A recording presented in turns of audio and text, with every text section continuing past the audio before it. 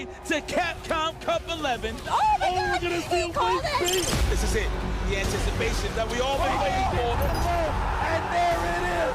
Punk gets his retribution! And an SBD, man up, perfect KO. Oh, Shaw has said, The wake up OD!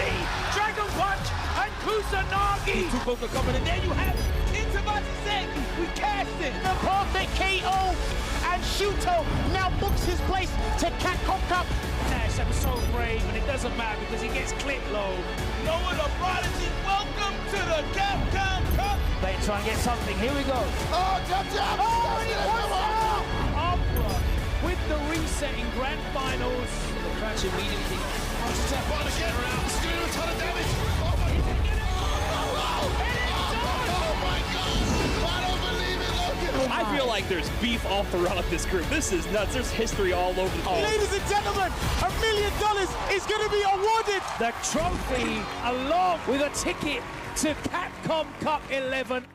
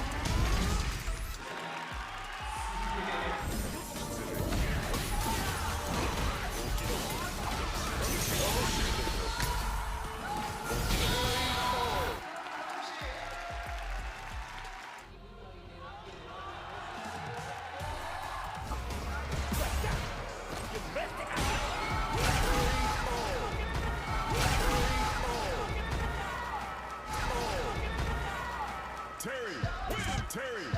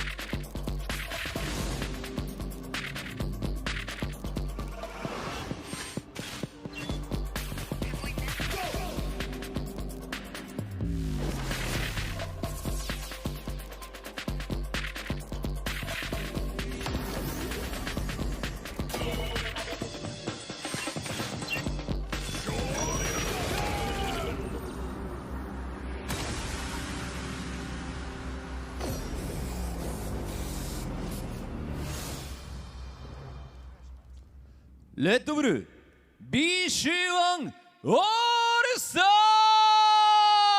ーズ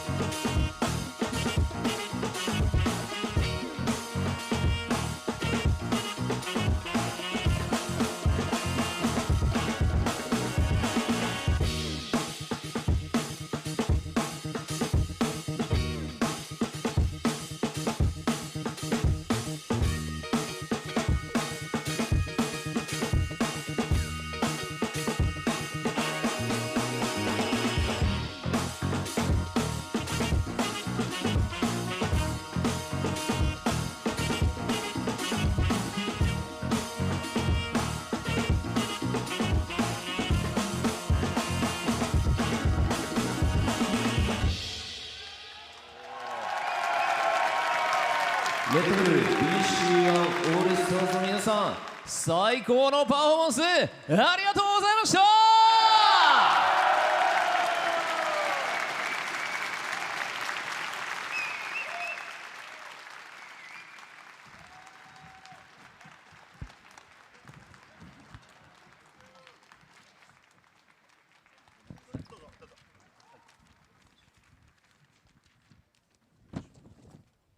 はい、ということですごかったね、ライアン。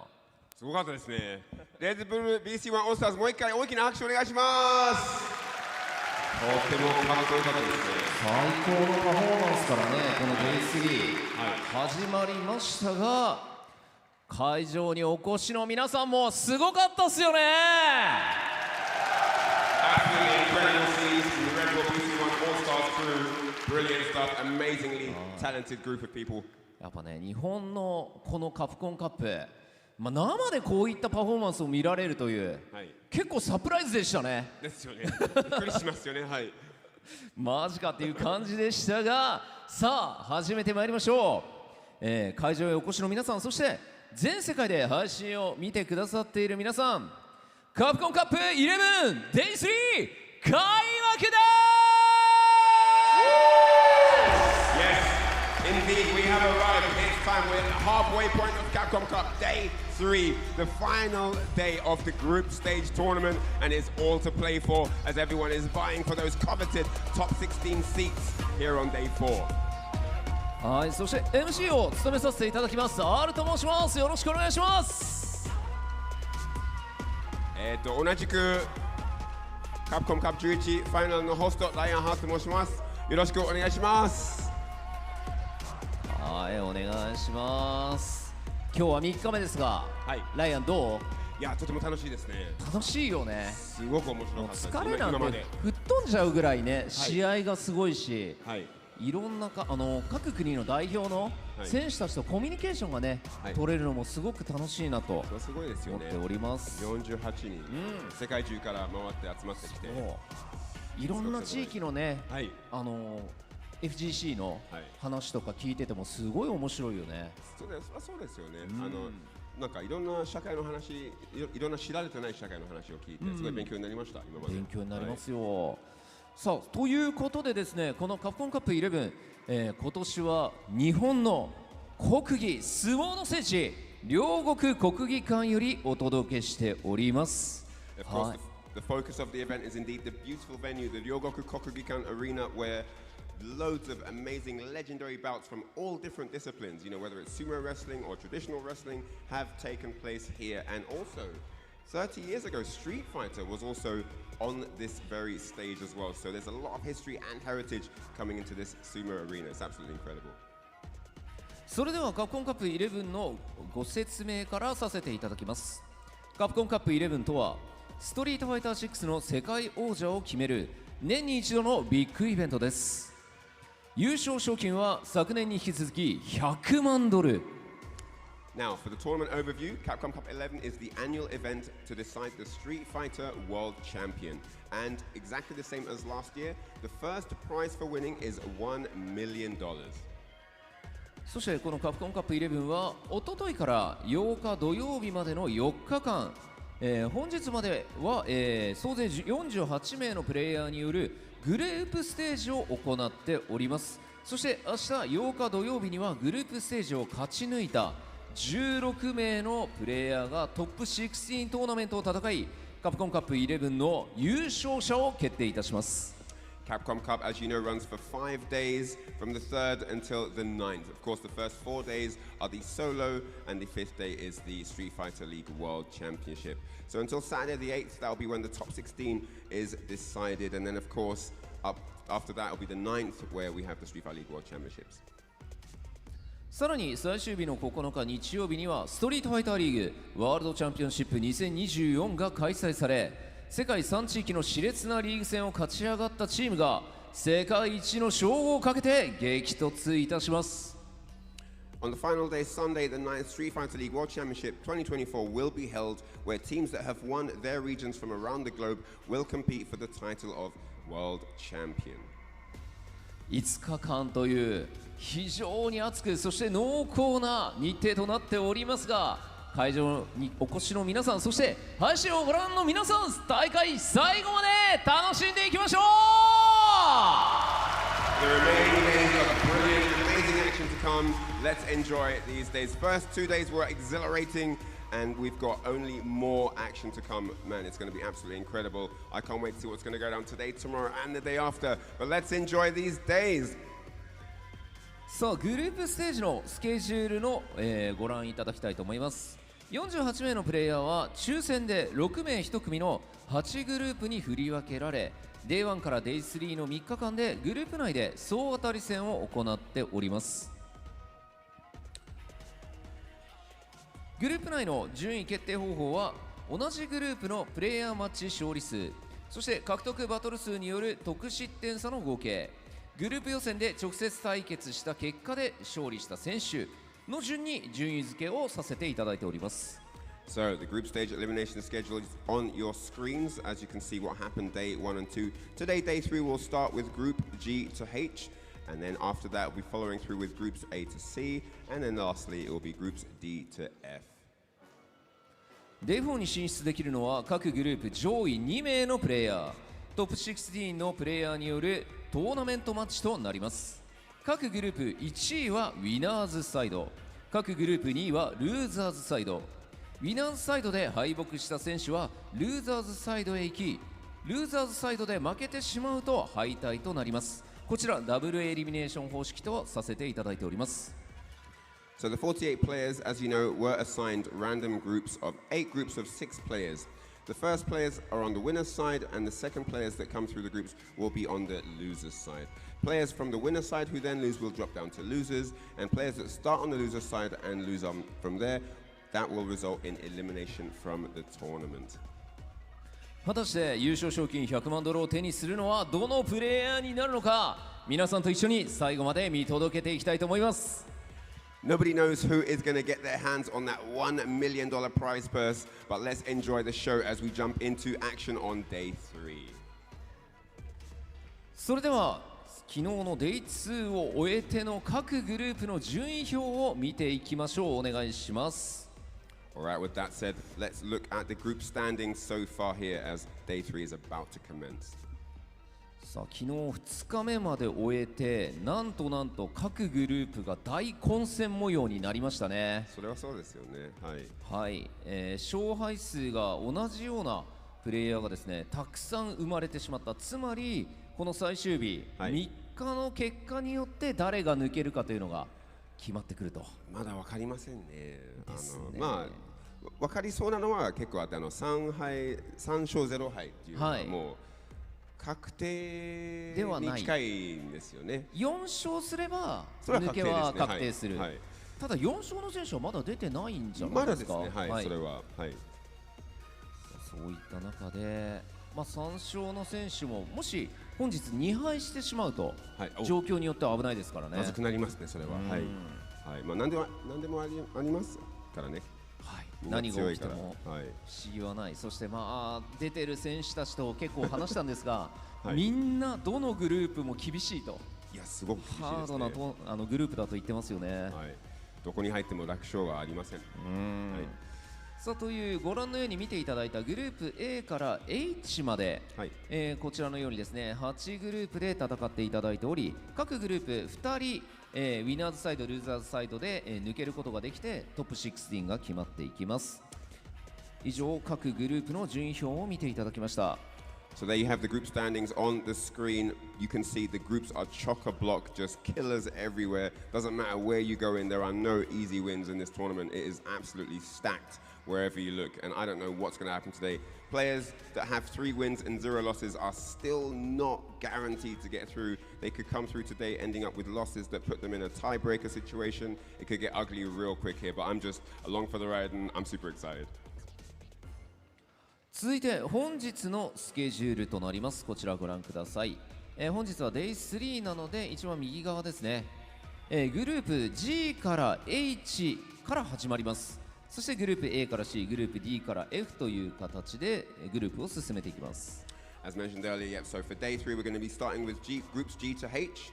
Then after that, groups A to C, 2:30 Japan time, and then last but not least, group D to F to round off the day. そしてですね、グループ G から H、そして A から C というこの間にインターバルを挟ませていただきますので、時間の方はあくまで目安とはなりますが、このタイミングでインターバルがあるということをご留意ください。So we'll be having intervals in between the groups, just to break up the day, the flow of the action. But yeah, we'll be having fast-paced matches coming your way all through the day, so don't watch that. そして今大会のスポンサー様のご紹介です。この配信は鈴木株式会社ほかフモフのお店 NTT 東日本オフィシャル PC パートナーのガレリアオフィシャルモニターパートナーの MSI とご覧の各社の協賛でお送りしております。At Capcom Cup 11, we are extremely grateful and thankful to all of our sponsors, and I'd just like to do a little introduction for them here. So, the distribution is provided by Suzuki Motor Corporation and others. The event is brought to you by Fumofu's Shop, NTT East Japan. The official PC partner is Galleria, and the official monitor partner is MSI. Thank you so much to all of our absolutely amazing sponsors.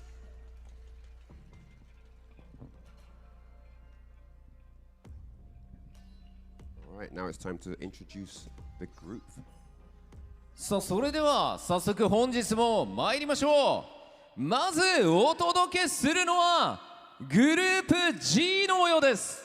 And now it's time, as we start day 3, to introduce Group G. それではグループ G プレイヤー入場です。 And with that said, let's get ready for the player entrances. まずは白夜のマジシャンジェシー・ジョー First out, it's the White Knight Magician, Juicy Joe. I put that time in. My pride is out the roof, I get that grind in. So I'ma tell the truth, I get my grind on. You know the pressure make all of these diamonds. I tell them get back, step back, fast track, big lap, big facts. I'm back. フランスの若きヒットマン、キルズユー。 Hailing from France, it's the young hitman, Kills You.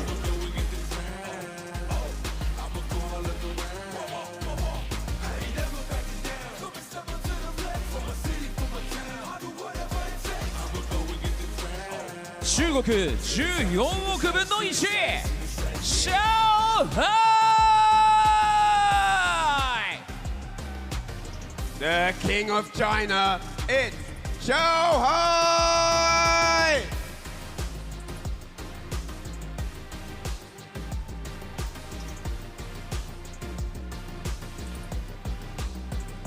ドミニカの移動要塞、カバー。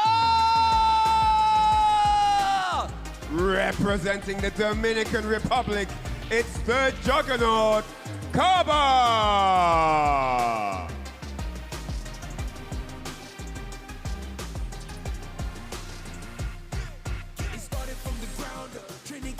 フロリダの星、中田。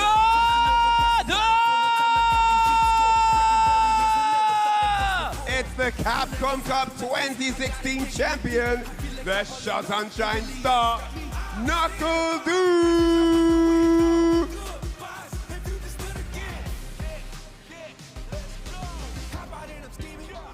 姿勢の包囲網、ネフュー。 Next up, it's the intellectual nephew.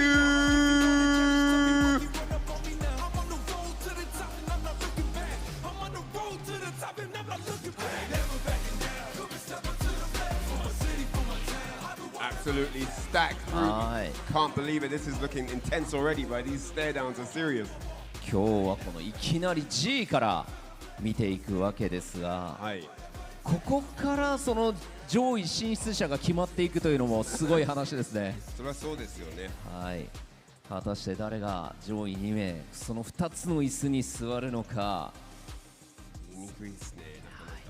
さあこれでステージ上に6名の選手が集いました。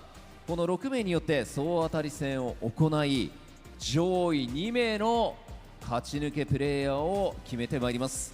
3日目なので、そうですね。後がありますので、今勝利しないといけませんです。今日勝たねばならない。さあ会場の皆さん、今一度大きな拍手をお送りください。So the 6 members on your screen are the members of Group G, all ready to do battle here on day 3. And this is it, guys. It's got to happen now. It's now or never. さあそれでは選手の皆さんにはスタンバイをお願いいたします。All right, as they prepare themselves for the final stage, it's going to all happen right now.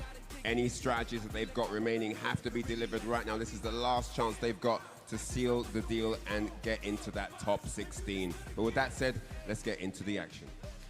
さあこの熱い戦いをさらに盛り上げていただく実況席の皆さんにここからはお渡ししたいと思います。実況席お願いいたします。 All right, to kick off day 3, that's it from us here down at the stage. Let's pass it over to the caster's desk to get the action underway. Indeed, shout outs to Ryan Honaru, of course, on the stage. Man, this is day 3 of Capcom Cup 11. We're getting closer and closer to this day 4 to see who get those coveted spots in that top 16. My name is IFC Yipes, and of course, to the left of me, my sis, Sherry Jennings. How the hell are you? I am so excited. Like, this is the last day before we determine who makes it into the top 16, and the matches and the scores are so close. Like, there are some pools, I think, actually very few, where they're just like, okay, there's no chance that these two are gonna change. But this pool is one of them specifically where all of these matches really, really determine who's going to make it out in winners and losers. Yeah, man, listen, of course, round robin format as always. So we're going to see a couple of pools throughout the day, well, groups, I should say, where there's going to be potential tiebreakers, but we'll explain more of the rules as we move forward. But here is what you have today for Group G. Juicy Joe has definitely been a fan favorite for a lot of people. Just to highlight him a little bit off of the strength that he hasn't really been in an offline event, so it's good to see that he's on a good stage, on a big stage like this, and everybody's very familiar, of course. Kills You in the mix as well. Shao Hai, definitely pretty much the leader of the old school and new school at this point. Kaba Knuckle Do. That's the one I'm going to be looking for. And, of course, to round it up is my boy Nephew, who's on the stage right now getting ready to go up against the king of China himself, Shao Hai. Ooh, and I'm going to be waiting for that match for, if you know the lore, I'm going to speak on it once we get there, but that's here nor there. Kick back and relax, y'all. The king of China. Do you know how godlike that name sounds? Shao Hai versus Nephew. That's the king of Guangzhou. What that mean? Zhongguo. Sorry, he's from the region of Guangzhou, but Zhongguo is China. Yeah, that's why you're Chinese, right? I'm a little Chinese, you know. Chinese? I got a little Chinese Mandarin in me. That was kind of smooth. I hear you. Man, I need to step up my languages, man. Everybody can speak 2 languages and stuff, but here it is. Spanish. but here it is, the play out here, of course. Shao Hai with a dominant 3-0. I would say Juicy Joe on the 3-1 side of things. So he's second place here in this group. So he's on the second place side of things. That's all right. So they do look comfortable. However, they have to win all of their matches to really confirm and to have that comfortable seat in the top 16. Yeah, I mean, there's a potential for a 3-way tiebreaker here. It's really dependent on how Nephew does here.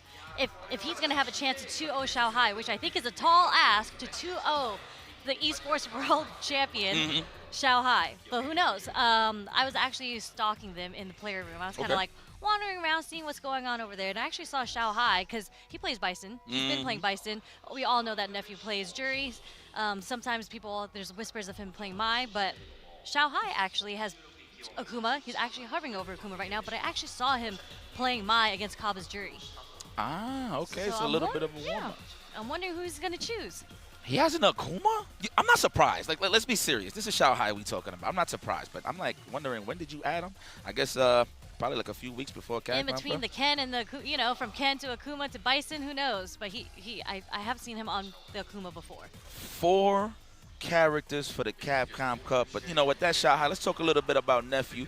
Started a little shaky, put a little bit of confidence in that Mai against Knuckle Do early on, and I feel like he just realized that, you know what, the character ain't ready. Not to say that he's not good with the character, but you're gonna have to lock in with all the chips you pretty much bring to the table all the way from the Singapore premiere till now. So you better have to rock with you're gonna have to rock with your main squeeze, and that is Jury. And here we go, opening gambit time. Make some noise, everybody at home. Sherry, I'm excited for this one. Let's get it started. Let's see what happens here. And we are going to see the Akuma come out. Yeah, man, this is new data for me. I mean, I pretty much have a general idea. He is a Shotokan, so he's probably going to play it the same way as he would with Ken Masters. But he does have the better plasma, if you will. And, of course, the damage, phenomenal as usual. Already with the counter poke Shao Hai. Yeah, and obviously great buttons, very similar to other Shotos. Guillotine whiffs, Nephew's able to pick up with the whiff punish into the level 1. I like that. Priority, destroy the drive gauge. I understand. That early level 1. He could have stretched a little more if he really wanted to, but he's trying to preserve some volumes as well. Excuse me. Okay. Pierces into the fireball. And there's that whiff punish coming from the strong. Here we go. Stalk your prey, Nephew. It's all right. You're not that bad. Retreating is Shao Hai. Trying to avoid any type of blocks that, if you will, wants to stay on his feet. No jumps here, Nephew. You're going to, wow, that was sneaky. Gotta watch the legs. You know, when you see somebody walking up, you're automatically thinking he's gonna go for the low. So I like that option there from Shao Hai. You sneaky, sneaky young man, you. The kid. That's what I'm saying. So much confidence to just walk up raw overhead. Okay, that's the Nephew special, I call it. He just has really good reads on when you want to immediately throw him. Yeah, I mean, obviously, name of the game, throw loop for sure in a lot of instances. So the jump strong does defeat it, but the level 3 activated. Okay, big damage. Is that a walk-up stand fierce? Are we going to attack the gauge? No, the shimmy. That was so sneaky. Shao Hai still looking dominant here in Group G. Are we going to go to character select? I don't know if Nephew needs a breather. But already, this is Shao Hai's Akuma just looking so dominating here. Just with the whiff punishes, with the normals. Ultra with some plasma, as you said. Yes, yes, yes. Woo, walk into that. You ain't just gonna stalk me for free. That's a huge. Why did he just walk up, throw? He said, I don't care. You can't try to shimmy me. I'm going to walk up and throw you. Not even the wake up low forward. That rock, paper, scissors, man. Of course, nephew looking for like a wake up button or wake up reversal, if you will. I don't know. I kind of feel like Xiaohai's in nephew's head right now. 100%. I agree with that. There we go. Let's go for the throw. Ooh, kill those frames. Homicide on those frames just to get the meaty stuff. Xiaohai just backing up, giving nephew some space just in case he wanted to try to escape. Back throw. Hit the brakes, trying to definitely bait out something. There we go, spacing them out. That stand fierce is so sneaky. You never think it reaches, but it does. Oh. Caught the startup, but was able to end this round just with a fireball. Okay, nice and simple. Xiaohai, of course, match point. Can you dominate nephew? You're gonna need this. You're definitely gonna need this. I mean, it's still gonna be tough considering that it would be a 2-1 scenario if nephew wins. Yeah. This is his back is on the line right now. It is a set point for Xiaohai. Need all the rounds we could get. There's a nice jump in coming from nephew, taking Xiaohai to the corner. Forward throw. Now we gotta think about it here. What's the option, Xiaohai? What is gonna be the options of wheels? We're trying to check a possible throw attempt, but great spacing from nephew for the whip punish on the crouch jab. That is Dark Nephew. He's looking in prime form right now. He's starting to wake up. A little too far for the dry rush stand jab to hit there. Got whip punished. Back away from plus frames. Forward dash. Gets checked by Xiaohai with a crouch jab. Get off of me. Absolutely. Keep him honest. Whoa. And it looks like he tried to hit the brakes with the jab, but it was still in the recovery state. So nice level 3 there from nephew, identifying that he needs some big damage in order to stay alive here. Oh, okay. What a check. Could have confirmed it to a low forward. Xiaohai didn't believe. Still a very scary situation because Xiaohai's on the brink of getting critical art. You don't want to whip against him. Excuse me, I think crouch strong. I don't know if kind of hit stand jab or crouch strong, but there it is. Nephew staying alive, and that is what we needed because I don't want to see no bust ass. I'm saying that is one of Jury's best buttons against really, really good players, the forward fierce, because it's double hit and it's so active. So it's just like when you are a player looking for the whip punish, it's always the active frames of the second kick that counter hits you for you to get that hit. Yeah, it really works against good players looking for the whip punish. It's one of those buttons where you meet somebody in the middle, right? Catch it from moving forward. Definitely, I agree with that. Okay, Sherry, I see you. Sweep, throw, condition him early? No. You know, Xiaohai is one of the only few that I see when he does set up like a classic setup, like a Tatsu sweep, or just in general. He'll go for the meaty before he goes for the throw. Then he'll go from the wash, rinse, repeat from there. Okay, hold the parry there. Double throw coming from nephew. Okay, nice confirm off the fireball, dry rush. Build as much meter as you can. This is definitely not impossible. The counter poke overhead. And it's like nobody's expecting it. I wouldn't expect it at that point. Of course, the classic would be a low forward or crouch jab, but here we go. Set point here for Xiaohai, the kid. Oh, the bait. He felt that one in his soul. What? Was he trying to get the big damage and get the shimmy on top of that? I'm not too sure. But hey, this is nephew's world. I think it was very unfortunate for nephew that the combo dropped there. There you go, for sure. There it is. The button that you was talking about. Everybody walks into that. Nice. Deplete the drive gauge. You need some electrolytes, my friend. Oh, that was sneaky. Xiaohai tried to avoid the back throw and he got clipped on the way out. Okay, wake up lights just to keep nephew in check. Ay, your legs. Open toe sandals, that's why. He ain't wearing sandals here, right? Oh, no. Not at all. It's open toes. It's open toes for sure. They're both open toe technically, right? Take the throw. There's a wake up reversal. That's what I'm talking about. That forward fierce is so deceptive. You cannot whip punish it. You are going to get counter hit by the active frames, and the lights are going to take it. Nephew takes it 2-1 over Xiaohai. Yes, sir. Yes, sir. He needed that, 100%. And the man says, nephew says, hey, Xiaohai, you can bleed like the rest of us. Xiaohai has been dominant the whole time, so pretty good that nephew put a dent into the program there. Kind of shook him off the throne a little bit because he was sitting high. He was cooking everybody. Like the past 2 days, day 1 and day 2, Xiaohai has been cooking. So it's kind of good to see how nephew adapted to this. Yeah, I'm just very happy that nephew is just sticking to his guns with the jury. I mean, it's good to have multiple characters when it comes to a grand stage like this, but you just gotta have to stick with what everybody knows you for. and garnered your best results. So, I mean, good stuff to Shanghai. Respect the Akuma pick. This is the first time I've seen his Akuma. I'm not surprised. This guy plays at an optimal level, knowing that he's going to be in these grand stages as well. So, but definitely, nephew, great adaptation, just walking the man down properly. It's beautiful play. I mean, this is very, very standard Shotokan versus Jury, right? And as I mentioned, the way that Shanghai plays is so fundamentally solid. Nephew also plays the same exact way. So it's really who gets the upper hand in the neutral when it comes to these two players. Yeah. And at first it was Shanghai. Shanghai was cooking with the whip punishes, 100%. with the strong, with the fierces. But Nephew was able to adapt the timing and which buttons. He started going with the heavies. So he wasn't whiffing the low forwards anymore. He started going with the heavies, and that started clipping Shanghai. Facts. yeah, man. Shout out to Sherry, man. But yo, our next match is going to be a fire one. I mean, this is a teaser for me because you already know what I'm really waiting for. But Kaba versus Kills You is definitely on standby. Two of the best in the business for sure. But yeah, just a friendly reminder. Obviously everybody knows it's a round robin format. Right now we are just trying to see who makes it to day 4. But we might have some drama on the way through when it comes to the group stages because we do have situations where it could be 3-way ties, 2-way ties, or whatever the case may be. You guys know the rules. Of course, if it's a head-to-head, it's a tie game. When if it was 2 opponents that face each other, whoever had the higher up, they're pretty much the win. You don't really need no tiebreakers there. However, if this is like a 3-way tiebreak or just like a 2-way, regardless of the situation, it's going to turn into a single elimination, 1-game match. And unfortunately, not to break your guys' hearts, it will be off stream. So I'm going to make sure if one of the homies could record that for you to throw that, just to put it on the footage for you guys on Twitter. But I'm assuming we're just trying to keep a tight ship here to move forward in the schedule, right? Because, I mean, I'm with it to just see the whole set. I mean, it is what it is, but you know what? I'm not the powers that be, so hopefully one of the players will record it. I'm pretty sure they will.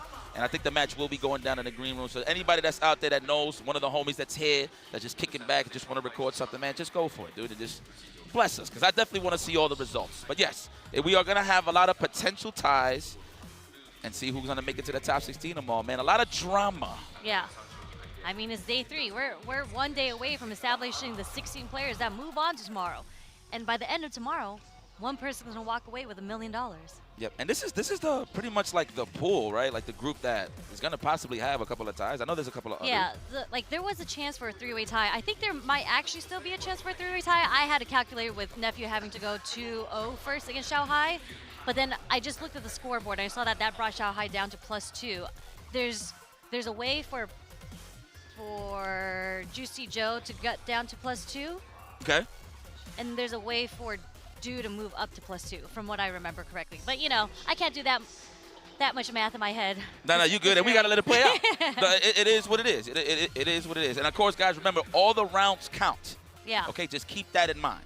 So whoever's just washing everybody, 2-0s, no rounds, that's great for you. But you know what? If you want to stay in the game, knowing that it's going to be a tie situation, it's good to win all the rounds that you can to make it more, to give you more of a chance to move forward in the top 16, or just to try to survive in general.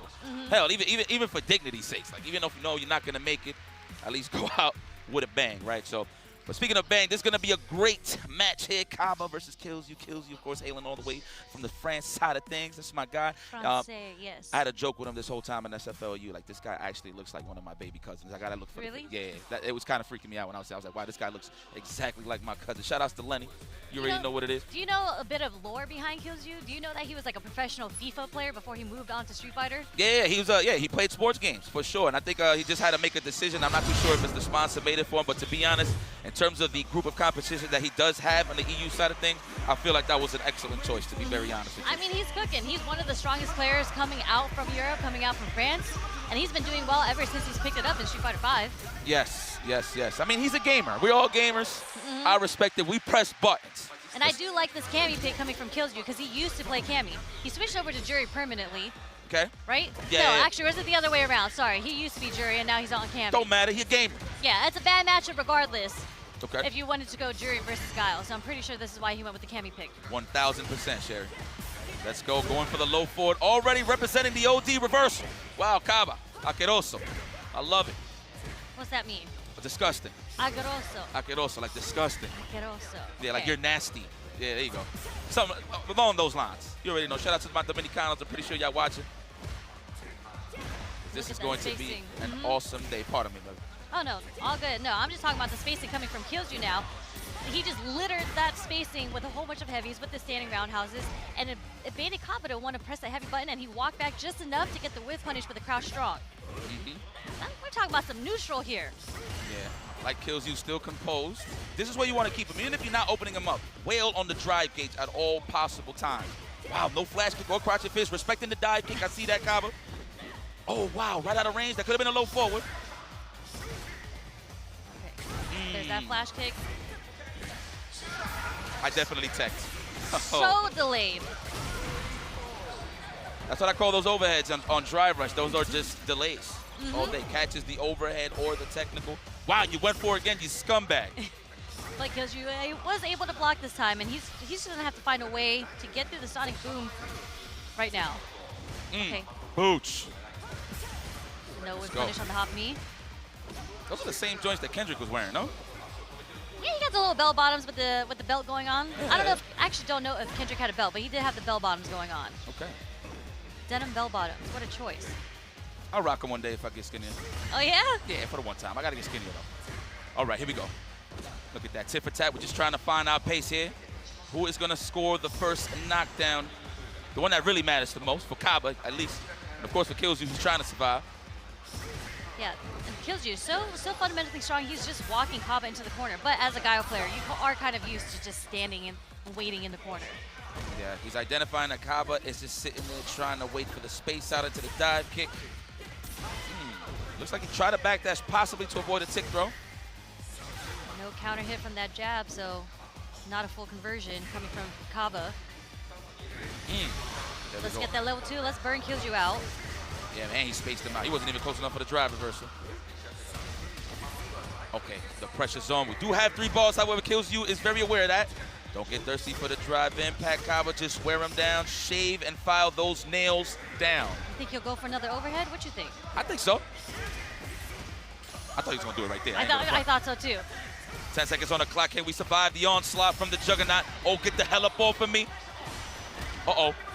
Oh, and he thought he was out of reach from the low forward, and Killzu survives. Just frames a little pixels of the low forward reached. Unfortunate for Kaba, that was a misread.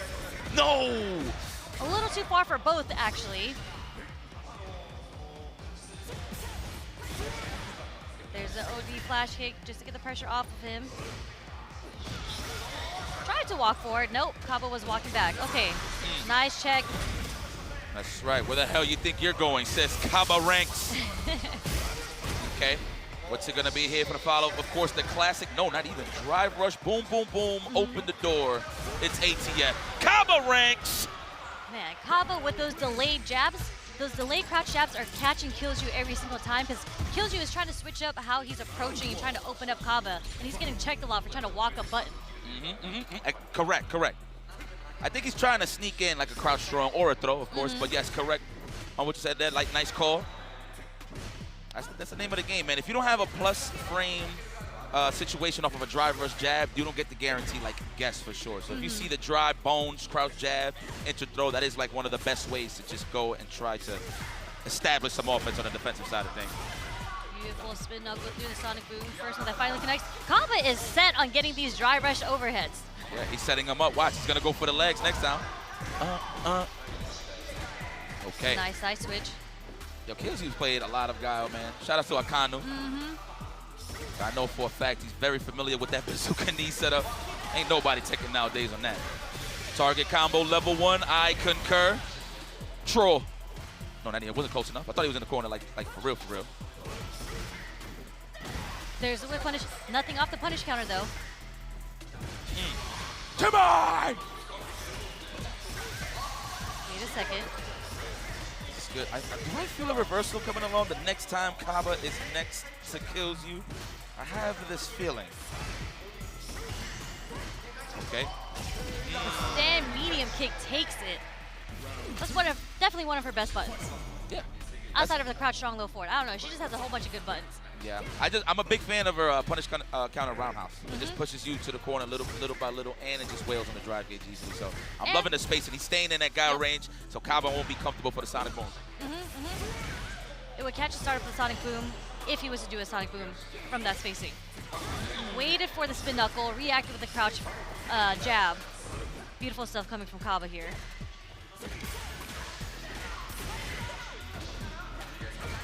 Okay. Unhand me. Kaba's definitely trying to find a way out. Is Kills You gonna let him know is the question. I think he's gonna try to find a way to burn him out, but he burned himself out. Man, he tried his best. He delayed it too. I get it. He tried to survive, but Kills You. Very patient. This is a little scary situation because he's not dead. Chip out though, for sure. Chip out center spin knuckle. He's gonna wake up with the super. That is what Kills You's looking for. Looks like he tried. I saw the movement. He tried to do it. Yeah, I was wondering if Kaba was trying to find a way to do a normal, like, you know, the the step kick to cancel into the level 2 just to get the chip damage because they were both burnt out. Okay. Nothing but buttons. 30+ years old. Well, he's like in his 50s, but I'm talking about the moves. Who, Guile? Yeah, his moves has aged. Is he 50 years old? He's dusty. Yeah. I can see with the hairstyle. This hairstyle, he's a little dusty.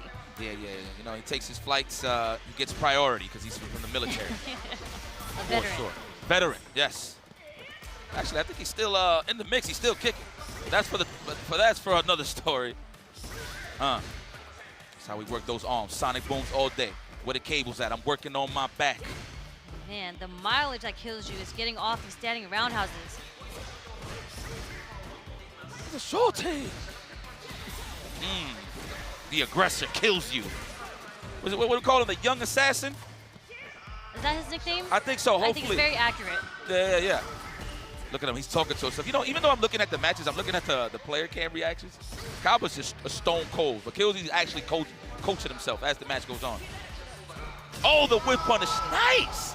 And obviously that stand fist had the purpose, of course, if it lands, the driver's combo, etc. But it's just so he can push himself out the corner. So Kills You identified that and got a great punish just off of a whip punish. Yeah, a little too late on the sweep attempt for the whip punish. We're going straight to the level 1, okay, just to get some damage. Safe jump setup. Jump, that is safe, yes. Good health insurance on that one. No anti-air coming from Kaba there. I'm seeing that Kaba's respecting the whip punish game a little more, so he's actually just trying to wait for Kills You to press buttons first so he can actually attack. Now it's my turn. Ooh, we caught that. Put that in my back pocket. Kills You for the throw situation. Oh, I'm panning too. I thought he was going to do it too, Kaba. Early level 3 to attack the drive gauge immediately. What's the next sequence here? Oh my God. What do you think is going to happen? Level 3, possibly. He's trying to hold them forward. You know, in those scenarios, you would think you would mash level 3 in between a string, but man, here, no, I don't know if he tried it, but Kills You, stays alive and well, adds one to his scoreboard, moving on in Group G. Very nice. Look, he's very seasoned in this matchup. I'm going to be very honest with you. Seen him play the likes of Akano on the casual side of things, back at SFLEU. Just on the practice side of things, you can see that he is very sharp when it comes to playing a character like Guile. And of course, there's always different styles of Guiles as well, but he definitely did his homework. Good Clearly, like in the neutral, that was insane play coming from Kills You in the neutral. Just the usage and the spacing that he did with the roundhouse. And I had mentioned, he kind of set it up. He set it up for Kaba to be kind of antsy on how he wants to counter the roundhouse. So he started throwing out fierces, he started throwing out medium kicks, and that's when Kills You responded with throwing out his own strong, getting the counter hit. Yeah, fact. Just credit to anybody that has patience going up against Guile. Obviously, Kaba didn't really have the space to keep that keep-away game that he's known for, or aggressive keep-away game, I would say, if you will. So credit to Kills You for always staying at that stand fierce range, because you never know. And mind you, credit to Kills You as well. He definitely adapted once he saw that Kaba flash kicked one dive kick. As you can see, as the match played on, he really wasn't throwing dive kicks like that. So he was definitely trying to stay on the healthy side of things in the neutral. Yeah, so very nice. Kills You was grounded. As you mentioned, he only did one dive kick and I got flash kicked immediately. He's like, you know what? We're just going to keep on doing roundhouses in neutral. I'm going to try to find a way to get in with the low forward, with the whiff punishes, and just using Cammy's walk speed back and forth. Amazing. Yeah, man. Good stuff from Kills You. Adaptation. The young. You know what? Let me see his name. I gotta see. Do I actually have the paper for this? Well, I left it in the green room. The players like government names? No. I don't even want to know. You know what? I'd rather know their gaming names than their real names. Oh, you're talking about the nicknames. Yeah. Is that still here? Hold up. Let me see. Is this it? But here is the point spread, ladies and gentlemen. I have it. kills you, adds one to the board. Wait a minute, no, so he beat Kaba. Oh, wow, that's his, like, real W, like his first one. Okay, so he's staying alive and well. Got to be consistent. He's still on the minus side of things due to the fact, you know what I'm saying, everybody's more ahead of him in terms of the round side of things, so I get it. And But, he's going to have to play Shao Hai later, too. Kills you. I would like that match. I want to see that. He could do it. He's definitely possible, but that's here nor there. Let's talk about Nephew. You know what? We all know Nephew. Let me not disrespect the young lad. Shout out to Dark Neff, the intellectual. But the White Knight Magician has won the hearts of many that has been watching at home. Again, I was stressing this. A lot of people didn't know about Juicy Joe, all the way from Sweden, doing well in his War Warriors in his region. It was mostly on the offline side of things, you know, the salt mine side of things, et cetera, et cetera. But he never really had his big break when it comes to being on a big stage. And here we are. He qualifies, and he's here at the Capcom Cup, and he's letting it be known that he possibly might be the best JP next to Kakeru. You know what? I'm not going to front. He does got a little more sauce. Juicy Joe has more sauce? I think he got a little more sauce than Kakeru, man. That's just me. I think the only difference is maybe the parries. Okay. Kakeru is known for the parries a little more, but the strategy is still there. But I ain't gonna lie, though. Kakeru's ridiculous. I'm just being a hater here because I'm just more of a fan of Juicy Joe. Shout out to Kakeru. But, yeah. I think there's some clear differences in how they play. I think Kakeru, obviously everyone has some baseline of amazing neutral, right? But I think Juicy Joe's neutral has actually the highlight of his play. And that's something that, you know, I would think that this is kind of what you want JP to be known for, this neutral, because he is those type of characters that want to keep you away. He's playing a little mini game with you before he has to go in and be aggressive. But Juicy Joe is really, really good with his spacing and the way that he wants to get around how you want to get on him, which is, I feel like, the whole point of JPs. But I've played online JPs before, and that's not how they play. No, I get you. Yeah, it's a different, it's top shelf, if you will. It is top shelf for Juicy Joe. So I'm very happy of it. I'm very happy and very proud of him, man. Again, shout out to Problem X for pretty much letting me know that this guy's a killer, because I had no idea who this man was, and I apologize. You already know. I know my man Benjamin is watching at home. Everybody from the EU, I'm sure, is watching this. Shout out to Ritas, you know, Salt Mine League. This is how I knew about Juicy Joe, because I commentated one of the Salt Mine Leagues, and he was playing in it. Oh, nice. I was just like, oh. Yeah, what time was that? What time was you up? I don't even remember. I think it was Sunday at like 7 in the morning or something like that. Right on. Okay. And man, commentating, look, you think it's easy, but it's not when you're in the moment. I'll tell you that. That's love. It's cool that you're here, Sherry. I can't believe I'm here. I'm happy to be here. Me too. Me too. This is pretty cool. But I hope you guys enjoying our vibes over here at home. Please just show some love. I can't really see the stream, but if you could throw a couple of hearts for us and just love. Just show some love, man. You know, love is free. Hate is expensive. I have a question for you before they go into this match, because it seems like they're doing a little bit of button checks right now. Holla. You know how yesterday you explained to me what a donut and a breadstick was? So what happens when they get 2 points? What's that? Like double breadsticks, like Roman numerals? I like that, but mine's just more non-esports. When you know, you go to the bathroom, you take a 1 and a 2. I see what you're saying. So they're taking. I usually say they're taking a crap on each other when it's deuce. I got you. It's just me. Okay? We like that. We like that. You like oh, I think we're going straight to it. I thought it was a button check. Let's switch this music. I don't know if you guys still hear what's going on the stage. Oh no, this is a button check. Is it? No, I think this is it. This is it. I'm so sorry. No, there were some weird interactions going on. There's a little pausing. That's because they're both trying to feel each other out. So it kind of felt like a button check at first. Okay, there it is. We in there. Try to look for that counter here. Let me see. We do have meter now. Okay, we can survive the drive impact onslaught. Woo! You know, I've been seeing a lot of people do that when he teleports. They'll do neutral jumps just to stay still, right? Just to stay closer to them for more offense, which I think is pretty sweet. And of course, if you try to cross cut, it might go under, so it might whiff. So that's why it keeps it more solid. Man, speaking of solid ass whipping right there from Nephew. I do think, as much as we talk about neutral and how great Juicy Joe's is, just on paper, this matchup from Jury to JP, JPs have always historically said that they hate playing against Jury because she has so many options, so many movement options to close in on him. Yes, the fireball, right? It's just trailing. Woo, the perfect parry to just cut through the parkour. He said, huh. Let's go. The accountant is in. We got some movement coming in from Nephew.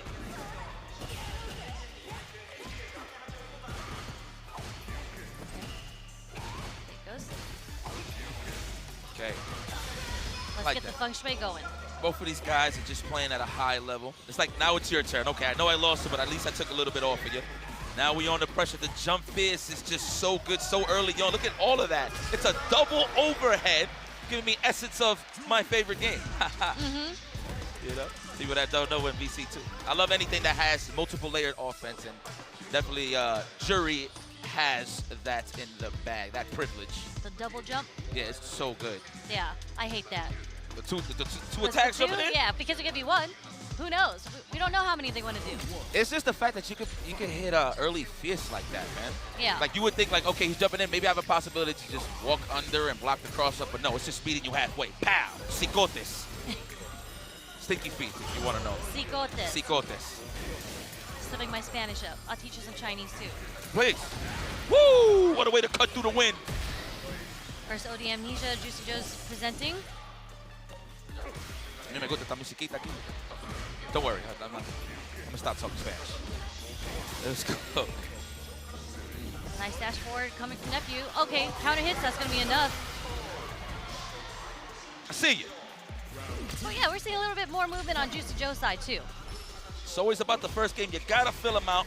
I'm not sure how much experience Juicy Joe has, but I'm sure he's played Zerna. Shout out to my boy Zerna. Pretty sure he's watching right now. I don't know what the hell is a skibbity still, but I'm just gonna roll with it. Oh! What a whip punish with the heavy too. I just said douche. That's like the perfect spacing for Jury to be in, right under the counter. Oh no, the burnout is imminent. This is tough. Are we gonna see if, nope. I was gonna say, does he need to punctuate? Nope, didn't. DI is all he needed to get this done. Wise choice for Juicy Joe to keep his ball. Sometimes I do have that itch where I just still want to play and survive, but you know, we're in a professional setting. So I appreciate that he saved his ball knowing that it was definitely dwindling down in that situation.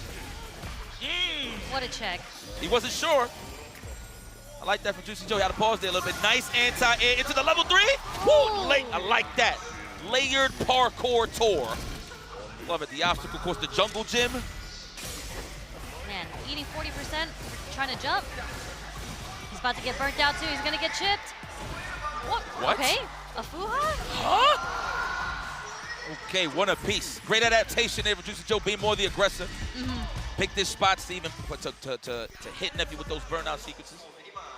Yeah, for sure. That's what I was talking about. Just I felt the difference between game 1 and game 2 was that in the game 1, Juicy Joe was really trying to figure out how Nephew wanted to approach him. There was a lot of drive rushes through the ghost, and then some good jumps here and there coming from the Nephew's side. But Juicy Joe, I felt like he recognized that, and that's when he started doing different timings for the ghost, different timing for the spikes. Yes. I was able to check Nephew's drive rush, and it makes me like question, like, should I do it again? I don't want to get hit by this counter hit or punish counter combo coming from Juicy Joe. And he started teleporting all over the place a little bit more too, right outside of the range from the neutral jump punish.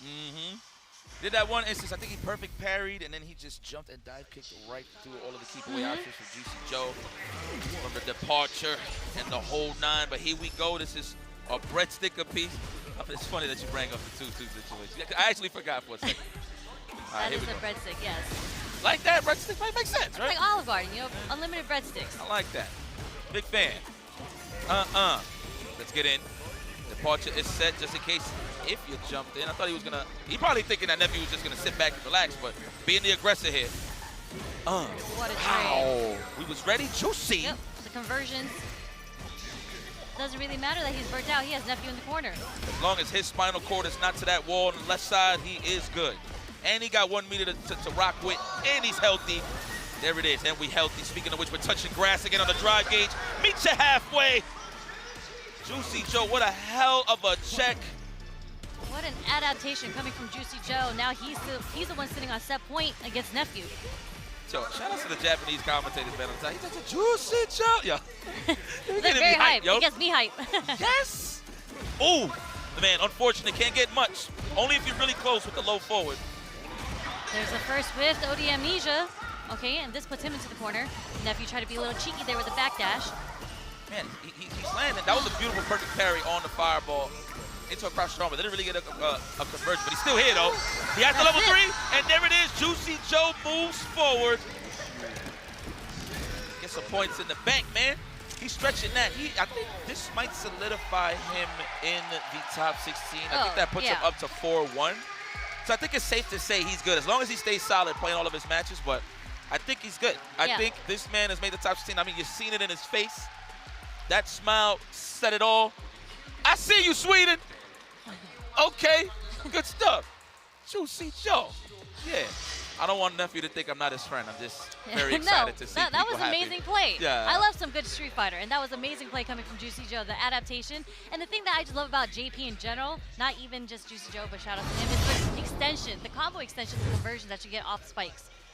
That stuff is sick. That gives, I played JP for a little bit, you know, so not my character for sure, but I love seeing players like Juicy Joe playing JP in the hands, and in the hands of like Juicy Joe and Kakaru.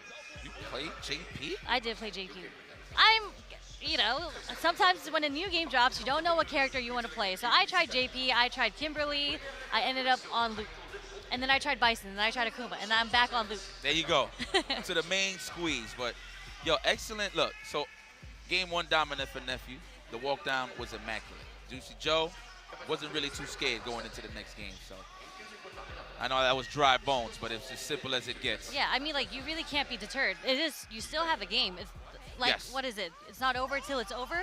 That really, really is a case of fighting games because you do have that time to adapt, whether it's in the next round, whether it's in the next game.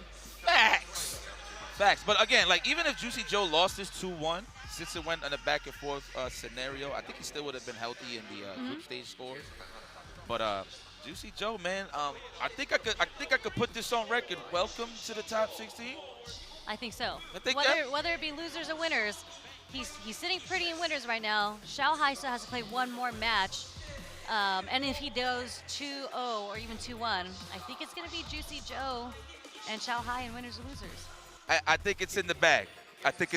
Yes, as you can see, he played everybody in this group, only losing to Xiao Hai's mind. So, yeah, congratulations, Juicy Joe. Okay, now, Xiao Hai obviously sitting comfortable on the loser side of things in this group. But he still has one more match. Yes, so he could make this good for himself. It is against Killju. So if he is to 2-0 Killju, he actually will go out in winners against Juicy Joe. Yeah. Because it'll be based on the score between the two.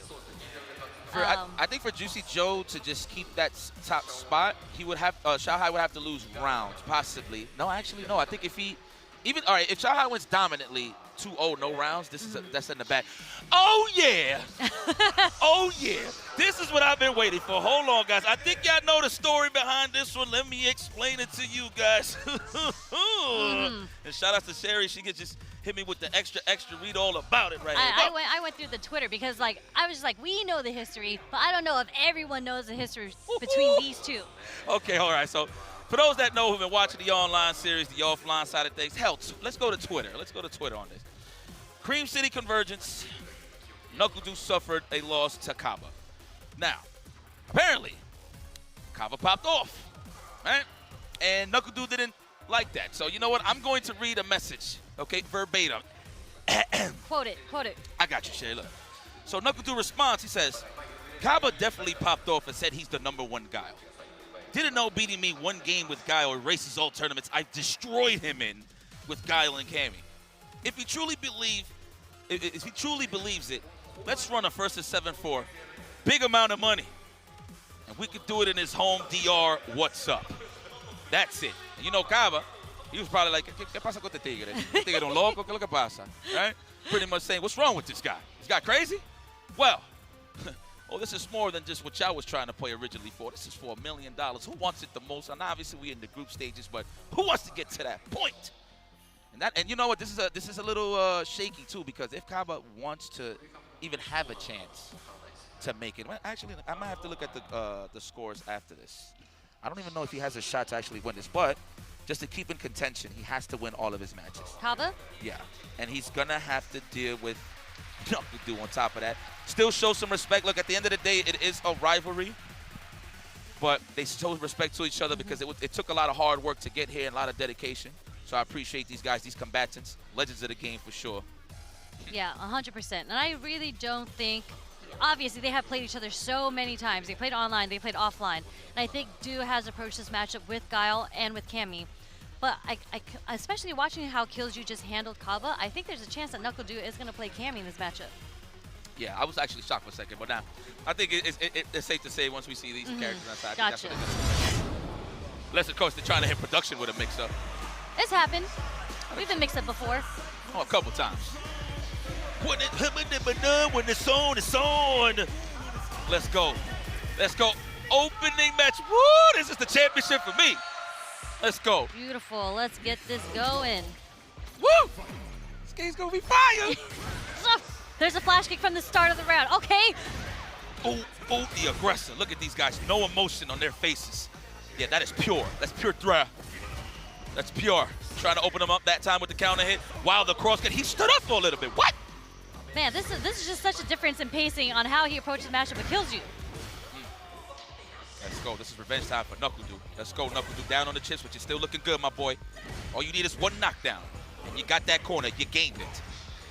Okay. Slowly poking over at Kaba. Oh, I like that. Knuckle Dude's like, you better respect my space. Throw that sonic boom. I dare you. Damn, it's all buttons. And you see those normals when they advance, you think it's a sonic boom. Mm-hmm. And you run into it. Yep, 100%. Thinking you can walk a block. Oh, there it is. That's that opportunity he needs. Okay. Okay, wailing on it. Nice! Oh, the perfect parry. This is going to burn him out with the punish counter. He's not going to have any meter to flash kick, but he can super. Wake up super, I promise you. Next knockdown, wake up super. Yeah, I was going to say, there's maybe 2 more guesses before he decides to wake up super here. Facts. Uh-oh. Oh, wasn't a string. Throw. Yeah. Sorry about that. No worries. Knuckle Dude try to get a little cheeky with it, you know? A little reset into the DI. Imagine maybe if he spaced it out a little bit, but it wouldn't have been too obvious, huh? Yeah. Off the low forward, that is a tech that you can do. Just be ready to throw, because it's not true. You have to do it off a heavy. Correct. To be unable to throw a DI. So you have to have true strengths. You can't lie in your offense. True strengths. Let's go. Kaba has been here before. If you want to be a professional Guile player, you got to know how to post up on the block. Mm-hmm. Down back. Yeah. Oh, well, we made it. Short. We cleared it. How many plus frames? Knuckle Dude did not care that there were plus frames there. Took the trade. What's math? What's a plus frame? Oh, well, actually. Let's go. Drive rush? No. Damn! Right in the chest cavity. Okay. Respect to Kaba. Adapted. Last time he thought it was a dive kick, but no, he committed to the cross-up again, and Kaba didn't commit to the flash kick. This man wants to survive. One hit away from both of these guys, really, in the favor of Kaba. Yeah, Kaba's going to keep trying to go. Oh, what a jump roundhouse from Knuckle Dude. Level 1, yes, never be cheap on. I'm going to say this like the 3rd, 4th, and 5th time they went out on a date. These guys have been playing a lot, man, on the online side of things, too. So this has definitely been brewing. I like how I could feel the tension in the air. Can you feel it? Mm-hmm. I felt like in that last scenario, in that last interaction, I felt like Kaba was getting a little, I don't want to say greedy, but he really wanted to end the round with the super, and something that Kaba's so known for doing is a step kick cancel into super, and I felt like that's kind of how he got hit by a jump roundhouse. Oh, wasn't close enough. Sonic boom, of course, 30 plus years. This character's so cool. He's had the same moves for that long. The moves are older than me. Lies. Nice. Got out of range of that throw.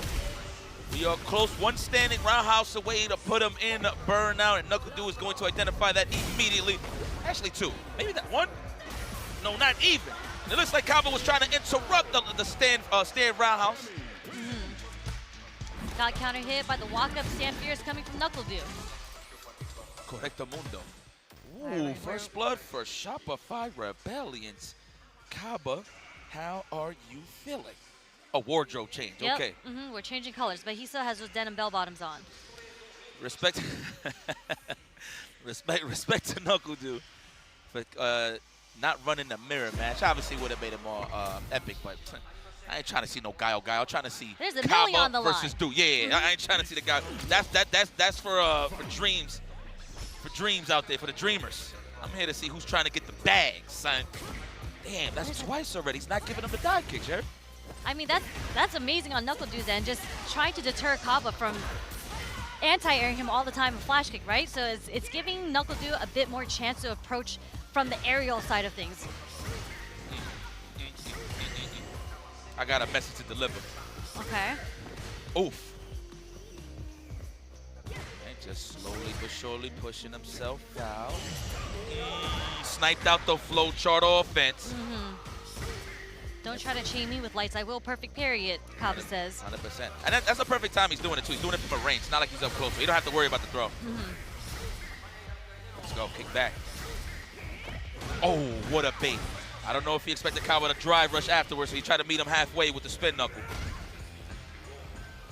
No, okay, just there. What a delay low forward. It does connect. Side switch to the hooligan.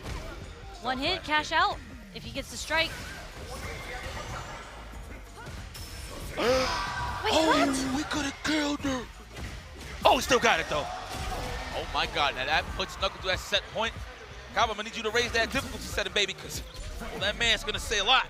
Yeah, I don't know on stage, but yeah, no, I'm wondering what's going on with these drive reversals. Like, I think he's doing, I think he's playing a little nervous because he's doing these drive reversals so early after blocking, and 3 times even against Killju, it's been whiffing because they're not doing the cancel into drive rush. Yeah, that was odd though. But they are Kaba is known for delay drive reversals.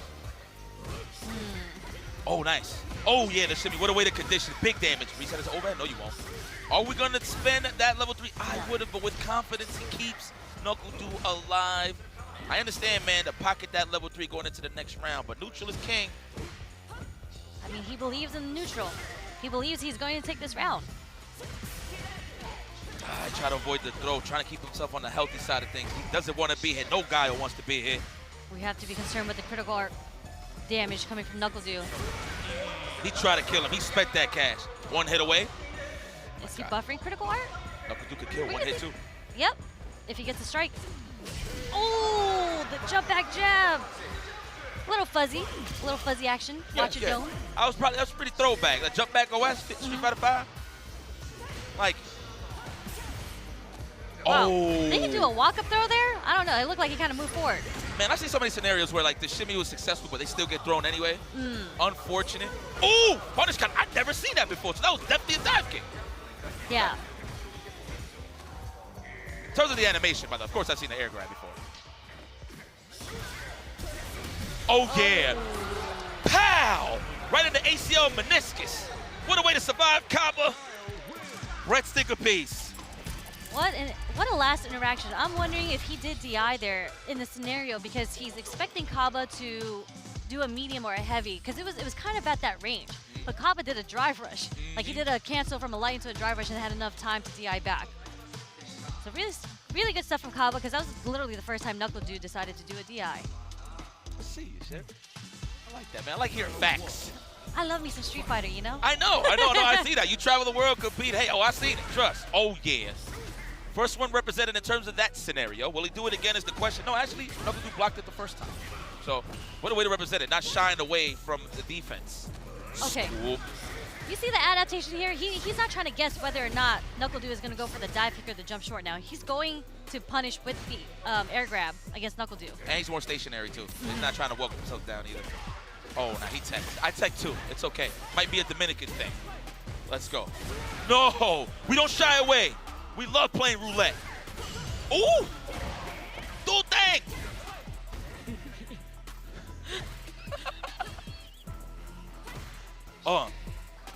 Peck the legs. Oh no, close for another throw. Man, that is so accurate. In a way. Okay. No whip punish there. Okay. One more guess. And the throw is gonna take it. I thought he was gonna bust out. He's been busting out. But that's the 50-50, right? 100%. Like, are you gonna do it or are you not? But NuckleDu approaching it with no fear. Here we go. Now NuckleDu with a chance to move forward here. Oh, did it recover in time? That's a great start, dude. Corner as you should. And you see NuckleDu kind of delaying his approach here because he was trying to bait out the OD flash kick. What an exchange. Holy smokes. The perfect parry and still got the trade-off. He did the tech! He did the whiff DI tech, baiting the DI coming from NuckleDu, recovered enough time to DI him back. Woo. Closing off this round, taking the set point for both with that level 3. Have you seen that tech online? Hell yeah. You know what? And that all drops down to human error. You just see those colors, you want to react naturally. So yes. Because you're like, oh, he messed up the timing on his meaty DI. I can wake up DI him back. He's like, no, I recovered in time. 100%. All right, kick back and relax here, Kaba. Push out a little bit just to have a little more leeway, a little more acres of land.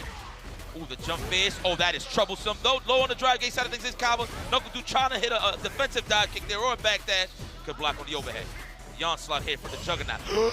Again, the perfect parry on the chain lights. Oh, didn't recover in time. Like that he didn't get greedy for like a flash kick or something like that. Oh, Oh man, speaking of which. Oh, defensive dive kick. Oh, he got the level 3. That should be enough. That should be enough. Wait.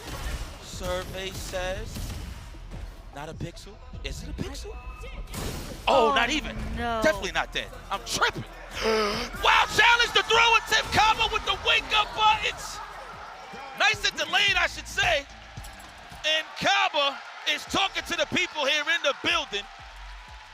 He said, yes, I am number 1. What will Kaba be saying right now? In Spanish. It's not, I don't want to get fired.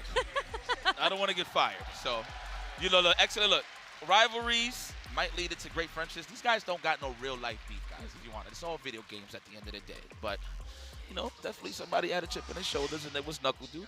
Didn't get the results that he wanted, but hey, it is what it is. If anything, that's just going to fire you up for the next time you guys meet up. So, excellent performance from Knuckle Dude, but great stuff from Kaba. What a way to challenge the throw in that last minute right there.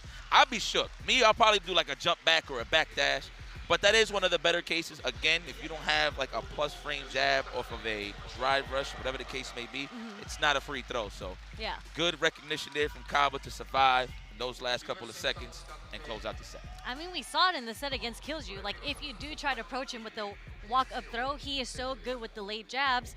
It's counter hit every single time, and it did eventually work against Knuckle Dude for the last sequence to take the win. Yeah, man. Great match. This is what I've been waiting for a week. Actually, like 2 weeks. Yeah. Whenever The names, Rob yeah. and Brian decided to pull the names, and the Street Fighter gods have given us the fate of this match. This is destiny. I'm This going is to be very destiny, honest. yes. So we'll see more of this in the future, but Knuckle Dude's going to have to hold that for a second. But yeah, man, credit to Dude, though. I mean, you could clearly see he knows how to fight Guile, right?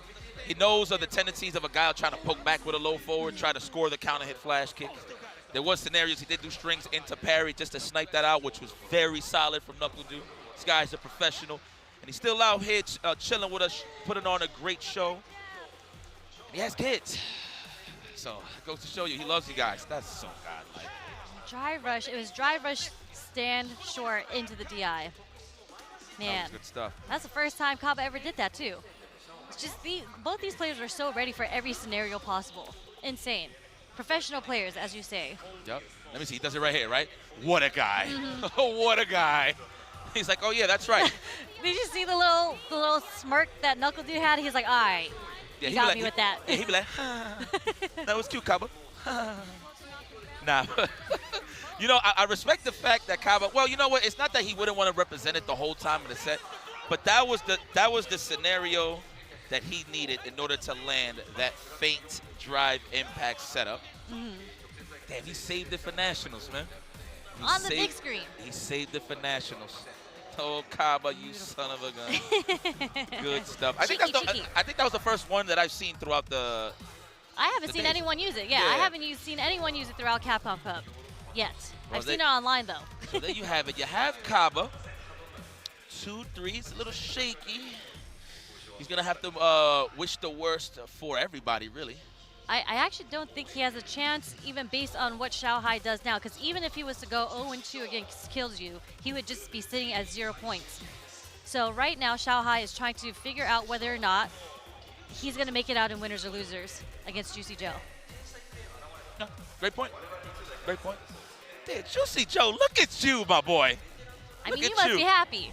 That was very unexpected, I'd say. Like, it wasn't in people's fantasy brackets, right? Maybe outside of, like, Europe probably knew. Yeah, I knew. You knew? Yeah, I'm just being biased. I just love good play, man. At the end of the day. Speaking of good play, you're about to get it here with Kills You versus Xiaohai, the King of China, the Kid versus the young Hitsman. The King of Zhongguo. Say that again. King of Zhongguo. King of Dongguo. Zong. Like Zon? Z-H-O-N-G. Zhongguo. Zongguo. Close enough. Yeah. I'm ass. I'm whack. I'll stick to Spanish. I gotta step that up even more. But anyway, who gotta step it up for sure is Kills You, because he's gonna have to deal with Xiaohai. Man, I mean, what else there is to say about this guy? He is definitely the prodigal son of China. I mean, it's in the name. He's just the GOAT over there. He is, truly. Evo champion, EWC champion. It's funny because I was talking about it with the homies in Discord this morning. That Xiao Hai, for some reason, because we all know he's got, like, if you've been a competitor since, like, Street Fighter 4, you would know that Xiao Hai has always been one of the best players, right? 100%. But I feel like he kind of goes under the radar a lot. Even from his win from Esports World Cup, like, he just, no one ranks him that high, I feel.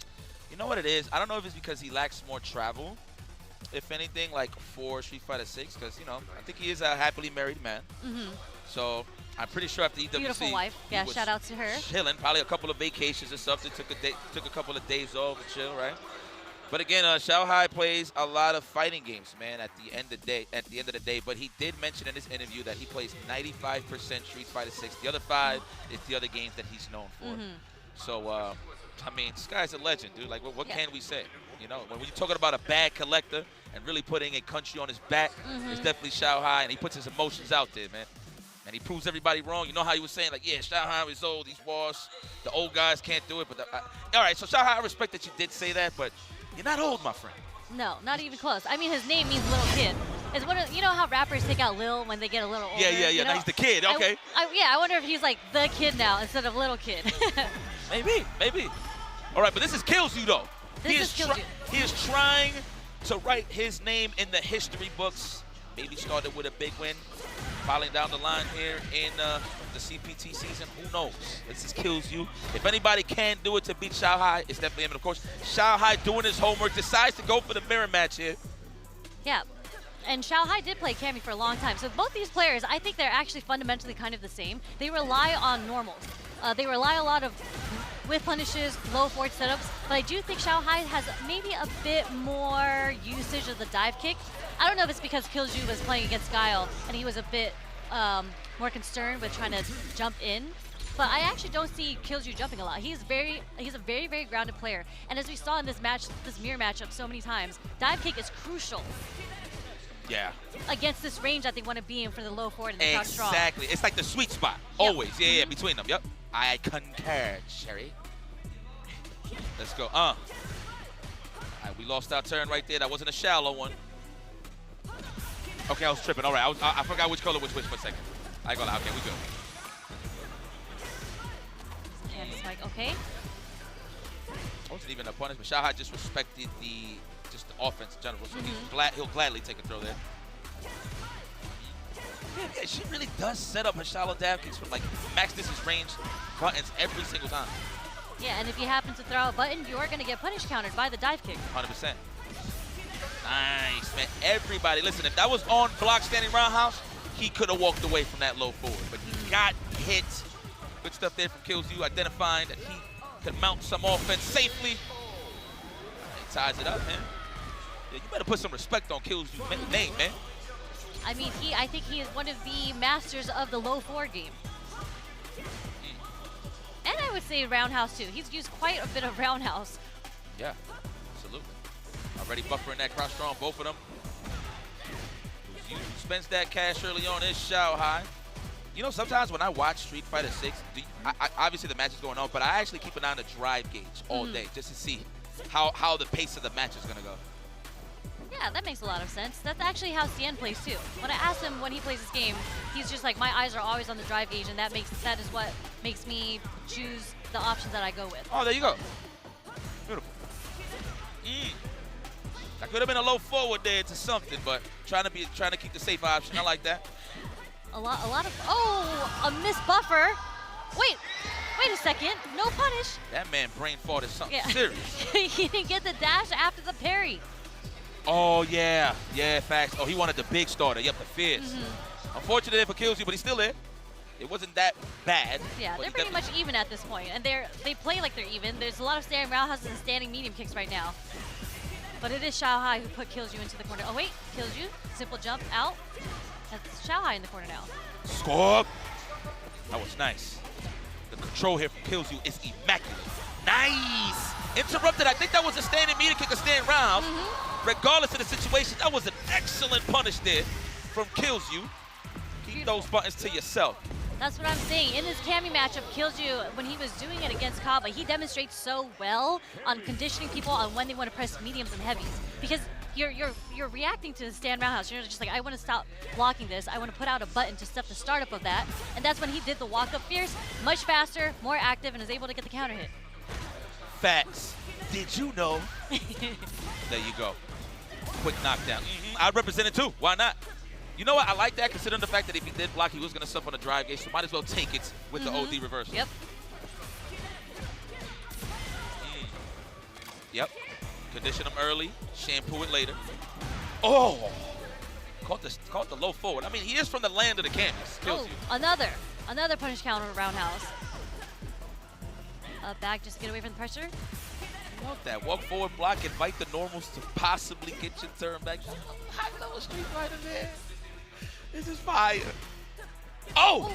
No tech, always button, shout high. Oh my god, don't test his reactions. Do not Wait a second.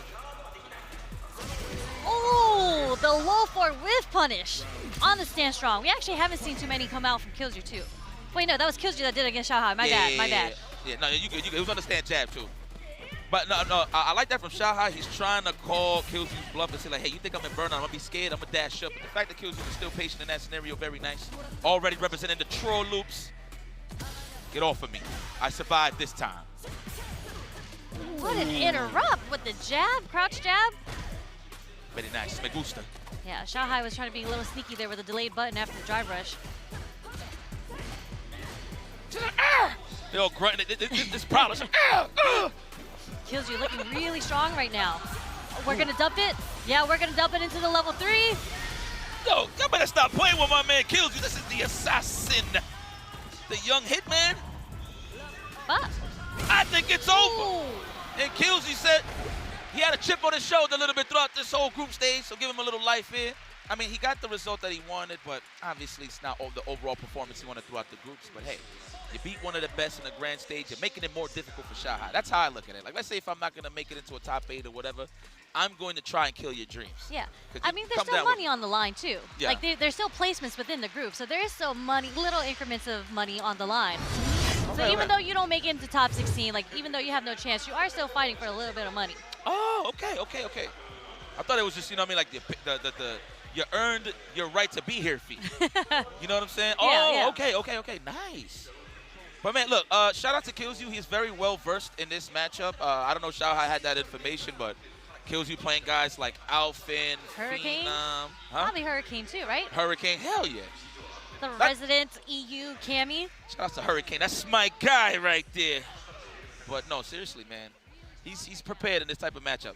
Like, when it's a dry bone matchup like this, I feel like Killju excels. Like, there's not much they have to worry about. Command throws, sonic boom, pressure, whatever the case may be. It's just dry bones, and he can actually just, you know, identify things a little much more easy. Not to say that he can't fight those other matchups, but, you know, it's Cammy versus Cam. That's the pacing that he likes to play at. He wants to slow it down, and he stops your approach by doing all those roundhouses in that spacing, right? Like, so he's kind of forcing you to play the normal game around him.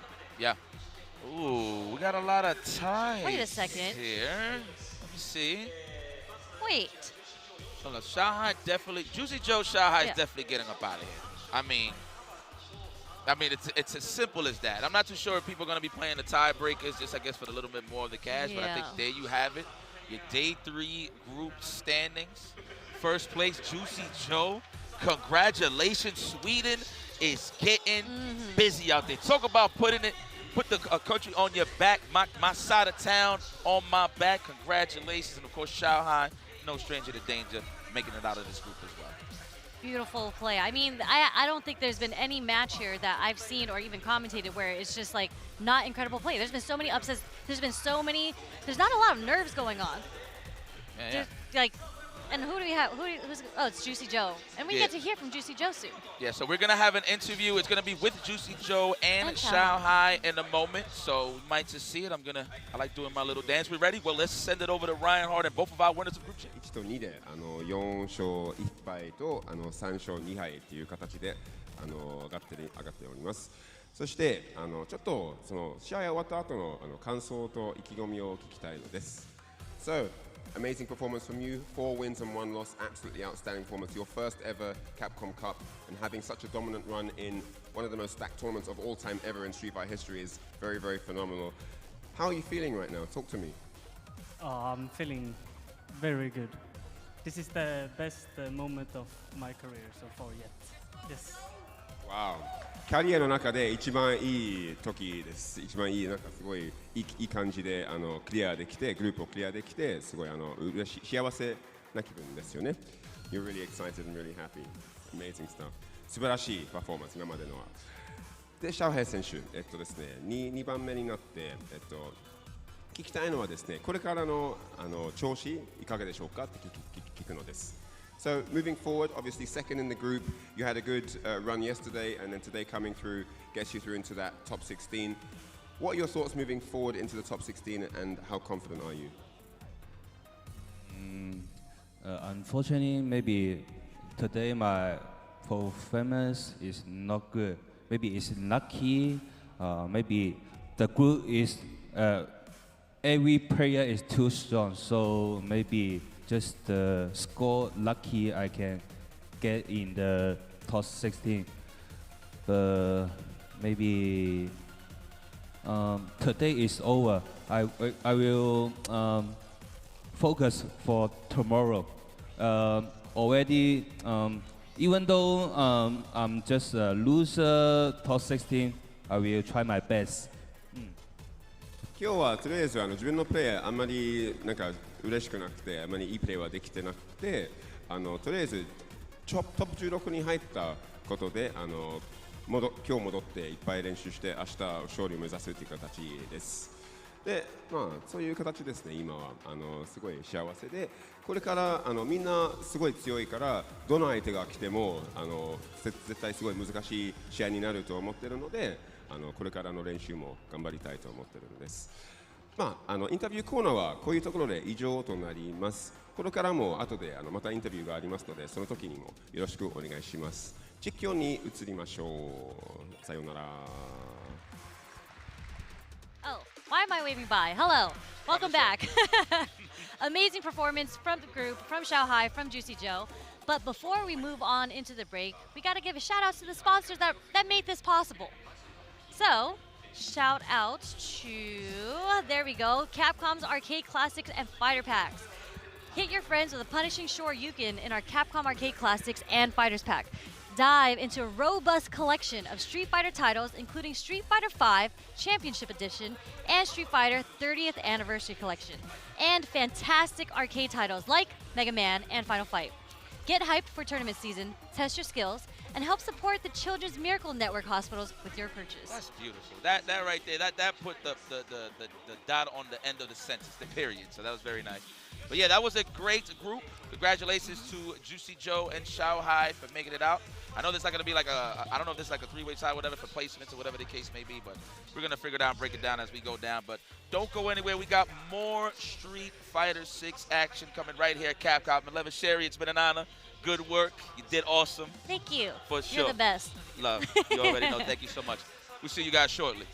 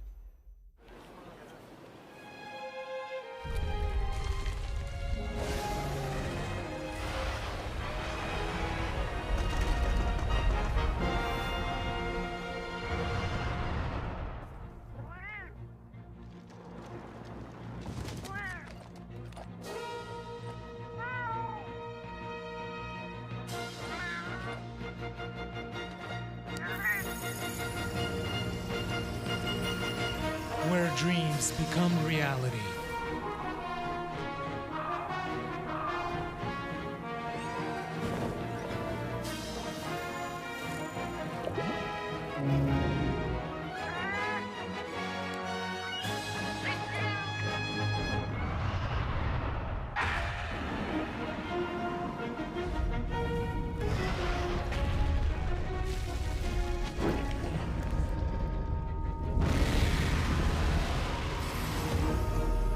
Monster Hunter Bridge.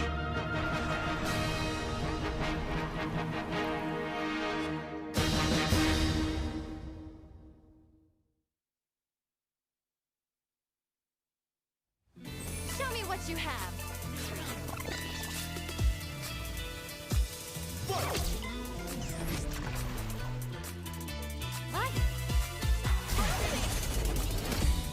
How silly.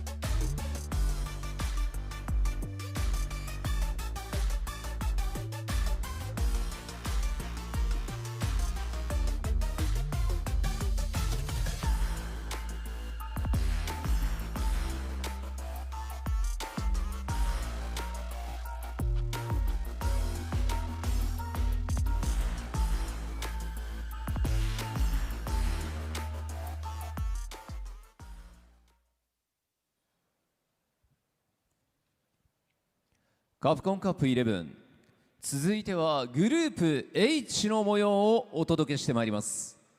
Capcom Cup 11, ladies and gentlemen, it's time to introduce Group H. それではグループ H プレイヤー入場です。 And now it's time for the player entrances. バウティスタブラザーズ、鉄壁の弟レックス。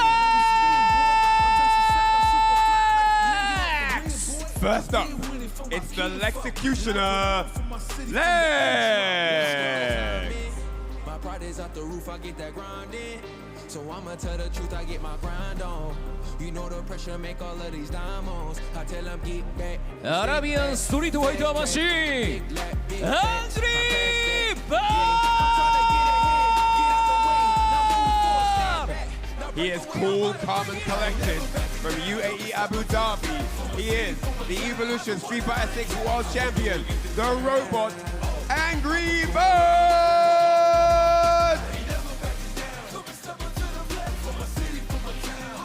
豪州の若き読者、ソール。 Next up, just 19 years of age, gracing the red carpet here at Capcom Cup, it's the young Venom, Soul!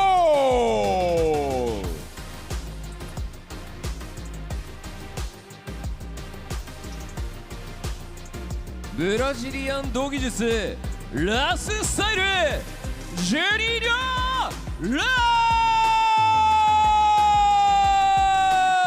ス。 And here he is, the Brazilian Shoto, Juninho Ross!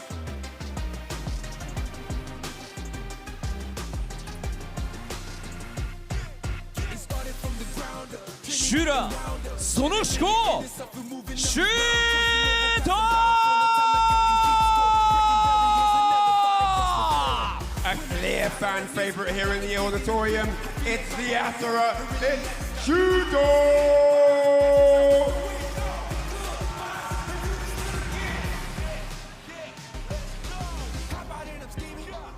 フォアンドルミエル草薙。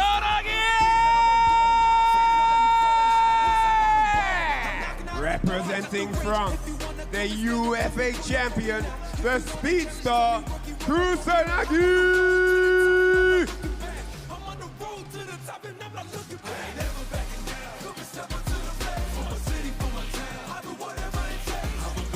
さあということでこのグループ H からも今日上位2名のトップ16進出者が決まります。はい。いやどうなるんですかねここはね。これは難しいですよね。かなり難しい混戦模様。3日目なので何があってもおかしくない話ですからね。一試合一試合見逃せないです。さあそれでは、ステージにお集まりいただいた6名のプレイヤーによって総当たり戦の最終日最後の戦いをしていただきたいと思います。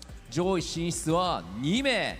果たして誰になるのか皆さん大きな拍手をお願いいたします。 These are the 6 members of Group H that will be doing battle on the final group stage day here on day 3. There are 6 men here, but only 2 of them can qualify for that top 16 tomorrow. それでは選手の皆さんはスタンバイをお願いいたします。 All right, all players ready to go on standby, please. Thank you. さあそして、この熱い戦いをさらに熱く盛り上げてくれる実況席にお渡ししたいと思います。実況席の皆さんお願いします。 All right, and to call the action, we're going to head back over to the desk as these gentlemen get set up on the stage. Take it away, boys.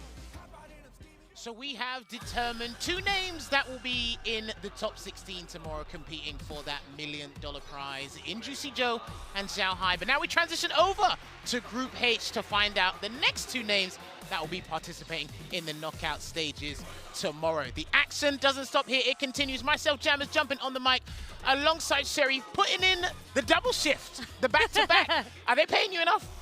I mean, I would love to get paid double since I'm doing a double shift, you know what I'm saying? But I'll take what I can get, you know? I get the pleasure of commentating with you again. We get to do this nice and easy here, but like we said, we are now talking about Group H. Ladies and gentlemen, these are the combatants. We gave them the intros, we told you the nicknames, but these guys, 4 of them are going to fall by the wayside, and only 2 can emerge. And this group has definitely surprised me over the last 2 days, Sherry. Oh, 100%. And I can't wait to see the spread. I think we're going to see that next. But I will say, do you know who is sitting in winners right now? Because I think no one would have guessed that. It's Juninho Ross. He has been having a hell of a performance in the past 2 days, but it isn't over yet. And I think he is going to have to play 2 of the titans of this pool if he wants to keep his position in winners. It's going to be Angry Bird and Shuto that he has to play next. But before we get to that match, we actually have Sol and Kusanagi that's going to play first. Yes, I believe we are going to get the line of fixtures coming up for you guys right now. We're just showing you the tally, and a lot of these guys, I hate to say it, on paper they've been underperforming, and 2 names right here, they haven't been performing up to what they need to. The UFA champion, Falcons at Victrix Ambassador Zone, Kusanagi, he's at the bottom of the pile. So he's just going to have to ruin someone's day, man. I've got to say, I was speaking to him in the green room, and he said, Jammers, this game's really hard. I said, I know. That's why I don't play it with you. I said, I'm sitting here up top. And I said, you got to ruin someone else's day, and he's more than capable of doing that. I mean, so these 2 players, I think they both had kind of a rough start because these 2 players are so talented, obviously. That's why they qualified here, right? But I think Kusanagi definitely does not have a strong record right now. And with Sol, he is sitting at 1 and 2. But Sol did have that kind of, I don't want to say breakout performance, but he had an incredible show of his skill against Shuto yesterday, who is the titan of this pool. I think a lot of people actually have Shuto winning the entire tournament, but Sol actually was able to take it over Shuto 2-0. Well, he's been building confidence in his gameplay since day 1, so hopefully he's going to blossom into a thing I like to call a flower here, because he is using a toxic one. The toxic bloom, as they say, right? He should be fine here, especially after what he done for the comeback, like you said, against Shuto. He's got another Shoto to go up against. Damn, say Shuto and Shoto 5 times fast. That's crazy. I just realized what I said. Shuto, Shoto, Shuto, Shoto, Shuto, Shoto. I'll give you that. I'll give you that. I'll give you the props. All right, they're going straight in here. No button checks, and Sol is off to an exhilarating start here, getting that frame advantage and putting Kusanagi in a dangerous spot in the corner, Sherry. Yeah, I do think, funny enough, Kusanagi, I think, has a lot of experience because he plays against Broski. But as we mentioned, every player plays their character differently. So although he might be familiar with the Aki matchup, the way that Sol approaches the matchup is going to be different than how Broski approaches this matchup. Well, Sol already introduced the entrapment command grab there to take the round. No parry from Kusanagi, no DP on wake up either. So I think he's trying to assess how Sol is going to play in neutral in general before he actually piles on the pressure. And he's going to get that Nightshade Chaser there to chase him down. Plus Frames catches him walking back with a low forward for Kusanagi. I think the way that this matchup is going to go is whoever is on the offense, because I think once both players get their offense off, they are both very aggressive. Well, the thing is, Kusanagi might be a little bit more passive and defensive to see how often Sol's going to drive rush and use EX moves to pile on that pressure. Because Sol's very excessive with his drive gauge usage, so when he's low, he becomes a little bit more tentative because he knows that. So Kusanagi's going to have to take advantage of that and then try and burn him out, which is what we can see on our screens right now. Let's see if he gets the burnout, Sherry. Okay, the Sol ready with the roundhouse anti-air.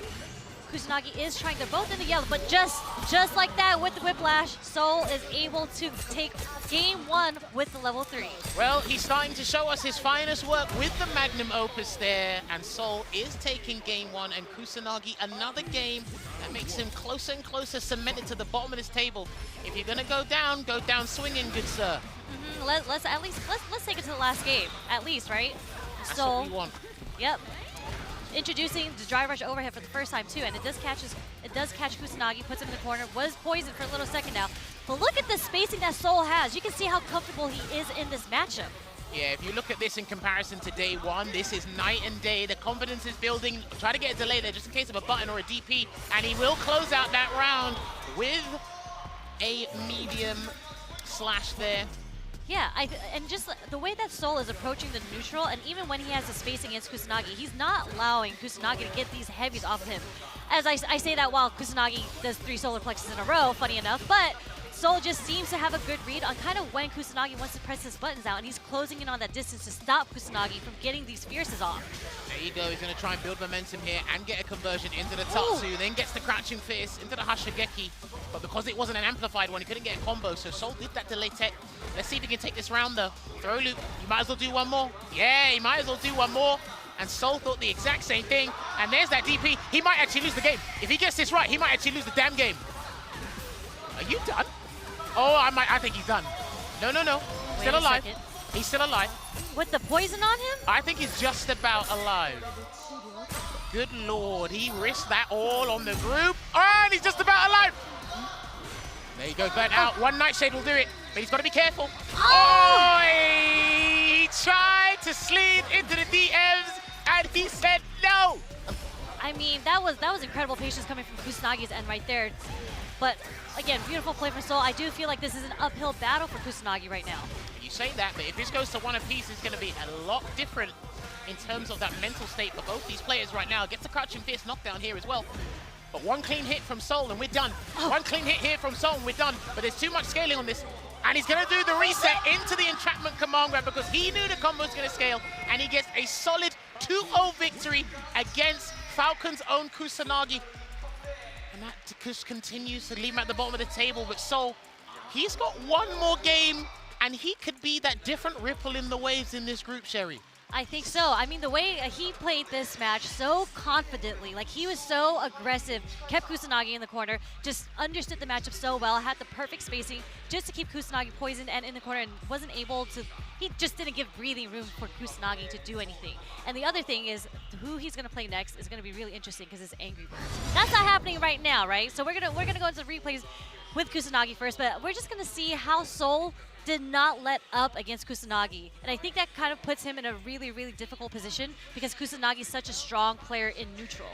My thing is, I think Kusanagi, because he's been in a rock and a hard place, or in between a rock and a hard place about his decision making, he's been second guessing himself. I think Soul snuffed that out because again, as he moved forward, Kusanagi moved backwards. Yes, he did get a button into Hashigeki here and there, try to apply some pressure, but nothing was kind of mentally rewarding him to gain that momentum and then move forward. Soul just said, look, anything you do, I'm just not scared at this point. And like I said, that gameplay has been going from strength to strength. With day one, that was a very uncharacteristic Soul. Now, this is the Soul we needed on day one. So like I said, if you're going to go down swinging, and one player has applied that to his gameplay. But Kusanagi, I'm not sure. He's got one more game against Lex, so he can just dent Lex's day. That's all I can see, so.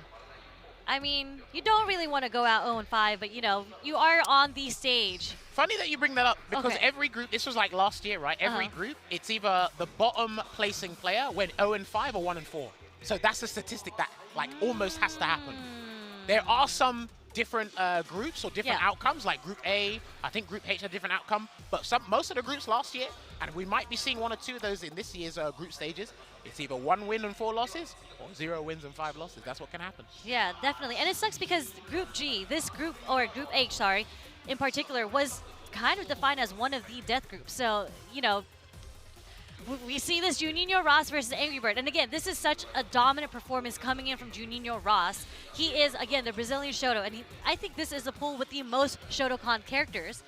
And he's found a way to play Luke in a way that kind of deters Shotokan play with the low forwards, with the fierces, because he actually spaces out his crouch strong and the roundhouse very well. I think a lot of his, I don't want to say neutral, but his offense is based on that sequence.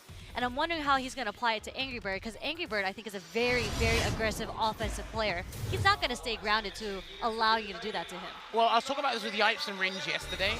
Angry Bird's player psychology is some of the best we'll see in Street Fighter 6, because he knows what you want to do when you want to do it. And like you said and pointed it out yesterday, raw drive rush into crouching light punch, Juninho loves that. Space in the stand, heavy kick for the meaty, he loves to do that. He also likes to do his crouching medium punch into drive rush cancel. So he's very excessive and aggressive with drive rush. So we'll see how Angry Bird decides to shut that down, or maybe he'll just allow it to go, make him burn himself out. 100%. And you can see how well they have studied each other, because this round literally started off with Juninho Ross doing a dry rush and Angry Bird immediately reacting with an ODDP. They have been watching the tapes against each other. Or maybe they have, maybe they haven't, but that's going to be a conversion to the flash knuckle across the screen. But he will do a Vulcan Blast to send him full screen to buy him some time to recover some drive gauge. And if you can just play it safe with the Sand Blast at the moment, He hasn't got anything to worry about. No whiff punish there, but he is buffering. Okay. There was a DP, it didn't come out. I think he wanted the DP and a stand light punch, so that was very fortuitous there for Juninho, because if that was a roundhouse that connected, he was done. Yeah, no, that was going to be a fat damage coming from Angry Bird's end, but again, luckily enough, the stand jab does anti-air. Nice frame sequence, not a frame trap coming from Juninho Ross there. Okay, lovely conversion into the run Shoryuken here. There's a throw. What are we going to build on this? Okay. Look at that spacing coming from Angry Bird. What? The delayed drive rush, too. Like I said, he's very excessive with his drive rush, and it almost feels sometimes that he doesn't burn himself out as much as I would expect him to, with how often he relies on the drive system, you know? It is very interesting because I think his play is a bit similar to Noah's. He just doesn't burn out as often. I'm trying to see where he gets his meter build back. By waiting around and applying pressure. Remember, aggression gets heavily rewarded in this game. No throw. Oh, there's a throw there from Angry Bird. One more should do the trick, but he's not going to overexert himself. Nope. Wasn't going to work. The only way to get out of that was going to cancel into a level 3, but I don't think most players are used to that scenario yet after a drive rush cancel. Yeah, and also, oh no! No punish there. Jabs didn't connect to the punish, the throw. Okay, sprinkling with a lot of light chains. I wonder if Angry Bird's going to realize that Juninho, was able to sprinkle enough to get the burnout on Angry Bird. If Juninho can get a level 3, this is a good spot for him. Yeah, I'm trying to see if Angry Bird would press a heavy or something, and he reacted to the charge flash knuckle with a Shoryu rep part. Yeah, he's scratching his head because that's a bad choice, and he's burnt out. And Angry Bird, it's not going to be a freebie, but it's going to be difficult. And that would have been the sickest flash knuckle of the tournament. But he's going to get a Pale Rider here to replenish as much dry gauge as possible here, Sherry. He's still in a tough spot. Tough spot, but he did even out the health just a little bit. And if he's able to keep Angry Bird from not being offensive, he is going to get his meter back, but no, the Shimmy Fierce is going to take it, but it's not enough to kill. Watch out for the DI if he even tries to threaten it here, Angry Bird, but he's just going to do another grab, and that's going to close it out for game 1 here. Now, Juninho, like you said, statistically speaking, he's in a very interesting position. If I was him, I'd go for the dub, but losing to Angry Bird is not a bad thing. Why? Because he has a better chance of beating his other opponent. I think so from watching these matches. Wouldn't you want to just win the both sets? That's idealistic. Ideally, if he wins this, yes, but if he loses this, it's not the end of the world. Gotcha. Okay, it's okay to lose to Angry Bird if anything. Jumps out of the corner, but gonna take a punish in general. A nice little meaty Dragon Lash there from Angry Bird, but almost going with a suppressor there. Tried to be a little cheeky with that suppressor. See, Angry Bird has somehow managed to get Juninho out of his comfort zone, not being as belligerent as he was before, because like I said, Angry Bird knows what you want to do and when you want to do it. His defense is some of the best. Ooh, he did try to sneak in just to get a miss of the frames on the ODDP, but the level 1 super coming from Luke, it actually takes a while for it, and Angry Bird got caught by the because he wanted to use the projectile invincibility. And there you go, almost get burnt out here. He can actually stun him. Yeah, that was a bad choice there from Juninho. This is guaranteed. Yeah, it's guaranteed. A solid 2-0 victory here to Angry Birds against Juninho Ross. Again, he's had a great 2 days here, but you do not want to ruin your momentum you've had over the past 2 days on the final day, man. You have to remember about these group stages in Capcom Cup. It is a marathon and not a sprint. If you had a bad start, it's in your hands to try and turn it around. If you've had a good start, I'd go and check your shadow, because your shadow's not going to leave you. So that's going to be kind of crazy there. But yeah, no, honestly, clinical stuff there from Angry Bird. Yeah, I mean, Angry Bird, he didn't play nervous. It looked like he played very comfortable. He stuck to his game plan. And I feel bad I don't want to say I feel bad, sorry, for Juninho Ross. I think he did kind of get really, really nervous towards that end, because that parry was kind of uncanny. Like, you saw in this particular instance, he recognized that he couldn't DI back, right? So he was ready with the parry. But in the very last round, he didn't have enough meter and actually burnt himself out, leading to the loss against Angry Bird. Here's the thing as well, just to tack on to what you said. Angry Bird is a player who's not afraid to put himself in burnout because of how confident he is with that burnout experience. But then you don't want to be in burnout against Angry Bird. Yeah. That's the thing, right? He's got years, I say years of experience, but he's got a lot more experience accumulated in burnout, I feel, or an understanding of burnout over time. And there were some situations where Juninho Ross, he exhausted a lot of options to mentally think he's in the right spot in terms of, right, I've got the advantage, but long term, in terms of the round, it's like, no, Angry Bird can switch this around really easily. Yeah. And you can see it, Juninho Ross scratched his head at one point. he couldn't really find his stride that we've seen in the last 2 days, because Angry Bird is very good at shutting down what you need to do. Yeah. And like I said, if we look at the table right now, and this is why I said it's not a bad idea, right? Angry Bird, 3-1. Juninho Ras, 3-1. Shuto, 3-1. This group here, there is a possibility, a very strong possibility of some tiebreakers. But that's down to the players and not us. But the next fixture, Sherry, who we got? Talk to me. We got Kusanagi, who we just saw play against Seoul. And we have Lex, who we haven't seen play today yet. But I think Lex has had a pretty good performance so far, but unfortunately I felt like he's been unable to seal the sets.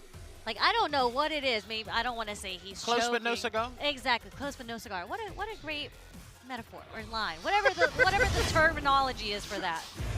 No, I think you're right. I think that's been the best way to describe Lex's gameplay today, and we should be able to get the names switched around for you guys, because I promise you I've never seen Lex play Ryu in my life. I would love to see that though. But Kusanagi starting it off with a jump fierce from the beginning, and again, we talked about this earlier. Is there, you know, you are from Europe, you are from across the pond. Does Kusanagi play with Akainu all the time? Is that his Not all practice? the time, but a fair bit. There's a number of guys that he used to practice against a fair bit, so he is more than comfortable. You can talk about the game with not only just Akainu, but the other French players as well. These guys get in the Discord and chat about this stuff all the time, so this is one of the more comfortable matchups. Statistically speaking, because these guys are 5th and 6th, whatever happens here, I don't think it's going to be a change of results anywhere else. So this is just a game for pride at this point. Pride and a little bit of money. I think wherever you land up in pools, there is like a small, 15, small difference, right? 1500 or 1500 handshake, $1,500 handshake. And just speaking on that, so Lex, you know, he's been in the UK for about a year now. Does he have any Ryu practice outside of Kusanagi, or do these players he actually plays play each against other a Ending lot? Walker. Ending Okay. Walker, you bump into Kusanagi online. There's other solid Ryu players he can jump in on ranked, but he's been obviously practicing the Bison a lot more. But this is a matchup he should be, on paper, super comfortable with. Gets that space bazooka knee into the Dragon Suplex. For sure. You can kind of see how Lex is playing way more aggressive now because Kusanagi was burnt out, but Kusanagi lives long enough to get his meter back. There's the ODTB just to get the pressure off of him. Solar Plexus walks up with the Crouch Fierce, stealing his turn back. Right, not looking good here for Kusanagi, because that's what I mean. He needed something to happen, and that might do the trick. It's not the CA version. Not bad. And there's the chip. It was kind of a checkmate situation. It would have been really, like, it would have to have been Lex messing up in order for Kusanagi to come back in that situation. Well, yeah, I mean, from the jump, it just feels like Kusanagi's just been out of character, and he's just been trying to find these little pockets of inspiration just for himself, you know, just to build up on it. Again, but against this group, and the characters in this group, it's like, you be reckless. They'll let you know about it. Yeah, 100%. When you're playing on the big stage here against all these pro players, like, you literally have no room to make a mistake because you would rely on the other players to make a mistake too, and that rarely happens. And I do think in this matchup, Ryu needs the Denjin charge to make the fireball a little bit more comfortable, mixing in with the parries as well, but you're not always going to get the perfect parry. And he gets a Hashigeki there, trying to burn down that drive gauge. I was going to say, when Lex played against Angry Bird, I think Angry Bird got all the perfect parries. I know, right? Just how you're feeling on the day. But Lex just sprinkling the neutral with a couple mediums here and there just to stop Kusanagi from trying to approach with the fierce. He's trying to get the Sandfish drive rush cancelled, but he's always trying to whiff punish. I want him to try and whiff punish with a sweep. Yeah. I really want, there's a couple of moves Lex has been whiffing, and I want you to build your confidence back by just getting the whiff punish. Don't get the maximum damage, just get a sweep, get a knockdown, and we'll build from there. Because you need to tell yourself, I can still do this. Yeah, definitely. And that solar plexus, I think he was trying to do it preemptively early just to catch a heavier button coming from Lex, but unfortunately gets whiff punish. And as you mentioned, Kusanagi is going to try to find his way to kind of fight through this neutral. And I think sweeps are a great idea. They're a great start, I promise you that. There's a perfect parry there in the crouching medium kick, and he will get a lovely conversion. Into that flash kick there is Lex. Kusanagi, again, is just going on out of the frying pan and into the fire here, and he's going to try and throw him, maybe not. No, Lex is kind of staying at a safe range right now. What a punish counter. That is -6 on block, I believe, that Soback kick. So lovely stand light kick there, but unfortunately to no avail, because the Sonic Hurricane should close out this round and put Cloud9's Lex at match point here. Kusanagi, man, we need to turn this around. You really do. I don't know what it is. He started off the first round with jump fierce and it worked really well for him. Maybe he needs to introduce a bit more jumps. That's kind of how Juninho Ross got the upper hand on Lex. A lot of jump heavies. And there's a stand heavy kick there. Couldn't get the cancel from that standing light kick because I know he's very good at getting that special cancel on the stand light kick into the flash kick. Normally Lex. Hey, there we go. Mess up the timing. Gets counter hit by the wake up jab. Yeah, see, he tried to get the hurt box there that extends on the Sonic Blade, but didn't quite get it. I think Kusanagi's just going to have to throw everything in the kitchen sink at this point. A jump, a DI, something. Talk to me. Maybe just a raw dry rush. He hasn't even introduced that into this match yet. Nah, because if Lex catches out the crouching medium punch, he's finished. Yeah, and you see, he was trying. Anything he was trying to do from a crouching medium punch, drive rush, cancel. But this is a very good position here for Kusanagi because he's got Lex in burnout. And Lex is in the corner. We're going to see... Okay, overhead. Wee. And there you go. Gonna get that overhead reset. The French love that as well, right? And when you do a overhead combo, the second hit, it's not scaled. Oh. So because it says at 100% and Ryu's back fierce is a heavy attack, it's just massive damage. He's got one of the more damaging overhead combos in the game because of that. Yeah, 100%. Ryu hits like a truck, and there it is. Okay, we're starting to see the perfect parries. We're starting to see the sweeps as a punish. There you go. Throwing out that stand fist with malicious intent. Let's see if we can pile on some throws here, but he's going to try and get Lex another way. Couldn't get the conversion because if that connected, he probably would have been able to close this one out. So he only has Shin Hashigeki to work with here, but he's going to get a nice little three-piece into light Hashigeki. This is what I'm talking about. Slowly regaining his stride. I think he's reminded himself. There you go. What you called out in the very first game, Sherry. Kusanagi's done it again. Fantastic. He's finding his rhythm again. Yeah. Definitely looking way more comfortable in the neutral, especially introducing more OD fireballs just to combat the Sonic Boom 2. He's kind of in a tough spot right now because this is where Lex wants him to be.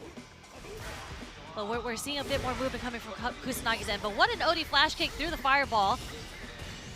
There you go. Starting to find the cues to get those perfect parries and land that colossal damage output. We know Ryu 4 charges the Denjin. That should be the round here. Let's see how he goes with this one. There you go. Always love a good extended Ryu combo here. And boy, is the shoe on the other foot now, Sherry. So quickly. And just the dry rush with the Sam medium punch. Landing the hit on Lex and looking like a small deficit. It is looking kind of strong for Kusanagi right now. Well, Lex can still turn this around, but like you said before, he needs to regain control of the neutral and then put himself in these conducive positions to try and take it away. But he needs to be careful what version of Sonic Boom he's throwing, because remember, Kusanagi is trying to get that perfect parry into the jump again. And you see how many times he's attempted to parry the Sonic Booms. Once he gets the next perfect, I think he will do another jump roundhouse if Lex wants to introduce the Sonic Booms again. Drive rushes in. Gonna get a throw, build on that, and then good block, but he'll try it again if you're not careful. Okay, counter hit, conversion. Are we going? Yep, we're dumping all into the level 3. Oh, this is a big choice. This is a very big choice here from Lex. Let's see if Crossfire Somersault takes us to the final round, and it will do so. Very good. That must have been the exact calculated damage, because I wasn't sure, especially with the combo starter, if that was going to take the round there, Sherry. From the counter hit? Yeah, I wasn't sure. I mean, that super is a very disrespectful super. He has his boot to your chin. It feels like it should kill you. Hey, this is why Lex is the pro and I'm not. Drive rushes in. Okay, we're seeing a lot more low fours coming from Lex just to stop Kusanagi's approach from moving forward on him. Well, I think Lex is going to have to try and do a drive rush at some point to switch. Yeah, there you go, switch it up. It's because he was doing the Sonic Booms too much, and he's like, okay, let me just confirm you're trying to look for that perfect parry timer. But like we said, keep changing up the Sonic Boom speeds to throw off Kusanagi's game. There. Okay, recovered enough, but gets clipped by the Fierce again. This is where Kusanagi shines. He's going to burn Lex out. Not quite. He's going to replenish his own drive. Right. Don't worry. Don't worry, I got you. I got you. The names are switched. I got confused. My bad. Okay. Nice bait on the parry there. There's a bait, crouching fierce anti-air. Right, someone's going to have to do a Hail Mary here. Solid Puncher is activated. There's the drive reversal to force the burnout here. Kusanagi has got nothing in the tank, so this might be a checkmate situation. And there's the stun. And that is going to be the end of Kusanagi's journey here in Capcom Cup, because that was his only game of the day. And unfortunately, not the performance he wanted, not the performance the fans of Kusanagi wanted there. But Lex, he's being the Lexecutioner and taking down a name in Group H. Definitely, definitely. Sorry, the names caught me confused a little bit, but you know, Jammers was there to save me. He had the recognition on who was where, what with Drive Meter, but yes. Unfortunately, that burnout situation in the very last round was just the worst position you could possibly be in against Lex with his level 2 out and you sitting on no super bar either. That, again, was a checkmate from so long ago. Well, here's the thing. When you activate level 2, you got two choices to make. Do you want Guile to do the flurry of Sonic Booms and push you away into a good situation for him? Or do you want to drive reversal him away, creates a very similar distance, and then he'll just do the same stuff that he was planning to do anyway? So you're just delaying the inevitable at this point. But I got to give Kusanagi his props because, again, an extremely shaky start to this set, but slowly but surely coming back in the stride. I think you did highlight this in the second game, those perfect parry timings. We started to see that resurgence of confidence with the perfect parry into the jump and attacks. And then he wasn't trying to get the jumps because sometimes he'd mix it between perfect parry sweep, perfect parry jump. But then we got to look at how accurate Lex's spacing was because then he just moved away a little bit. And then it was just like light boom, medium boom, light boom. And then we never really saw a perfect parry again into the same thing we saw in game 2. So really got to give these guys their credit for the adaptation, not only just in terms of how they can punish things, but their spatial awareness as well. Exactly. And as you mentioned, there was a point where Lex got a little, I don't want to say too comfortable, but to stop the predictability on when he wanted to do the booms, he had to drive rush in just to close in the distance. Yes. And right when you had said that, Lex went ahead and did that. Now, honestly, well played to both those two there. We are going to take a look at an updated table results here for Group H in just a second. So yes, 0-5 for Kusanagi, unfortunately, and that was his last game here at Capcom Cup. So he can enjoy the rest of his time here in Japan. We wish you well, and obviously, of course, I cannot wait to see the future of his journey with Team Falcons. So it's going to be looking good there.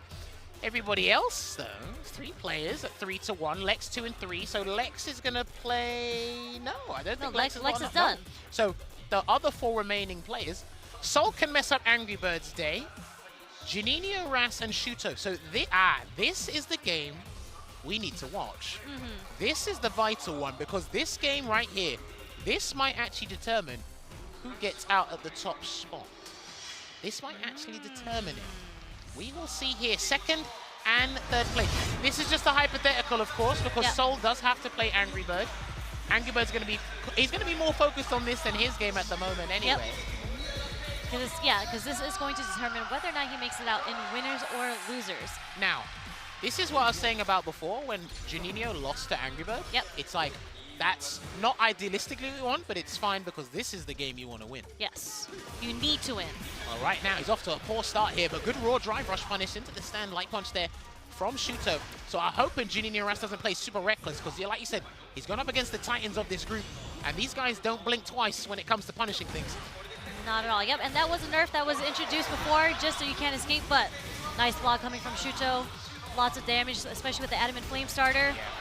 Okay. That was checkmate. And there you go. He's going to get the Ocho throw.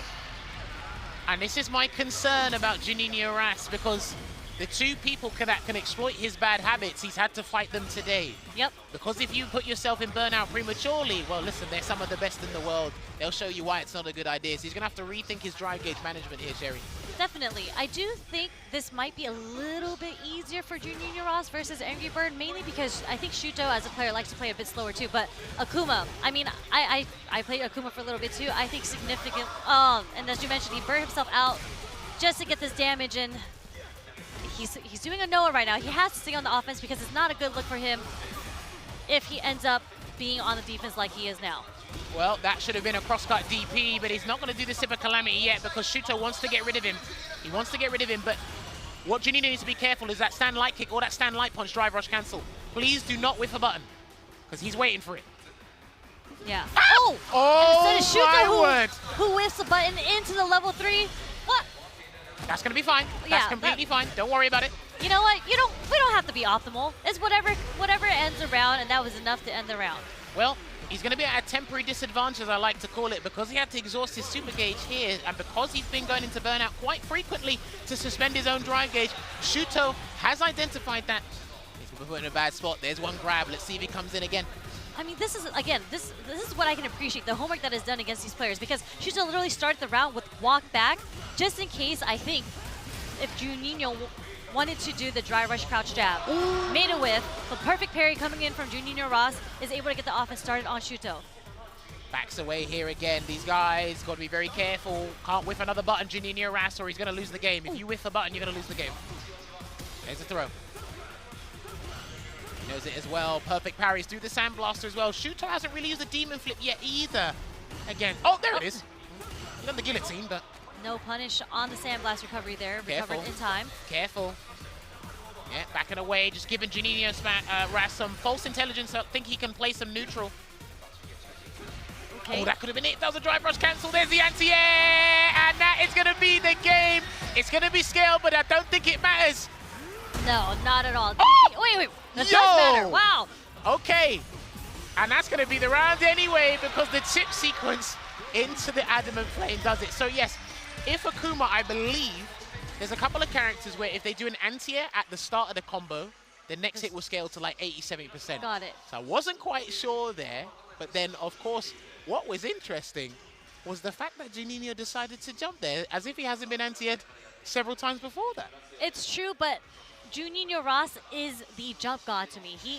That's how he did so well against Lex and all the other matchups he's played up so far against Soul. It was a lot of jump fierces, a lot of jump heavies that click because he does have that good timing. And honestly, that DP coming from Shuto after trying to play the neutral on the ground, I don't want to say I'm surprised, but that was an incredible DP coming in from Shuto as an anti-air. Well, it was good confidence as well because the super turns from like a 8-frame super to a 2-frame super if you connect from a DP. That's why he gets the cinematic hit. Yeah. But off to another exhilarating start here is Shuto, and there is the throw bait. Juninho can't afford to do another throw tech. I don't think he can DP either. Yeah, he can't. No way. That was an expensive, safe way to get out of the corner, but...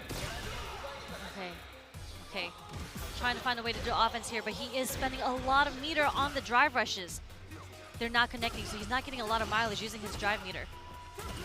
Sandblast at the moment, watch out for the perfect parry. Yeah, watch out for the perfect parry. He's not going to get the kill. Oh, this is huge. This is massive. And he squandered the opportunity. Oh, Juninho, he squandered the opportunity. What is going on? Tried to be a little too optimal there with the back roundhouse. Dude, just do stand fierce or crouch fierce. Don't make life hard. It's hard enough as it is. BI. Okay. Nice parry there. Don't burn yourself out, please no. Oh, and he walked into a very up-close Hadouken there from Shuto, and he's looking to book his place into the top 16 because this result will help him, hypothetically speaking, at this point anyway. Yeah, that parry worked out really well in Juninho Ross' favor. Terrible. Yeah, that was not a well-spaced roundhouse coming from Juninho Ross. Oh, that was awful. Punished. Hang on a minute here.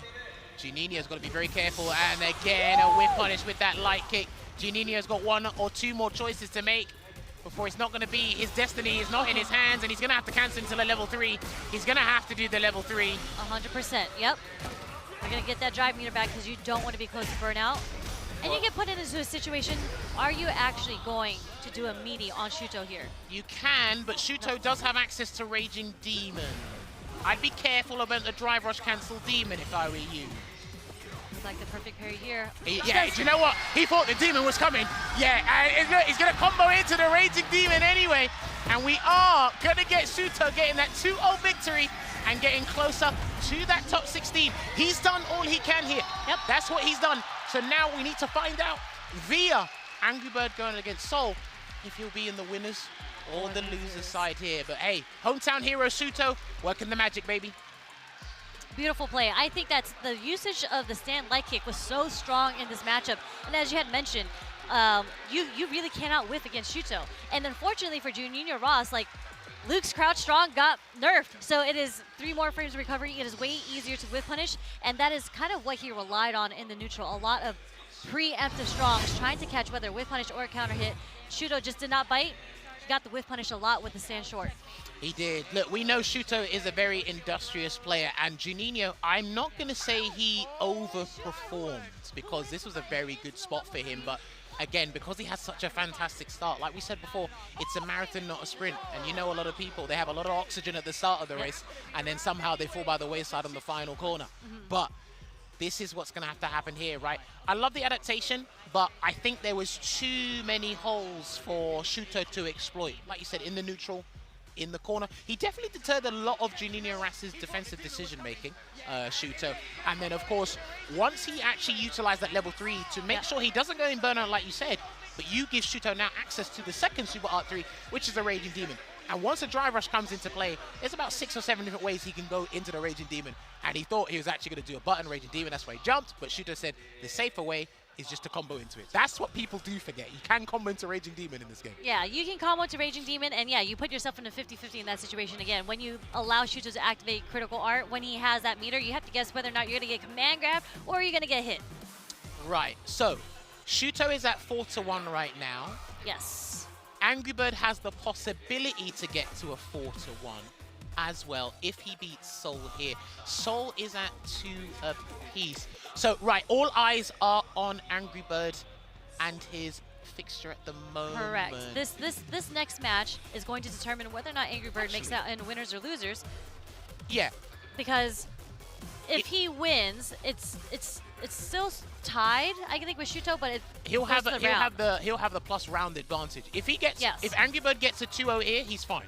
Like if he just gets a 2-0 here, the 2-1 we'll have to double check with our production team because they did say there's a couple of mathematical theories that will or that can pan out here. But hey, I can see the score again, but my math isn't as quick as it used to be, you know. Don't worry, you're an expert in many other areas of life. I should be an expert at math. Should. I should. So should I, but here we are. All right, these guys are doing a button check just at the moment here. And again, Angry Bird, I cannot eulogize this man enough. What he has done, what he has accomplished. He has the opportunity to become closer to accomplishing something new in only the second competitive year of Street Fighter 6. But again, Soul, the guys mentioned it, the host mentioned it at the start, 19 years of age, playing on one of the biggest stages he'll ever probably get in his video game career. Playing so confidently because, again, I think it was a slow start for Soul. But once he had that performance against Shuto, he's been cooking. Like the way that he played against Kusanagi, cooking. And well, again, another Shoto. Here's the thing, he's got to be careful because Angry Bird likes to play Broski a lot, religiously, online, whenever they get together at events, offline as well. So he's actually well-versed in this matchup. He actually mixes between Ken and the Kuma, but he said in this environment today, it will strictly be the Ken. I think it makes a bit more sense when I did talk to other players on, you know, whether or not you would play Akuma in this matchup, because I was talking about, you know, the recap from Shuto versus Soul. And I do think Ken is a better pick because he also has more health, generally speaking, and Aki does a lot of damage, especially when you are poisoned. There's a drive reversal there against the EX Cruel Fate just to keep the positional advantage there for Angry Bird, and there, that should be good damage here for Angry Bird. Yeah, and we watched the earlier matches when Soul was playing. When he was playing against Juninho Ross, he actually struggles against being rushed down. And I think that is a style that works very, very well for Angry Bird. So if he's able to keep the offense on, I don't think Soul's going to have a chance. Well, what's happening I'm noticing right now is he's disciplined on defense to not tech when Angry Birds initiate offense, but where his throws are whiffing is where he needs the throw to kind of turn things around, and Angry Birds punishing him for that. So Soul's got to be very careful because Aki is still susceptible to throws, and we're about to be shown that right now on defense. Yeah. As every character in this game. But what a crouch short from Soul. Just a counter hit, built some space between himself and Angry Bird. Okay, side switch. We are going to get full damage combo. I'm not sure about this, but I know he's Untainted Talons to drop the puddle around so it can stay around a little bit longer. Yeah. Get that burnout here. Let's see if Angry Bird is actually going to do a Hail Mary level 3 or convert into it somehow, because Angry Bird is very difficult to stun when he's in burnout. Okay, Soul so ready with the anti-air, but look at all the poison just slowly depleting his health. Stuck in the corner. That should be the round. Yep, into the level 1. There you go, gonna have to spend it. Deadly implication, doing the work here, exhausting the options. Now this is a character where it's like you squeeze every bit of damage out because the reward is there. And like you said, the Toxic Blossom tacking on the poison there, it helps substantially. And he did have to spend 3 bars just to get that, but we do see Soul, he was able to build another super bar. Hey, sometimes what you do, because long combos help with super meter build, so if you have to do that and help build the bar for the next round, it's a good investment. Good interruption there. Okay, this is kind of where Aki shines, right? When you have your opponent in burnout, There's a lot of plus frames coming your way. Yeah, but Angry Bird's experienced in this situation, and again, you block, he's going to get his complete recovery there on the drive gauge. DI, this is huge. This is massive here for Soul if he can take this game 1. You go for the safe jump? No. I think he should have gone for a safe jump there. He hasn't tested Angry Bird yet, Sherry. I think he messed up the timing there, actually, and actually gets back down into the corner, but it's not too bad. Watch out for Run Shoryuken. Oh, wait, he's going to burn him out. Yeah. He will burn him out. Good spot So here, smart. but again, please be careful of Run Shoryuken or anything. Wait. Okay. He hasn't got any. He's only got level 1, and that's not going to work. Yeah. He got overwhelmed. Yeah. He got overwhelmed, and because he wanted to actually force the burnout with that Super Art 2 before, you think Angry Bird is not going to be as belligerent as can be to get right back into the dogfight there and try and take that. That was such a close game 1 there. That really was, I think it's Angry Bird who went to character select just to take a break. But I actually think Soul, that was such a smart level 2. Unfortunately, he just couldn't get, like, Angry Bird was not deterred from getting in, because a lot of players, when you're poisoned, you kind of do want to back off. But Angry Bird was like, no, I am in there. He is going in there and started doing a whole bunch of Jin Rise just to apply the pressure and snuck in that Dragon Lash just to steal his plus frames back. Well, here's the thing as well. You have to understand that it's very easy to close the distance between you and an opponent this game. So utilizing that level 2 to force a burnout, it's good on the surface. Beyond that, that was a very big decision that led to him losing the game. That was actually a big catalyst towards that. So. Yeah, it was a catalyst, but I think it was just he just wanted to even himself out with his own burnout as well. Yeah, but I'm saying he just didn't look beneath the surface because he wanted the burnout, right? You have to understand, looking long term, Angry Bird had the resources, but. Right, let's see what happens here. Wow, okay, gets right back in there, misses the shin kick from the Jinrai. Okay, Soul fighting his way out of the corner right now. Nice cancel, did have to use some drive meter to get out of the corner and escape. Okay, Dragon Lash there for the side switch. There's the throw. He can get another throw in there if he wants to, but he's trying to get into tech. He's not teching, dude. No bite on the shimmy. Does get caught by the OD poison ball, whatever it's called. Okay, escapes. Low, and that's not going to be dead just yet. Careful! Fireball trap, and he wasn't expecting it. He did the neutral jump. Angry Bird said, let me run in and burn your skirt real quick. Yeah, unfortunately checkmate situation for Soul because that run DP was coming regardless for the chip. Okay. Good block. He hasn't been hit by many of those extra Yukins in this set, so he's had a very good opening against Angry Bird in that regard. That's +3 on block there, that drive rush crouch heavy kick in that scenario. Oh, no! No punish on the whiffed roundhouse anti-air though. They feeling each other out. There you go. That stand short into DI was so far away. Enough to connect in the corner though and get the wall splat. Hey man, it's one of Angry Bird's signature techniques, especially in the heat of the moment in a set like this, and he's gonna build on this. What is Soul gonna do? Is he gonna backdash or do a drive reversal? Oh, he just waits again! Oh, brother! And that's gonna be it. Angry Bird is going to take the victory, a solid 2-0, which means he should be top of the group and get into winner's side top 16 for tomorrow there. My man doing the business, because remember, he was in the death group last year. Yep. I believe he didn't make it out. So this is a big improvement here for our Evolution 2023 champion. One step closer to that $1 million prize there. Unlucky to Soul. Very, very valiant effort here, but it was just a tough one, especially as that was your last game. Yeah, that was your last game, but I mean, Soul was playing so well. There's just very, very small crucial mistakes that led him to lose the round. But again, this is first time on the big stage. Huge shout outs to Soul. I mean, he was playing out of his mind, so kudos to him. Unfortunately, he is definitely out, and that, again, like you mentioned, Angry Bird is going to make it out in winners. Yes, indeed. So yeah, had a very good start. I think what happens is wherever Soul tried to do, I think Angry Bird felt like it was 2 steps ahead. So it's like, okay, because of the familiarity he has in this matchup, it's like I said before, even if he feels he's in burnout, I can confidently defend against his stuff because I've faced Broski many times, I've studied this, etc., etc.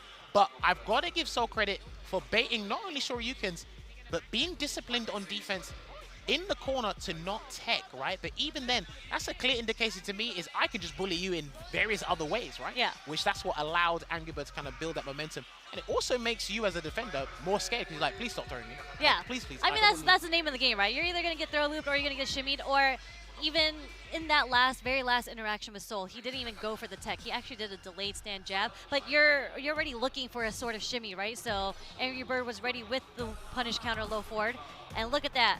Angry Bird 4-1, but +7. So we're going with the game differential, the round differential, over Shuto, who is only +4 points. So that does mean Angry Bird is going to make it out in winners. Shuto is going to make it out in losers.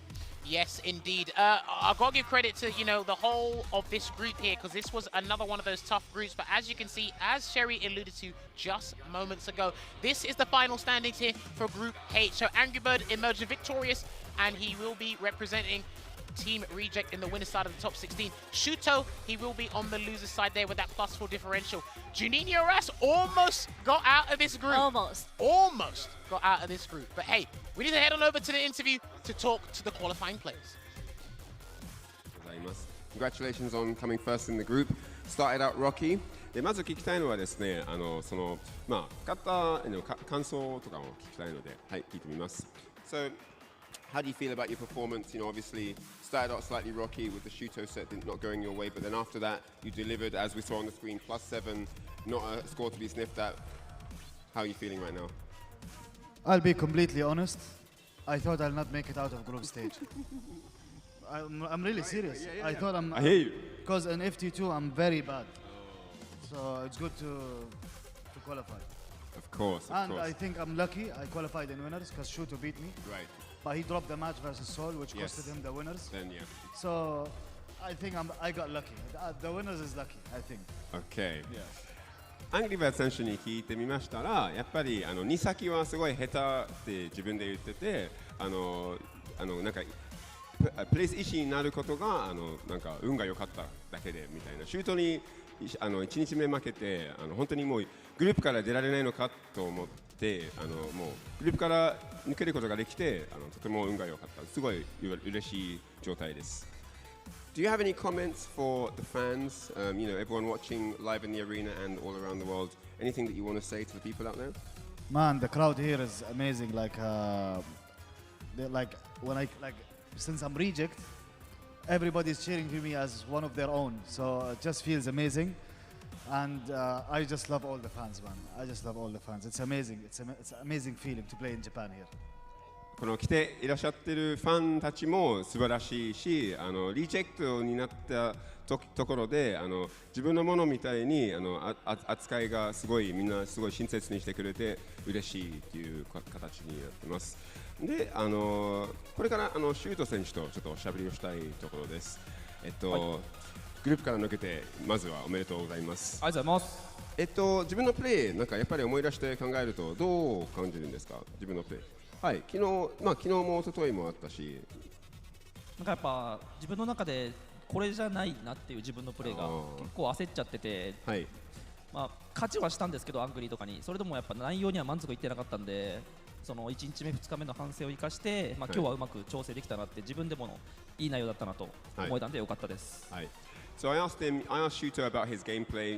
Obviously we've had 3 days of group stages. He's been able to analyze his play over the initial period of the group stages. He wasn't that happy. He didn't feel that he was able to deliver himself, his regular standard gameplay in the first couple of days, and he decided to tidy everything up and get things ready for day 3. And we've seen what he delivered on that big stage. Absolutely phenomenal stuff.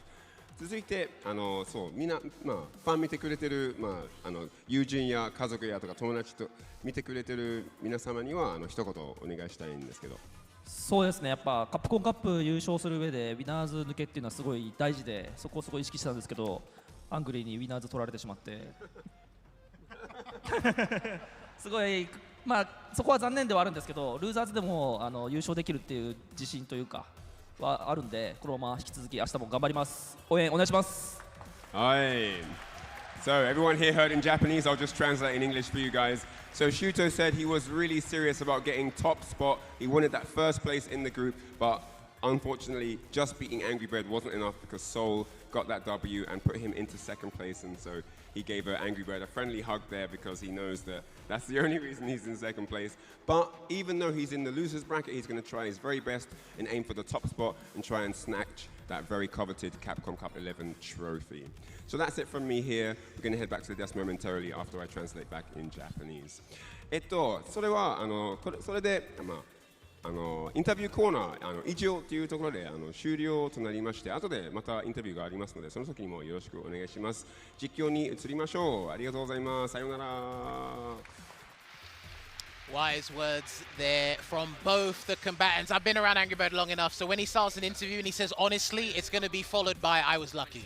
That's the default line he's going to say. The humbleness. He's just a humble person. Listen, he gets the job done when need be. But that will conclude it for Group H. But before that, I must thank the people that make Capcom Cup as good as it is and able to run. So we got to give it a good shout out to our guys over at Storm Collectibles, ladies and gentlemen. Storm Collectibles is a figure designer and production company from Hong Kong, which makes high-quality, officially licensed collectible action figures and specializes in fighting games. They bring classic and iconic gaming characters back to life and also keep up to date on the blockbuster games like Street Fighter series from Capcom. Some collectible products quality is at the standard meant for the true collectors, with high likeliness to the finest details from the head sculpt to the body, articulation, and the accessories. So you can go and check out the Street Fighter character figurines on their website, which you can see on the screen there, www.stormco.com.hk. Do not forget that .hk at the end there. There's a bunch of upcoming products you can see on screen there. Big thank you to one of our sponsors in Storm Collectibles. Yes, beautiful. I want one of their, they need to make a Sea Viper collectible. Just saying. Just saying. I haven't seen one. But anyways, wrapping up. Any excuse to get the character. That is the end of Group H. But that was only the second group of today. We have 6 more left. 4 players are determined into the top 16 already. And if I'm doing my math right, we have 12 players left that need to be determined. So make sure you do not go anywhere because you do not want to miss this action. There is so much good Street Fighter coming.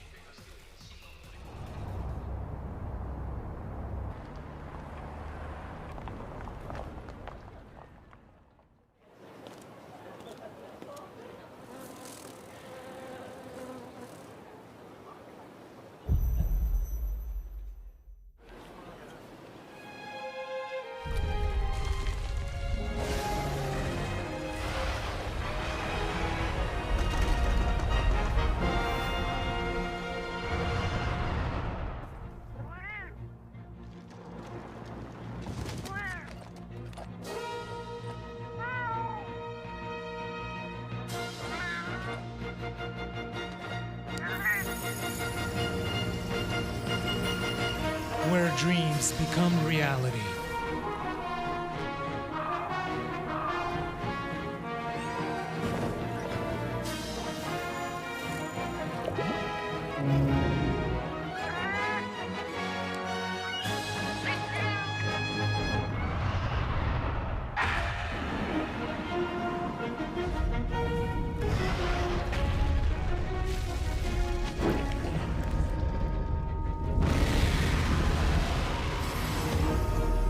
Monster Hunter Bridge.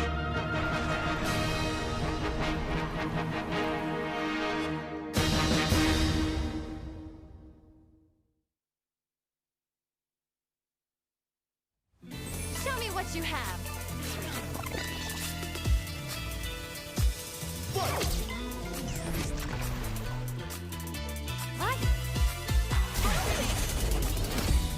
How silly. Huh?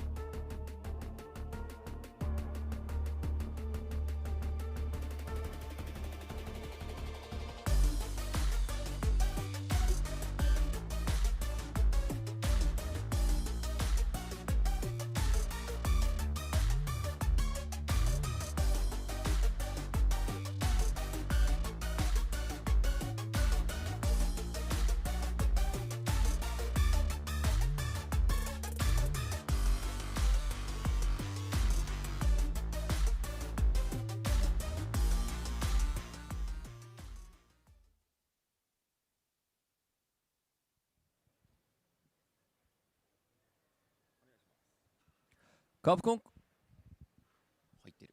カプコンカップあれ？オンになってるよ。はい。カプコンカップ11、ここからはグループ A の模様をお届けしてまいります。Alright, moving on with day 3, it is time to introduce Group A. それではグループ A プレイヤー入場です。It's time for the player entrances. まずはノルウェーの海賊フェノム The king of Norway, it's the Moose, Phenom!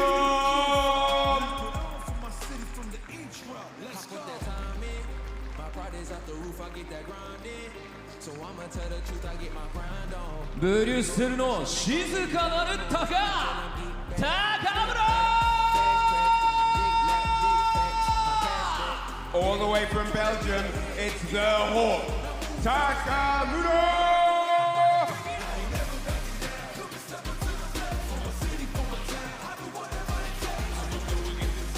香港の熱き魔剣ホットドッ And here he is, all the way from Hong Kong. It's the Infernal Hound, Hot Dog!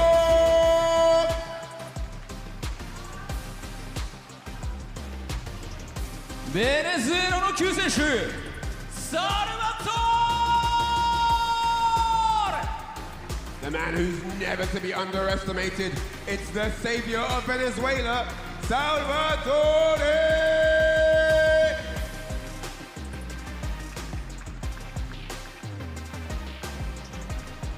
ぐるぐる剛腕大監督板橋残業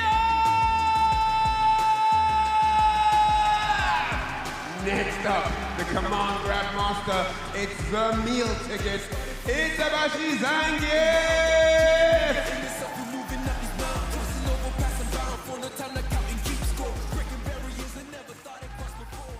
C Alpha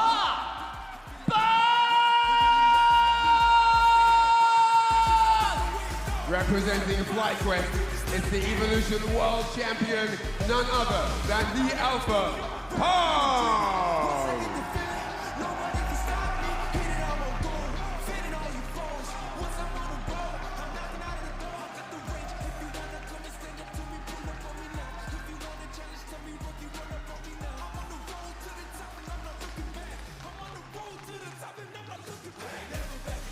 揃いましたね。そうですね。そしてまあ3日目ともなると、もう海外のねプレイヤーにもたくさんの声援がね、客席からのはいいですね。それはそうですよね。だからですよ。3日目も最後の予選で、そうこれから明日にね。トップ16はやっぱりここまで来るは行きたいですよね。行きたいけど厳しい。厳しい。誰が勝ち残るのか。さあステージにはこのグループ A で戦う6名の選手に来ていただきました。この6名で総当たり戦を行っていき、本日が最終日となります。So that is the lineup for Group A. You see these 6 members on your stage. 2 of them will be qualifying for the top 16 tomorrow. 明日に生き残れるのは上位2名のみ。今一度ステージの選手たちに大きな拍手をお送りください。Massive round of applause to the gentlemen on stage. All, of course, amazing, talented players, but unfortunately, there can only be 2 that make it up from this group. それでは選手の皆さんはスタンバイをお願いいたします。All right, players on standby at the ready. Thank you very much. そしてこの熱い戦いをさらに盛り上げていただく実況席にお渡ししたいと思います。実況席の皆さんよろしくお願いします。To call the amazing action to come, we now hand over to the caster's desk. Let's get to it. And we're back with more Capcom Cup action. Brother, this is the most, for me, electric group in terms of what is in contention. Okay. Only one is out, but all 4 remain. We'll see who makes it through. We got the Alpha in the building, the Glizzy Gladiator, and more in store. My name is Nicola. Who? I am joined with Jammers. Yeah, you heard me, baby. What? I'm sorry. I gotta call him the Glizzy God. He's no longer a gladiator. He has risen to the occasion. Hot dog and more are in store for this group. How long have I got with this guy? All day, baby. It's me and you. Is it how long? Is it 45 minutes? Yeah. Is that how much I've got to survive? Have I got my 45 minutes? All right, it's going to be a long 45 minutes. Anyway, all right, we're going to take a look at the players in Group A because it is about to go down. As St. Cola said, it's been too long since myself and him have been on here for the commentary. But yes, a lot on the line here. Unexpected. This was a tough fixture, but unexpected because Salvatore was a name that people were not talking about before Capcom Cup 11 started. And by the end of this, now he's thinking, I could get out of this group. But his fate is in his own hands. This is what the fixtures are looking like right now. We're going to be kicking things off with Hot Dog 29 going up against Punk. But then if we look at this table, just as St. Cola alluded to, man, this is looking rough because no one is safe. Itabashi only has one game today, and that's against Salvatore. But we'll cross that bridge when we come to everybody else. It's all up in smoke, isn't it?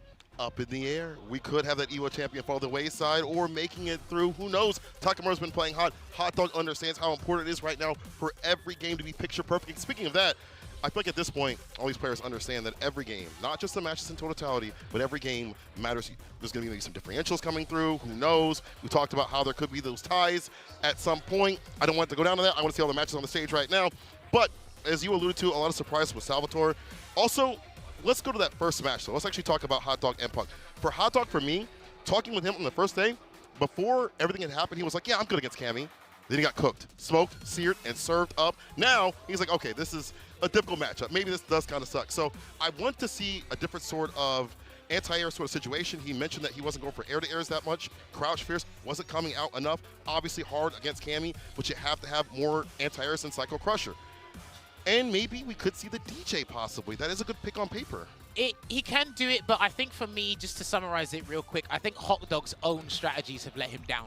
And because they were letting him down in day one, I think he's being a bit stubborn on himself because it's like, well, I know this works, I believe in it. Because like we said, since the December patch, Bison's in a pretty good spot. A lot of the players' opinions on Bison has changed, arguably the best in the game, depending on who you ask.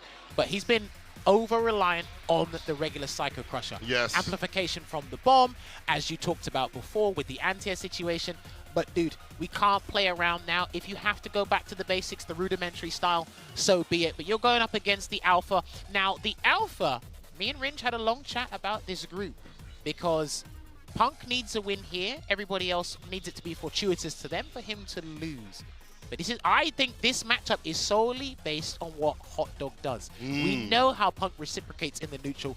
It's some of the best fundamentals I'll ever see in my Street Fighter lifetime. 100%. But after this, when Punk has to go against Phenom, well, we'll talk about that because Punk overcame a hurdle about not winning the big championships. He done that with Evo. That's true. Now there's another mental hurdle that we're not quite sure about. But hey, we tackle one problem at a time. It will be our callous dictator going up against our British espionage here. Hot Dog 29 going up against Punk. Hot Dog needs to ruin somebody's day. Oh, yes, he do. That's what he wants to get through too as well. But Punk, as you mentioned, the hurdle of getting through some of these first few scenarios and really acclimating with the quickness is going to be key. And speaking of key, talked about that neutral, how Punk is so fundamentally sound, already finding a crouch, mid kick confirm, head up the corner, Hot Dog striking back, a little more active than what we saw on the first day, I feel, on defense. Here we go, and he's going to get the conversion, and he's going to put the back fist combo on to drop the bomb, and he just respects the DP, and he does a regular Psycho Crusher anyway. Good clip of the airborne character there from Hot Dog, just backs away again. Not doing things in trepidation, he just needs to assess how Punk's gonna react, gets that whiff punish with the sweep. Stays in front, there's the Oki. Ooh, that's done, that's the round! That could have been the round, if it's closer. Man's got the bar, he's got drive gauge bar at the bottom, he interrupts the drive rush, you can't have drops like that against the Alpha. He'll make the beta, real quick. Good walk under there, I thought he was gonna get a punish counter on that jab, and he's only got level 1 to save him here. He might have to look for a heavy button, but hey, Punk had other ideas, and it will be the charged cannon spike to close that round. You've got to be careful in the neutral. I know he was trying to utilize stand medium kick a lot, but you've got to be careful, man. Cannon strike is a footsie tool for a lot of these Cammy players because it will punish counter any limbs that are lingering out for too long.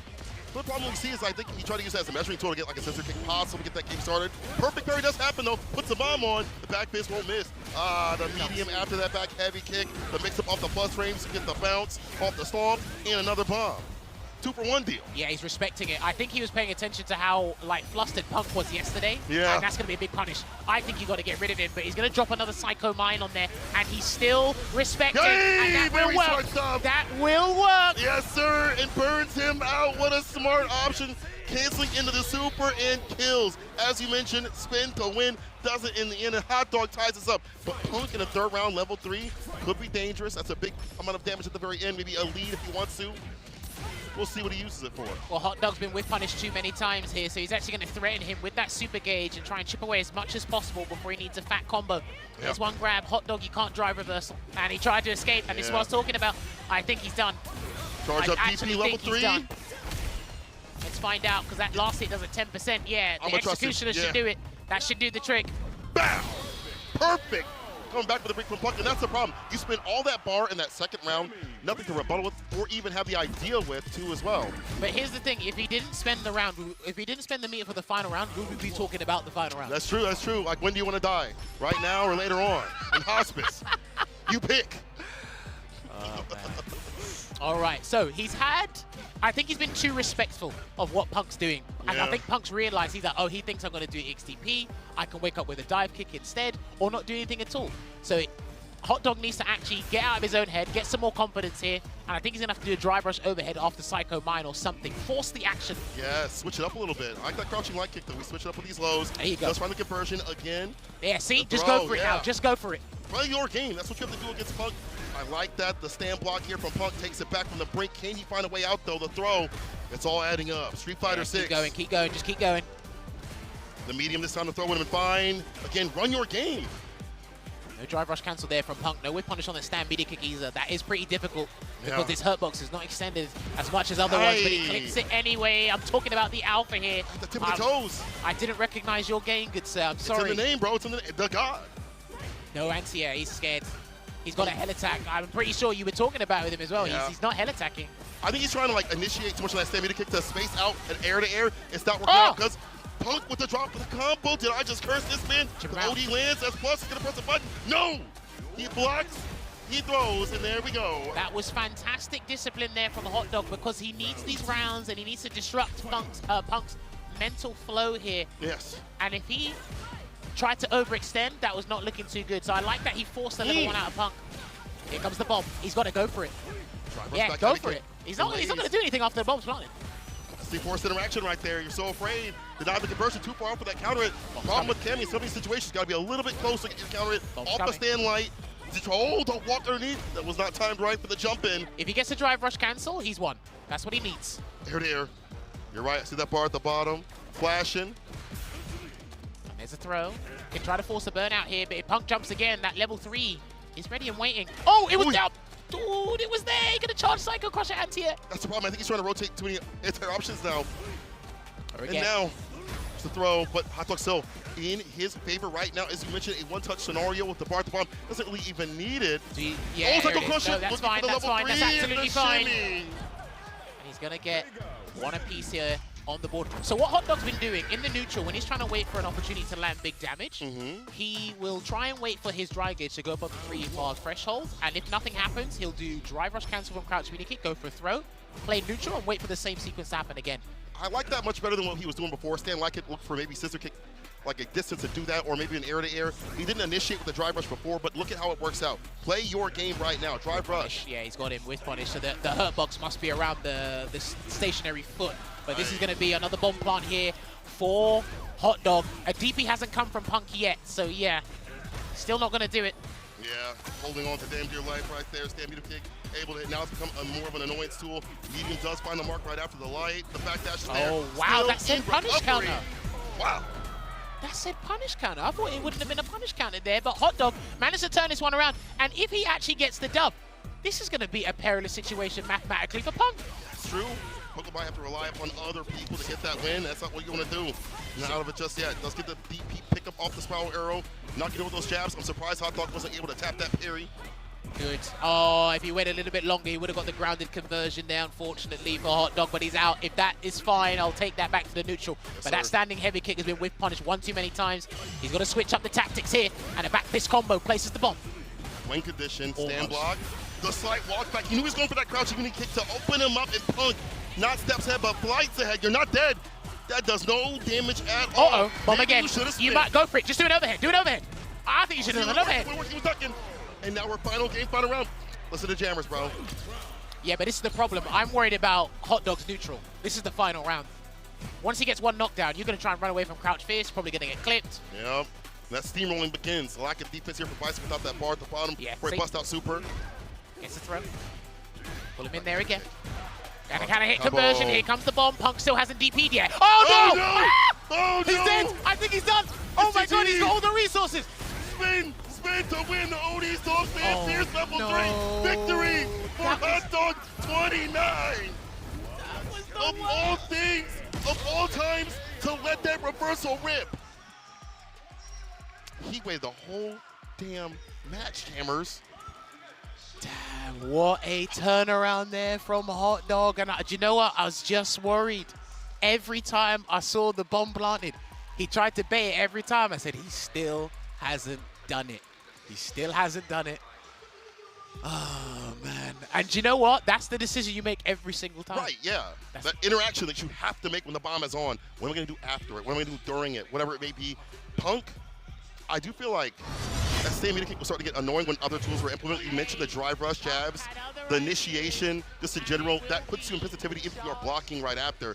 I just feel like if Hot Dog continued to run his game as we saw, especially at the beginning, that was like the path to success, and he realized it as things were going on. And towards the end, a lot more initiation, besides stand medium kick, and nothing after. Well, Punk playing the fundamental aspect of the game was fine. The differentiating factor was indeed the bomb. Yep. It's how do you play around the bomb. He actually played around it really well. But again, like I said, Hot Dog was a little bit too respectful. Then when he started to come out of his shell and be a little bit more confident, a little bit more aggressive, we started to actually see Punk go toe for toe and dance with him. Right. Then like I said, he hasn't DP'd yet. He hasn't DP'd yet. And then think about it, right?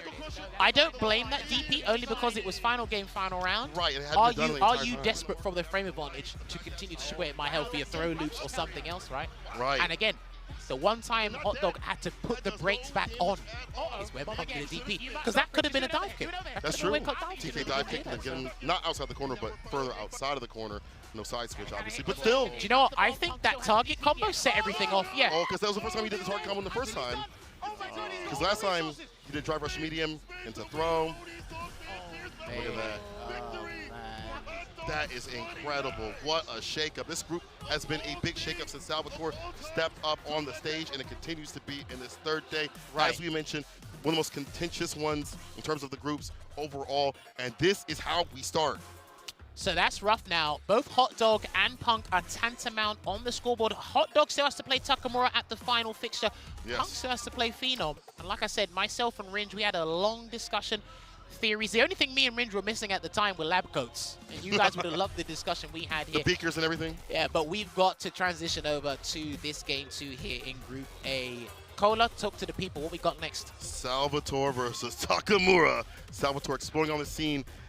I feel like when you are not well known from a scene, people look down on you. They're like, oh, you haven't traveled. You don't know what it's like to be up on a big stage like this. And Salvatore did not miss on his first day. Taking down Punk is a resounding start.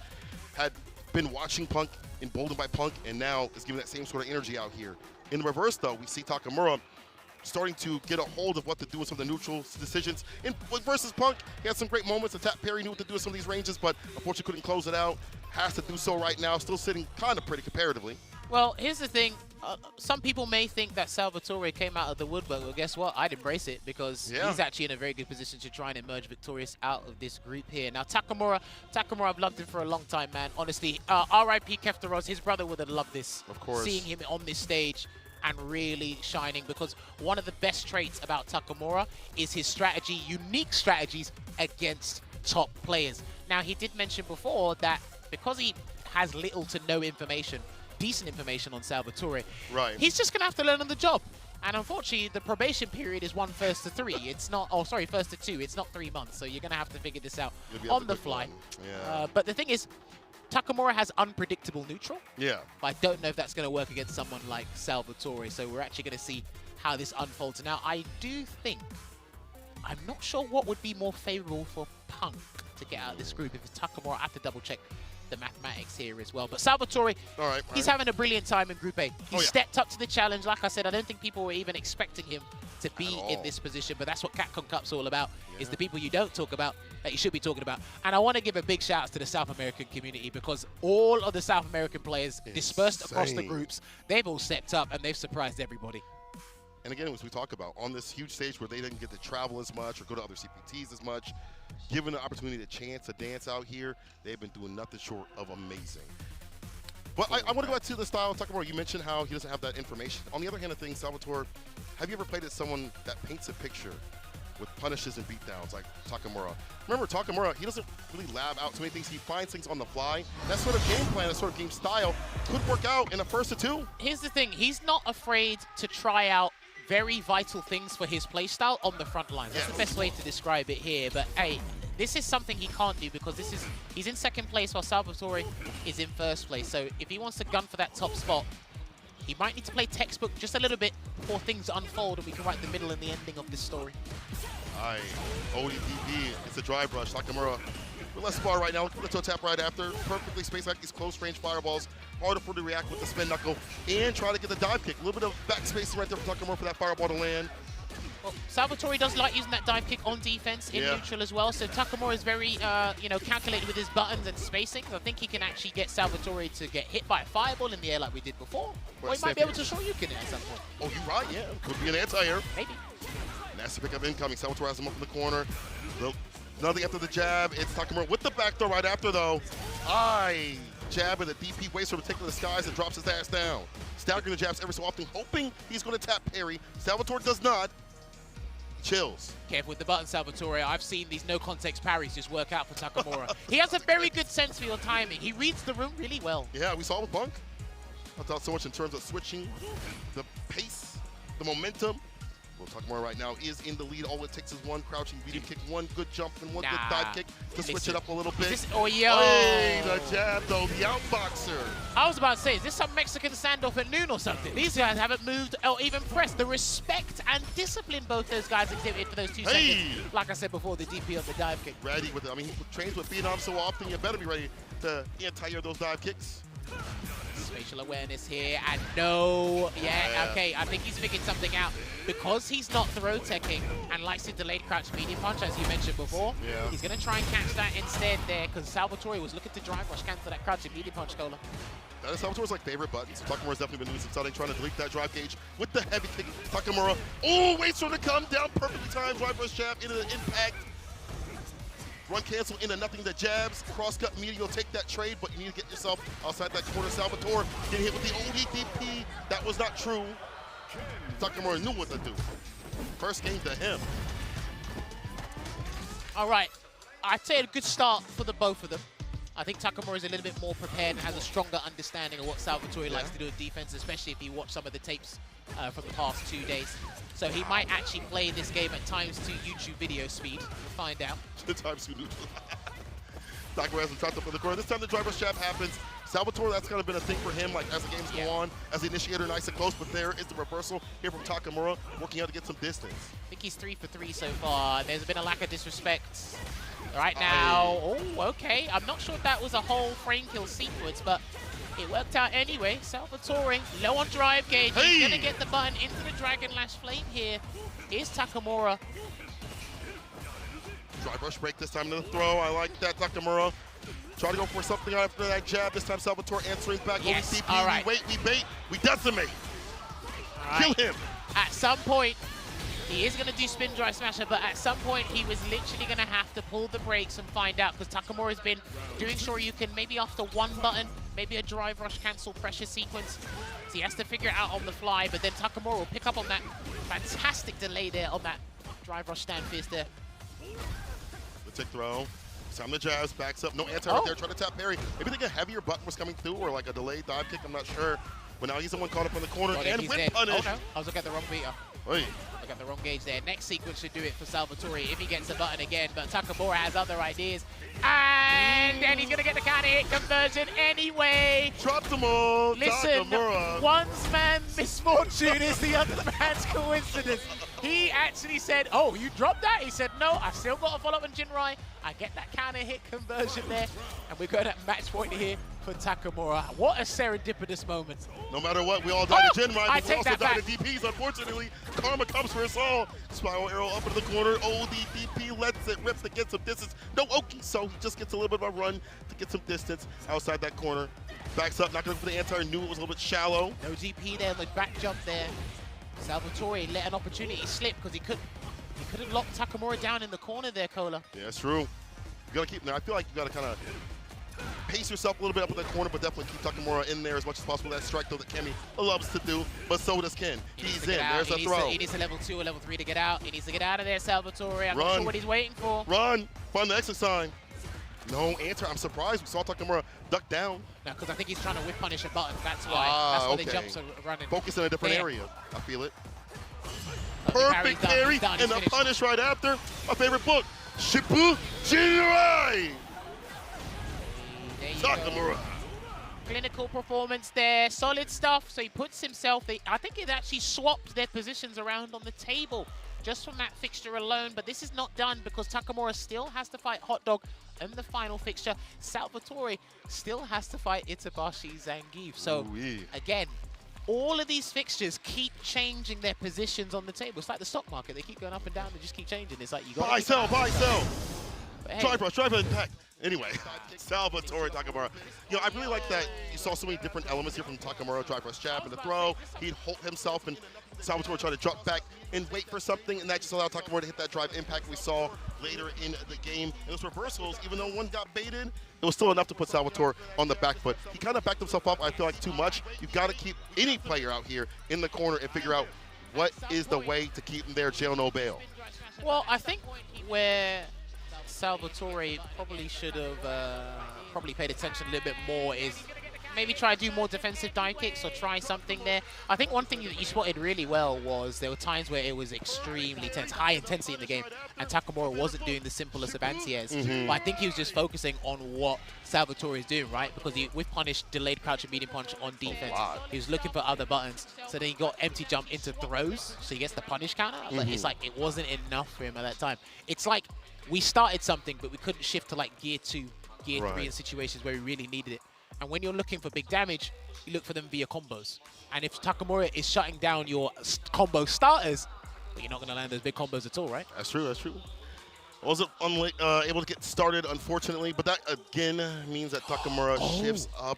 And as we look at this bracket real quick, you can see the 4 right there for Takamura on our screen. You can't see it right now, but there's a possibility of a mirror match coming up here for Punk versus Phenom in our 3rd match. Sorry to give some spoilers. If it is the case, it might be. I saw Punk playing a little bit of that Cammy mirror match with Knuckle Doom, getting ready. Possibility of this happening.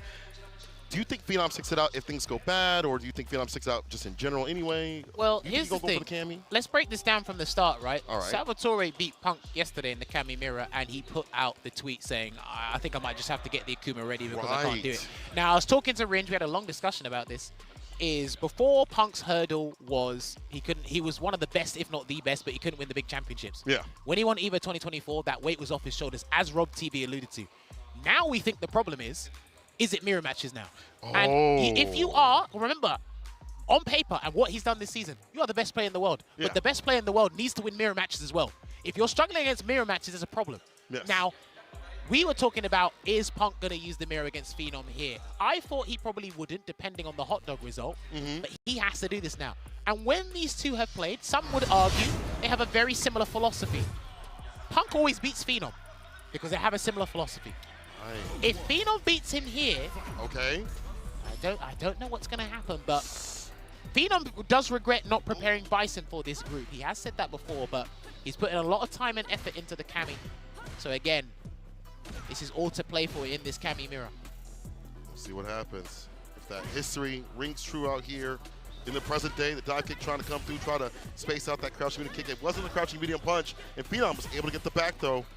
And of course, we saw with Salvatore yesterday, right? When Punk was uncomfortable in this mirror match, he was doing a lot of EXDPs on defense. So I'm not sure if Phenom's paid attention to that. Maybe Punk has calmed down the nerves. But this is going to be tense. A lot of the Alpha fans from the Alpha Academy are going to be watching this. For the medium, after the delay, the Stamp Fierce is there, both teching. As you mentioned, very similar styles, like very footsie based. Not really having the dive kicks unless they need to be. Does get the counter right now, close enough. The medium to hit. OD's able to hit off, as you mentioned, that positivity. There's one EXDP here, but you also need to pay attention to what both these players do when they block a standing heavy kick, because it is -3 on block. Are they going to take their turn back? Are they going to backdash? And there's a no context sweep from your boy Phenom. DI, baby, that's going to be round 1. Oh, that's not going to look good. So the Killer Bee Sting is going to do the trick here for Phenom. He had to throw that one out there. And ladies and gentlemen, please pay attention. Every decision that goes wrong, I want you to look at the top left side of your screen. I want you to look at Punk's face when things go wrong. Yeah, look at the reactions, man. We have those cameras. That's great. Be able to see what they're looking like. Beauty of offline. But Punk trying to figure out that same sort of footsie sense. I feel like that in this sort of DB sort of scenario where he needs every game as possible, makes it even harder, even more tense for him to stay solid. Delays after the crouch fierce, backs up to the stand fierce. You know, he just weathers the storm. He's cool. He's chilling. But dude, Punk earlier was crunching away at that dry gauge man with all those heavies. Heavy damage output, and there's a whiff punish. No drive rush cancel. I don't think he was sure if that was going to connect, but he's going to get decent damage here in Oki. Punk, what's the choice? And he blocks this time round. Takes a throw. Oh no, he can't do it. He can't do another one. Not another one. Come through? Yeah, he can't do another one. Reversal button. No way, he tried. Level 3 had to do it to stay solid enough at least, and this puts Phenom in burnout. Okay. He's still got wake up supers though. You're right. He's still got it.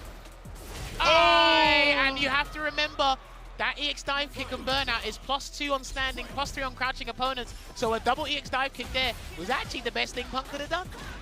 Goes for the obvious answer, and it works out. Well scored. Dive kick able to hit. Upside down counter, so no conversion, but Phenom now locking Punk up in the corner, looking for something off the medium, gets a crouching medium kick instead. A lift off. DP again. Not no quite. throw. Oh. If he could shimmy Punk here, this would actually be really good for his confidence, and he's going to actually do the DPOS to burn himself out here. Can he get a air throw? Good. Oh, he's locked in. The dive kick's able to hit a button. Wake up super, did Punk touch a button? No. He out parry, he was wearing beautiful stuff. If he can stun him, he's dead. He do it though. Stun Phenom, he's dead. Oh, he gets the punish counter on the recovery on the way down. Punk hits him with the super, crack out the back. Is it a ramp? It's not. We go for meaty spiral arrow. No, he chills, he cools, he waits. Careful with the jump, careful with the jump. Oh, no! And he's gonna chip him. Oh, no, dude! I said careful on the jump, and he went for a dive kick there. And Punk, I said you have to keep looking at his face. So he's got to go catch select. Please go catch select. Oh, he's not going to do it. He locks in. Jammers, he locks in. No Akuma. It's all Cammy today. All snow. Oh, my lord. Phenom. One game on Punk. Looking to put the alpha down and out. No Rashid. This is the thing, man. It's going to be crazy. It's almost as if these two are literally looking in the mirror at what their styles are. The sequences they're doing, how they're trying to escape each other, how they're trying to initiate offense. It's very difficult right now here for Punk. Hopefully the mental game is still strong and still composed here because he needs it. There's a nice defensive dive kick to get out of trouble. I think they'll be working out a little bit more often because Phenom's going to go for a lot of drive rush throws just in general to open up Punk. Likes to stand fierce. I like that. Out of burnout. Yeah, that's fine. Spin that bar to put him in burnout. I think he could have interrupted that sequence there with a super art 1 probably, but Punk wanted the burnout. He was ravenous for it, so I'll give him that. Ravenous. I like that. Ravenous.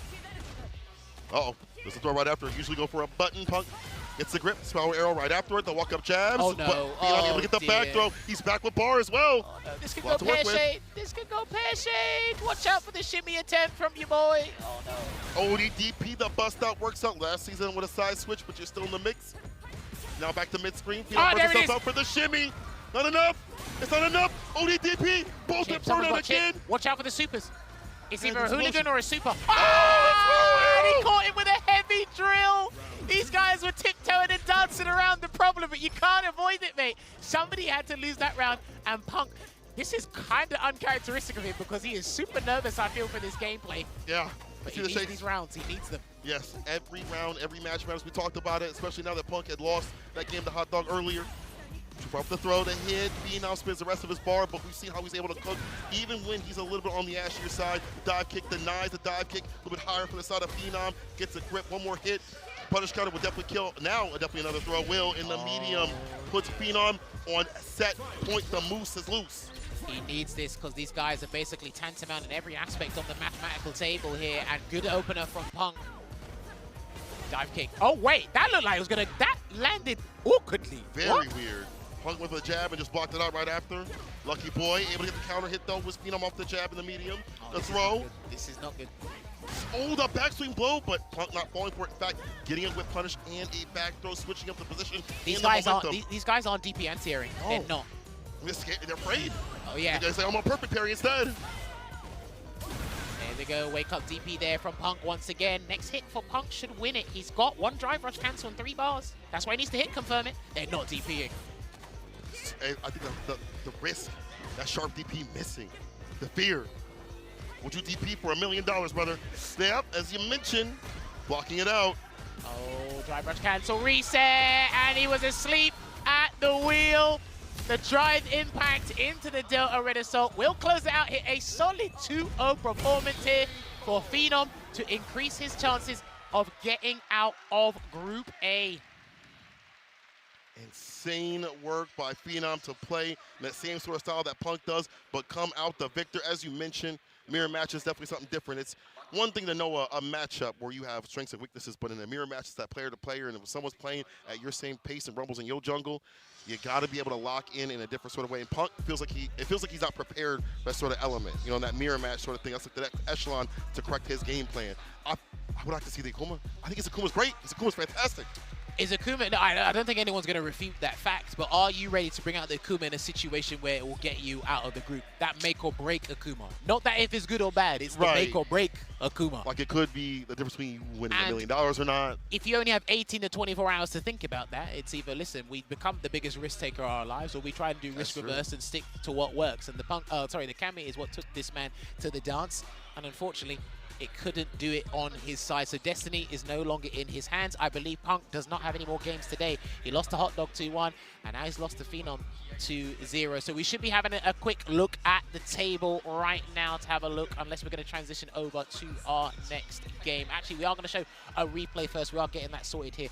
But up next, this is going to be another juicy match for you. But before that, let's take a look back at what happened. Yes. A lot of different tactics here employed from both players, but it is the group stages at Capcom Cup. I do think this is exceptionally difficult for anybody, so you have to come with a kind of a randomized strategy or something that your opponent probably won't be expecting. But rotation. In a lot of aspects, in the early start of this game, it felt in certain aspects these guys were confident in DPing, and then as things went by, it's like, you know what?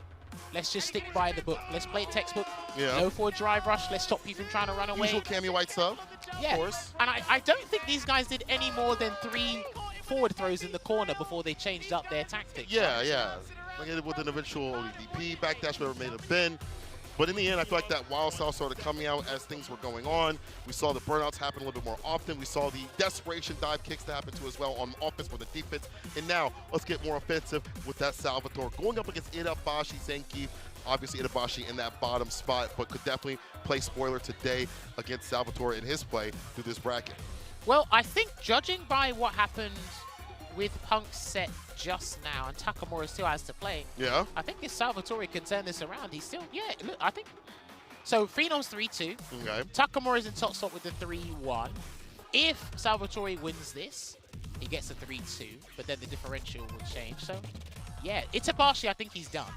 So he just has to ruin Salvatore's chances. So this might actually be a whole load of weight off of Itabashi's shoulders, and he's got some really good tech against Cammy as well. But the thing is, I was talking about this with Ringe as well, it's unfortunate for Itabashi because ever since the removal of jump cancel stuff on defense, that's really hurt Zangief.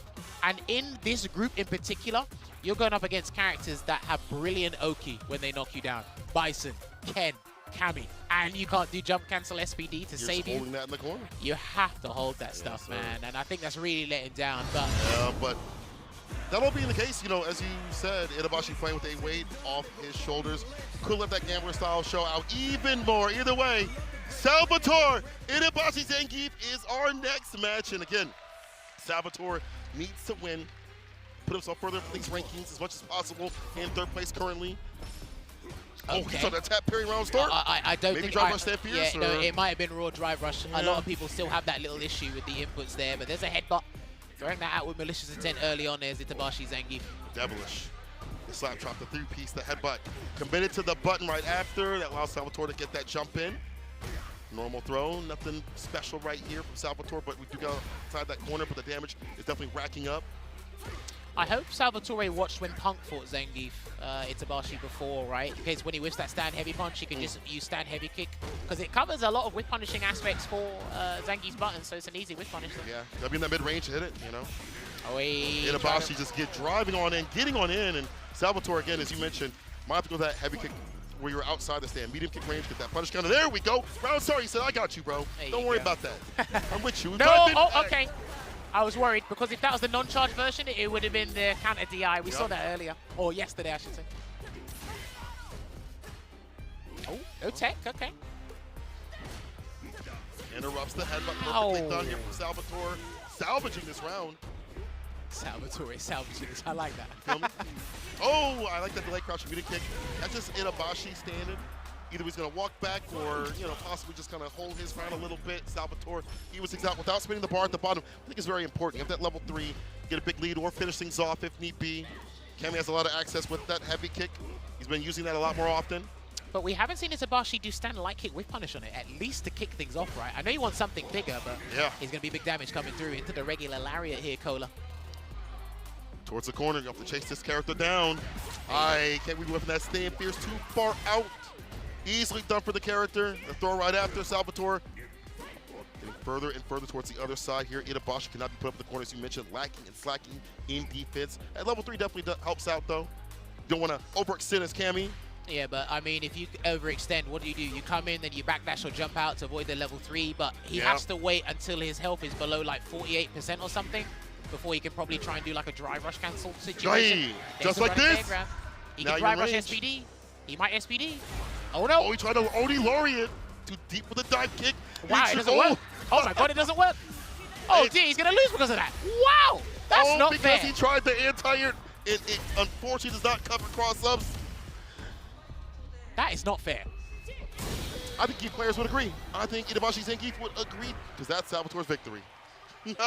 Hey, he don't care. Whether hook or by crook get the dub. He's got one game on the board here, but Itabashi in 2 unfortunate situations. They were almost dead zones. They were almost dead zones. I know the second one was like really rough, but I'm pretty sure Salvatore was already on the other side of Zangief before he registered to do the X Lariat, right? He had to walk in that range to jump over, though. You know, it's not strange to see jump light kick, of course, to cross up, but I feel like you're playing a dangerous game against a man that will dash up SPD or level 3 with that bar flash. So that confidence on this stage, I like to see that from Salvatore. First game to him, well rewarded. Either yes, or by crook, as you would say, the anti-air not working out. Oh, I worked. Oh, God, nice, I got it. I'm British, too. But either way, he earned that right to walk in that space and get that. The stand medium kick against the dive kick, Itabashi, usually that button works out the other way, where it gets blessed by the aerial approach. Wow, wake up stand fierce there nice and early. Did a crouching heavy punch as an anti-air there. I don't think that's what he wanted, but if it is, we'll give him the benefit of the doubt there. Gets that positional advantage there, Cola. Yes, sir. Right where you want to be is Kami. Now I get to be the grappler. Yes. I got to churn. Mine's simple. You see him delaying the jabs every so often, put a little bit of hesitation in there. Change up the corner situation. Yeah, look, dude, how does he get out? Jump. Like, Not like that. How does he get out? That's the problem. We hold north. And he's going to hold north, I feel like, anyway, for like a reversal SPD, possibly. Either way, that was a good option. Covering a lot of bases, Salvatore. Listen, there's only so long you can block. I know lights don't really take away that much drive gauge, but you can only block for so long, man. And he tried to get a running bear grab reset there again. And he's going to get the slide knocked down here. Looking good here for Itabashi at the moment. Yes, this is brilliant. Ideal situation for the boy. Nice. Preemptive air or stand medium to anti-air, but the dive kick is there. Crouching medium punch, spiral arrow, dash up, meaty crouch fierce. As the string ends, Itabashi tries to initiate with his slap chop. Drive rush SPD finally off that light kick, and now we see a staving off a set point in a third round with level 3. Well, because he done that, he identified that Salvatore hasn't done the DPOS on defense. So he might be sneaking, trying to do that again, unless Salvatore is actually being, like, leading him into a false sense of security. I don't know. Trade combo, no level 2 though. The spin. Itabashi saving for that level 3. Making a guess for game scenario after this. Only for my loyal fans. It's going to be the ultimate Russian suplex here. And don't be overzealous, Itabashi. Dive kick. Oh, this is going to be huge. Yeah, didn't go for the anti-air right there. That time didn't even go for the OD Laureate. Oh, wow! This is going to be huge, and he can't backdash here. I think he's got to take a grab. Yeah, he's got to take a grab, and now he's got to be careful, because the next hit might win it for Salvatore if he gets a clean hit. What's the entry point? He loves that crouching medium punch Please button. do not whiff. Please, for the love of God, don't whiff. A lot of buttons going to be thrown right now. Jammers, that stand medium kick might get hit. Okay, he waited for Dry Gauge to come back. Now he's going to be looking for it. One button will do the trick. Drive rush cancel, and he's done. And I think Itabashi knows that as well. Ooh, even that medium. Lord. But Itabashi has him off the corner. One grip.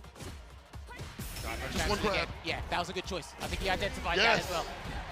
As you mentioned, drive reversal, keep him up in the corner, goes for the sweep right after. Itabashi's crouching for the kick. Game to game with Salvatore. But my thing is here, I don't know what Salvatore was looking for. I understand waiting for your dry gauge to slowly replenish over time, but you were looking for something specific. As you identified, Cola, Itabashi was whiffing numerous normals. No sweep, no raw drive rush into a jab conversion or something. Which he'd been doing when Itabashi got close before. Why not there? That's why I'm wondering, what are you looking for? Yeah. You had all the tools in the shed and you didn't pull one out. She was sitting right there the whole time. All right. And he did marry her. I hope this doesn't come to bite you anything else. Might be forever alone. Empty lights to start things off. Does get the Oki. Spacing for the heavy kick, looking for that punish counter. Itabashi not fighting now. Only certain ranges now. You see certain buttons in the stand fierce coming back on the table. Standing medium kick has been a little bit annoying for Salvatore. He's been reacting to it a little bit late with the crouching medium punch from Cammy. I think I want to see him try something a little bit different here. That's going to be irrelevant. Not just dead just yet. Look at all the wind being taken out of Salvatore's sails. It feels like not as active as he used to be, or at least confirming things that leads him into the Oki where he is oppressing right after continuously. Yeah, I think if Itabashi wins this, and Salvatore's chances are out the window. Oh, word.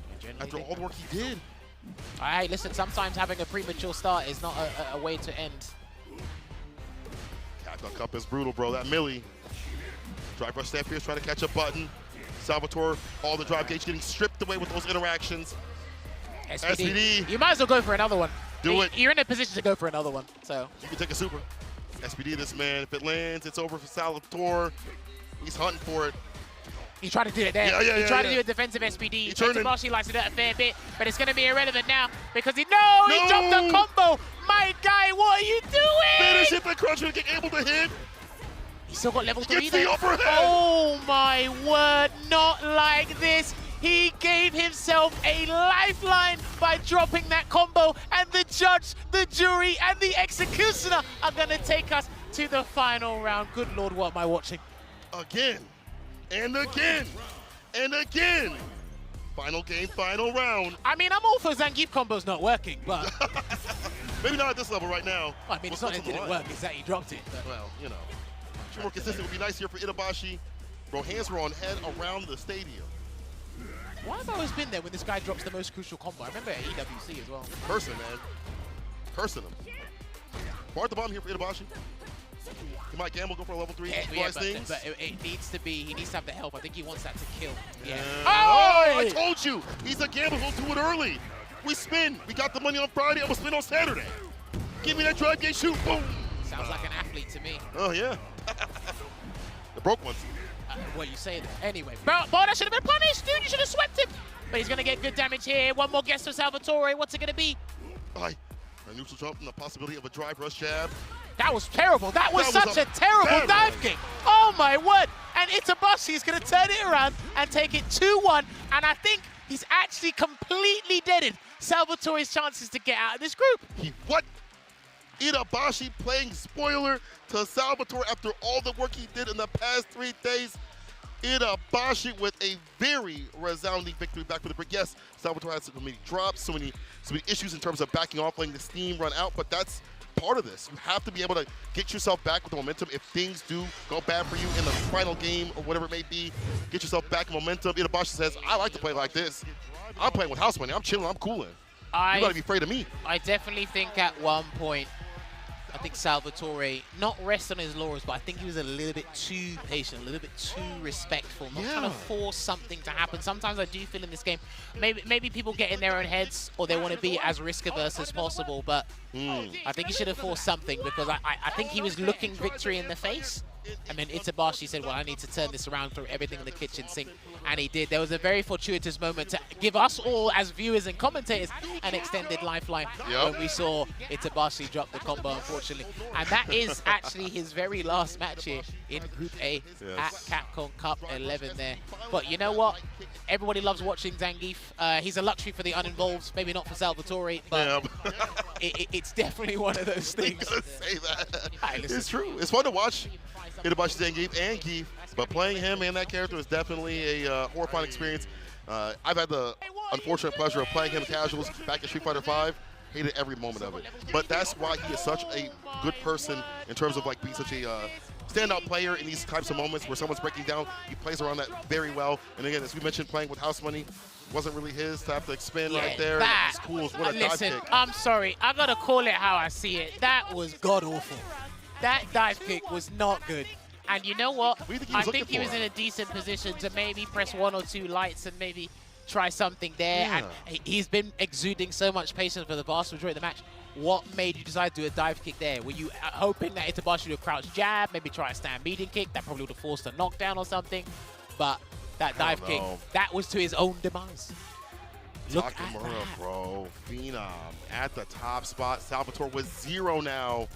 That horrible loss. And then Hot Dog with -2. Itabashi with -3, as we mentioned. Punk with -2. So that means, hold on, if Takamura wins this, then he is the second player out. Phenom, no, you don't have to worry about Hot Dog winning this at all. Because the differential, Takamura and Phenom's differential is too high for anything significant to happen. I think this is just to determine the position. So Phenom ideally would want Takamura to lose. Damn, your training partners you've been hyping up for years upon years. You're like, boo, boo, let's go Hot Dog. I'm down to 5 Glizzies right now. But Hot Dog has been on one today. Full condiments. This guy has been something different we saw with the Punk starting things off. He, I guess I should say, evolved his game plan. You know, maybe didn't go for many air-to-airs and things like that, but he was more active on the ground, so that didn't really matter as much. More conversions off the bomb, too, as well. More consistency overall in the neutral.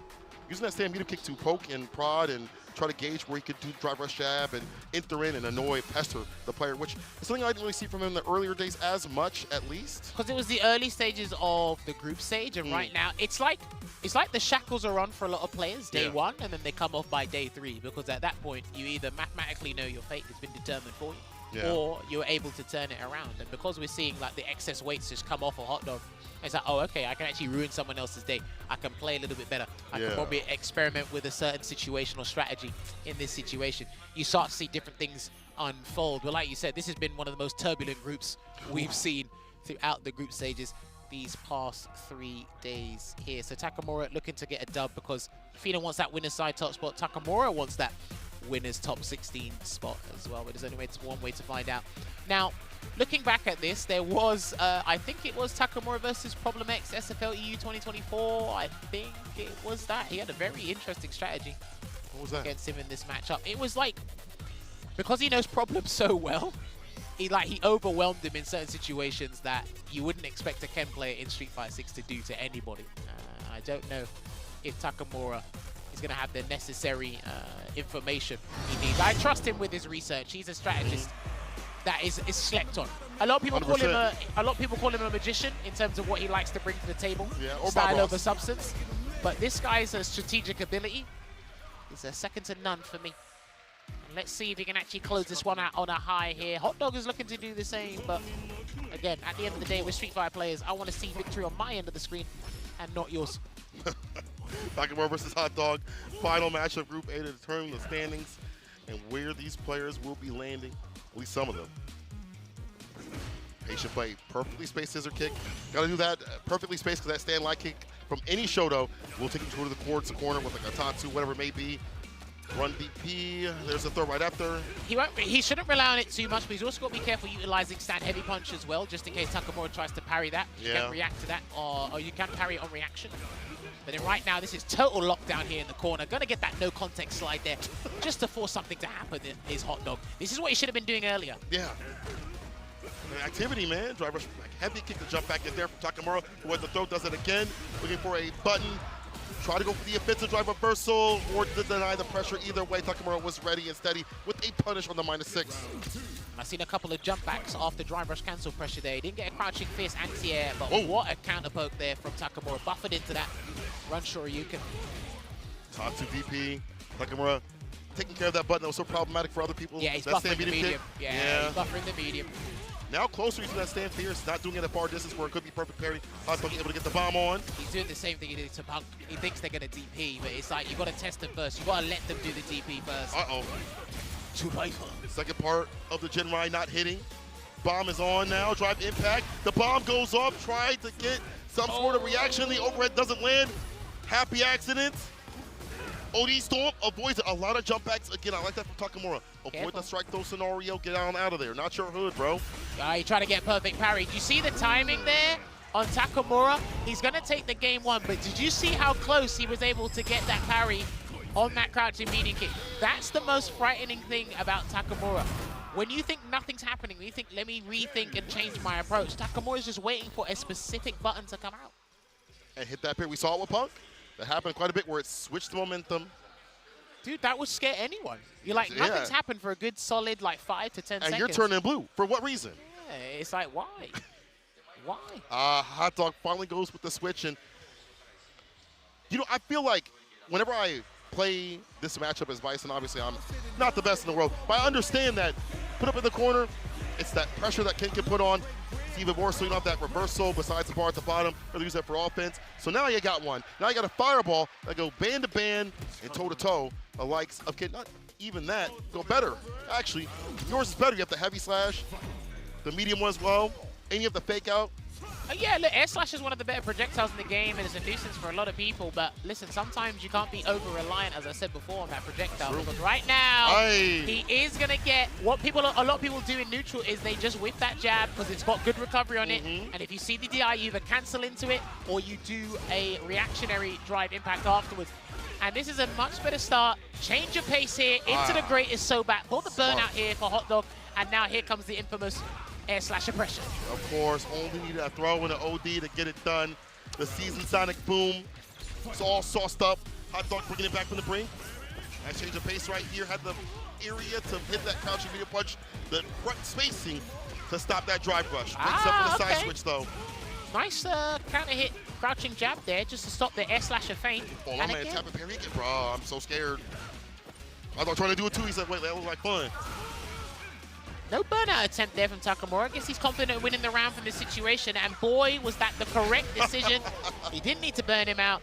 He had such a beneficial situation. No need to expend any resources out of the savings account. Nato's rent due. Drive rush shaft, open him up, strike throw. Over the low when the perfect parry is there. Takamura finally turning blue in the correct sort of way. Need some corner play as well. Delays with the jab is there, but Hotdog did not commit to something right after it. He had to counter it. Dude, these crouching medium punches on defense have actually been helping him out, but it's going to be the weekend festival that will hit Takamura. From the back. And it's going to take off a nice beefy 40% here for Hotdog. What's the choice going to be though? Drive rush in, and Takamura burns himself out on his own volition here, Cola. Only needs one hit though. He's got the bar at the bottom. Can he find something significant to jump into? That Careful, help out? He's buffering a super behind that fierce. That's plus on block. Sway play. The funky slicer, crouching medium kick, the fireball, the drive rush jab, everything harassing Takamura. His own back bar. He weathered the storm to get the bar back faster. Now he's getting an even better shot of killing if he touches this man with a crouching medium kick. If that lands, it's going to be dangerous. Oh, he's that was sneaky. That's not the way you should play. Sneaky, dude. Don't touch my gangster. Oh my God, you could have killed this man. The recovery of the parry. Hotdog got to be careful. The OD fireball. Run DP. Oh, you know what time it is. The level 3 CA. You rep. Sit down and shut up.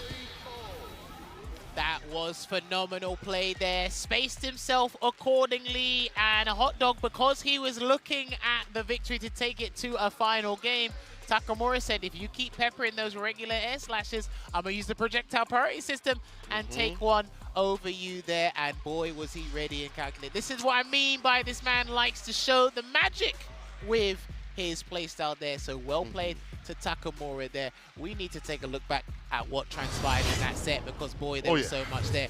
In the first half, he tried the Bison.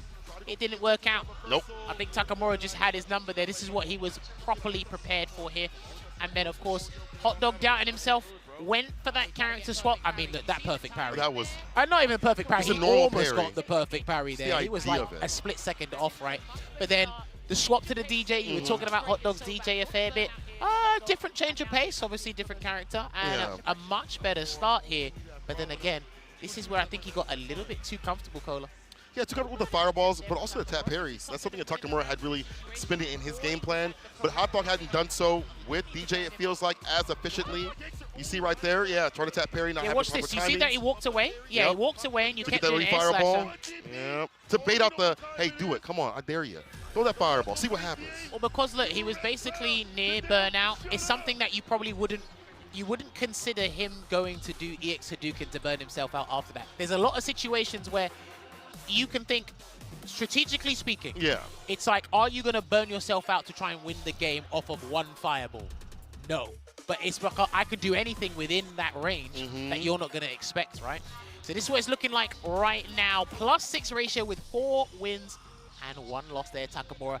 And you see Phenom there with 3 wins and the 2 losses. So those are the 2 players that will emerge. So all hail Europe for making it out of Group A. Takamura and Phenom doing the business here. This was a tough group. This was a goddamn tough group. It was. That's why they gave it to you to commentate, because the EU brigade coming through. They did a good job. And I mean, I'm Brexit, so I've left. So I don't know geography. What I do know is we have an interview. Let's toss it over to them. そうですね、高村選手とフェノム選手と一緒にいます。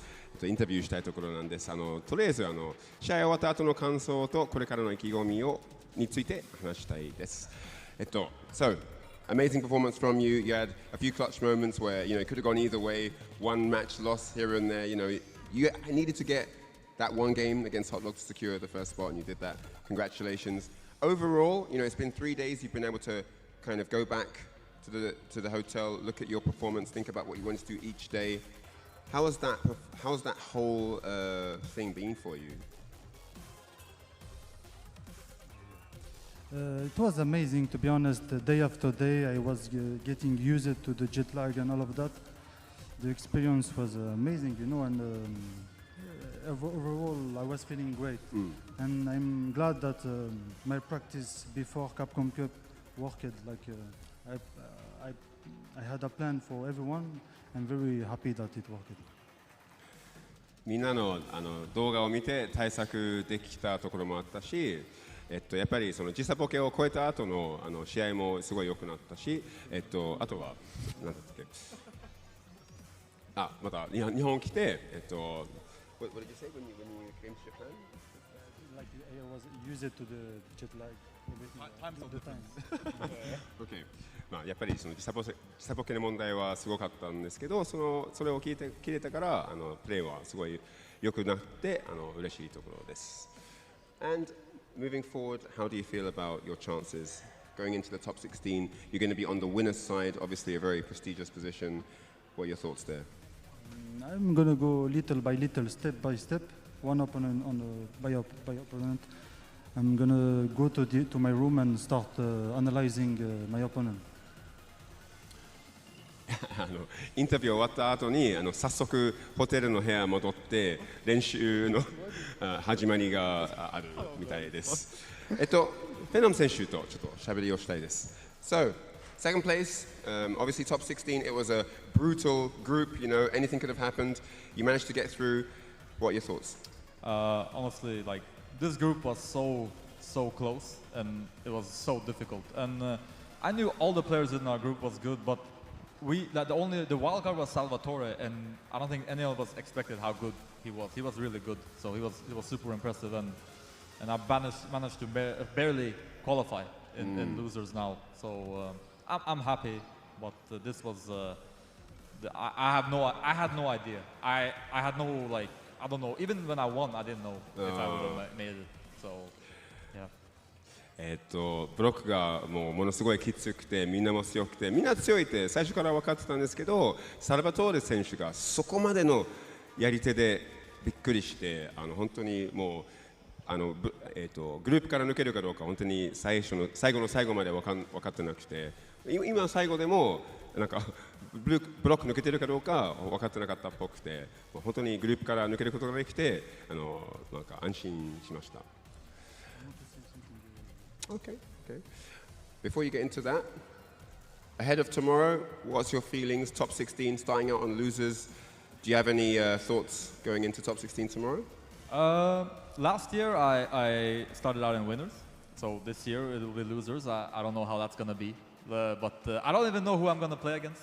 But I assume it's gonna be someone really strong, and I'm gonna have fun. You know, we're gonna see. Hopefully I'll do my best, and let's see how far I can go. 明日誰と当たるかまずわからないんですけど100% 実力者揃いの方が出てくるからまあ、一応頑張りたい気持ちでありそこで、まあ、そこからですよね。はい、で高村選手がなんか一言言いたいって言っててまずそれを聞きたいですね。So, what would you like to say? I just want to thank everyone for supporting us and also the Belgium community watching at home. They are very supportive, so thank you guys. And I will continue to do my best. とりあえずそのベルギーの FTC 社会を見ていらっしゃってる人たちにあとここの会場の皆様にまずは本当に応援してくれて本当にありがとうございます。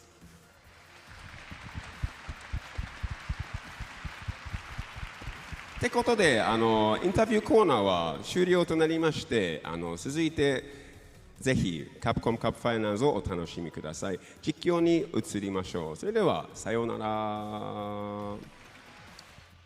Two more names entering the top 16 with the European boys. Shout outs to Ryan Hart, one of the hosts, for getting their honest thoughts, and they gave you some honest answers, shouting out their respective community as well as they said as well. You heard it from the horse's mouth. They underestimated Salvatore as well. So that was definitely a dark horse, and boy, did dark horse do his job. But unfortunately, who couldn't make it out on his own volition there. But that will conclude it for the group matches for top 8. But like we said before, we got to make sure we make the people upstairs happy because we can't make Capcom Cup 11 happen without our respective sponsors. So first of all, we have to let you guys know about this figurine. It is the Chun-Li figurine here, the second figurine, which is the 6-scale figure project lined up, which is based on the brand new illustration by Acuman, which is open for pre-orders now. The figure is based on an illustration by Acuman, one of the creators of Street Fighter 2 and the original designer of Chun-Li. The illustration was originally featured on the cover of the Momochihama Chosai Pharmacy collaboration medication record book. Damn, that was a tongue twister. Nice. Which was originally published in 2022.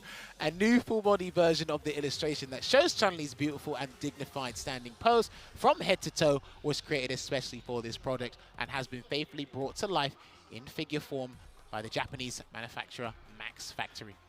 The premium scale figure maintains the same luxurious and exceptional quality as the previous installment, so don't miss out. Pre-orders are open until the 12th of March 25th, with the figure scheduled to be released in October the same year. Pre-order soon on the Good Smile Company online store or authorized Max Factory retailers. Now, we are a massive event, a prestigious event in Capcom Cup 11, but don't forget, just a week from now, I believe, we're going to have Reject Fight Night against the Seijam Slam crew with the Street Fighter 6 International Championship, with the event featuring 4 teams of professional creators from Japan and the US, which is set to take place on Sunday, March 16th, local time, Japanese Standard Time, I believe that is. 10 players who advance through popular commentators Seijam Slam will clash with the Reject Fight Night and will be delivered live from Japan. Tickets for the event will be available in 2 phases. The first phase until March 5th, and the second phase starting from March 9th. Damn, there's 2 barriers right there for you to get into this. The event will be streamed on Twitch and YouTube channels of Seijam, Capcom US, Street Fighter, Capcom Fighters, and the official Reject YouTube channel. For further updates, please check out the X accounts on Reject and Seijam for more information. All right, watch that. You should play this. Arcade Classics and Fighters Pack is now available. Hit your friends with a punching Shoryuken in our Capcom Arcade Classics and Fighters Pack. Hey, dive into a robust collection of Street Fighter titles, including Street Fighter V Championship Edition and Street Fighter 30th Anniversary Collection, and fantastic arcade titles like Mega Man and Final Fight. Get hyped for tournament season. Test your skills and help support the Children's Miracle Network hospitals with your purchase. People, that was a fantastic block. Group A is all concluded. We have 2 more players, as you mentioned, already in that top 16. We need even more to get there. Take a quick break, pause for the cause. We return. More Capcom Cup action with Group B coming right at you. Don't go nowhere. I mean it.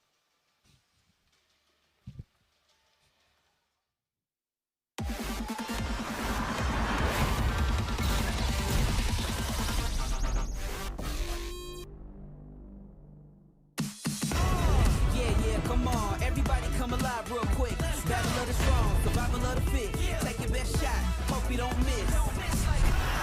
Yeah, come on, everybody come alive.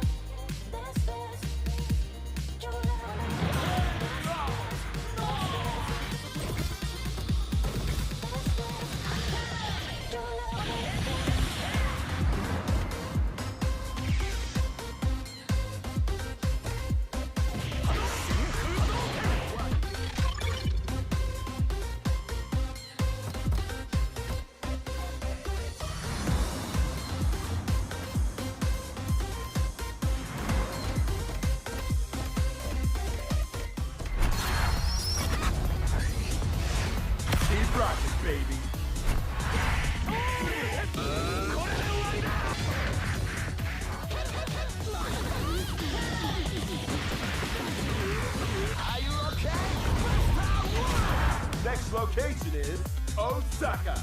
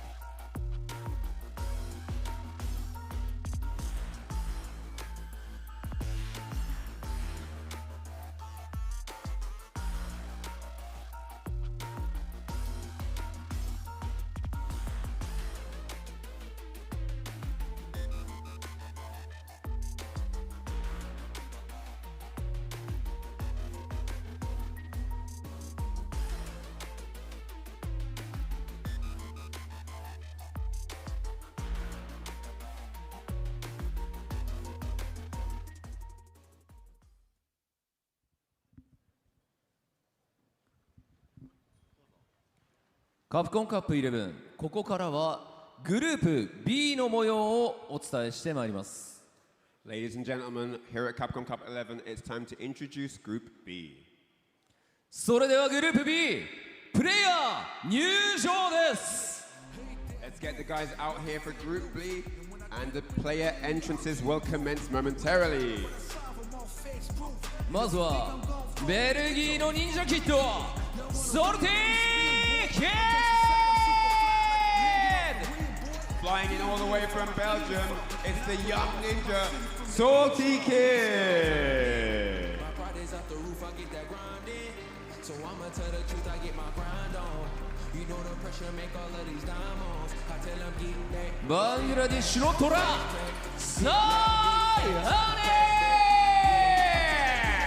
ネクスト、waving to the crowd, it's the Tiger, Sai Hanik.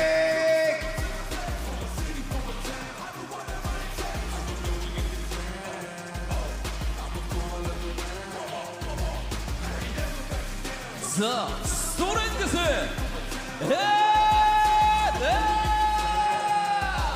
He is focused, he wants this. It's the man from South Korea, the strength, NL.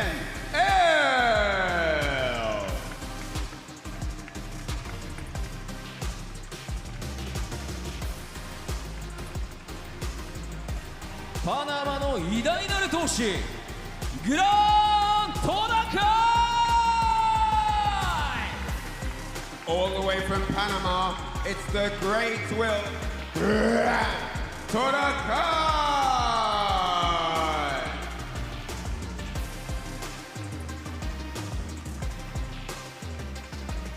バウティスタブラザーズ、疾風の兄、ジェRepresenting Cloud9 from North America, he's in and out like a thief in the night. It's the burglar, JB.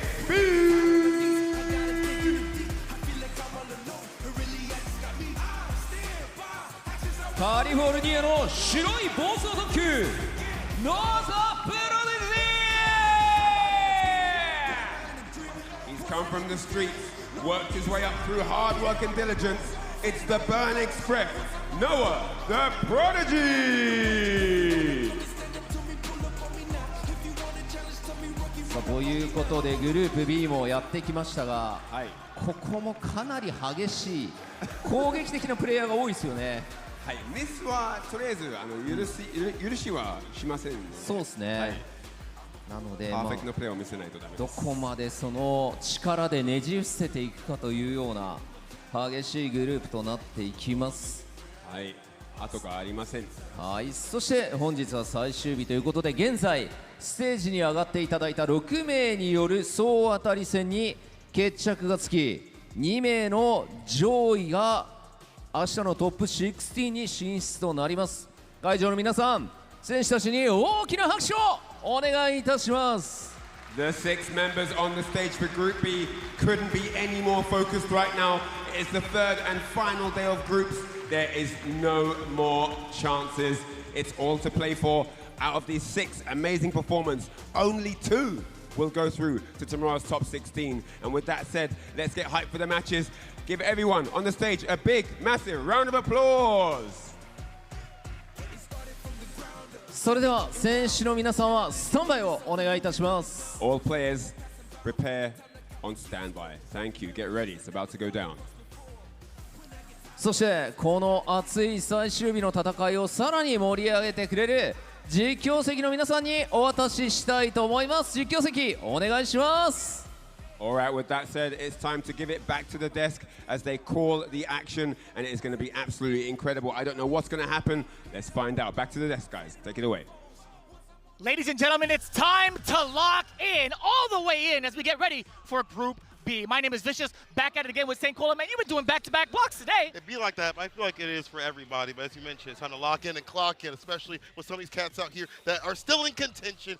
A was a banger. B is going to be a banger too, as we're going to take a look at the results of what's going on. But in terms of landmines, first day, Salty Kid, but second day was Grand Totakai with that match with Noah that many did not expect. What an explosive couple of days we've had. It's going to end out to this. Only 2 will remain after this bout all finishes. I cannot wait, man.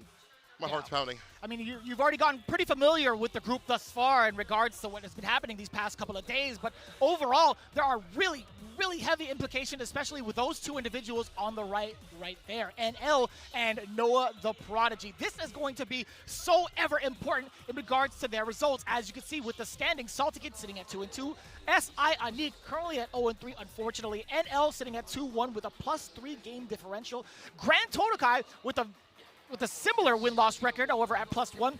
JB at 2-2. He still has a very slim shot of making it, but he can make it nonetheless. And of course, Noah the Prodigy just behind NL with just +2 in his game differential. Now, the craziest thing about that is that's our first match of the day.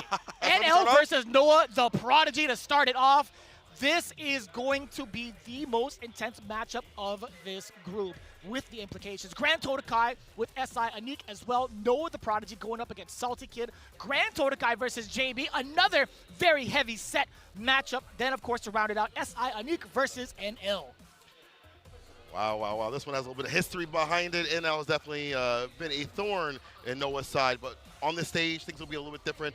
As you mentioned, a lot to prove out here and a lot to do in terms of the points of the contention. You definitely want to have as many as possible.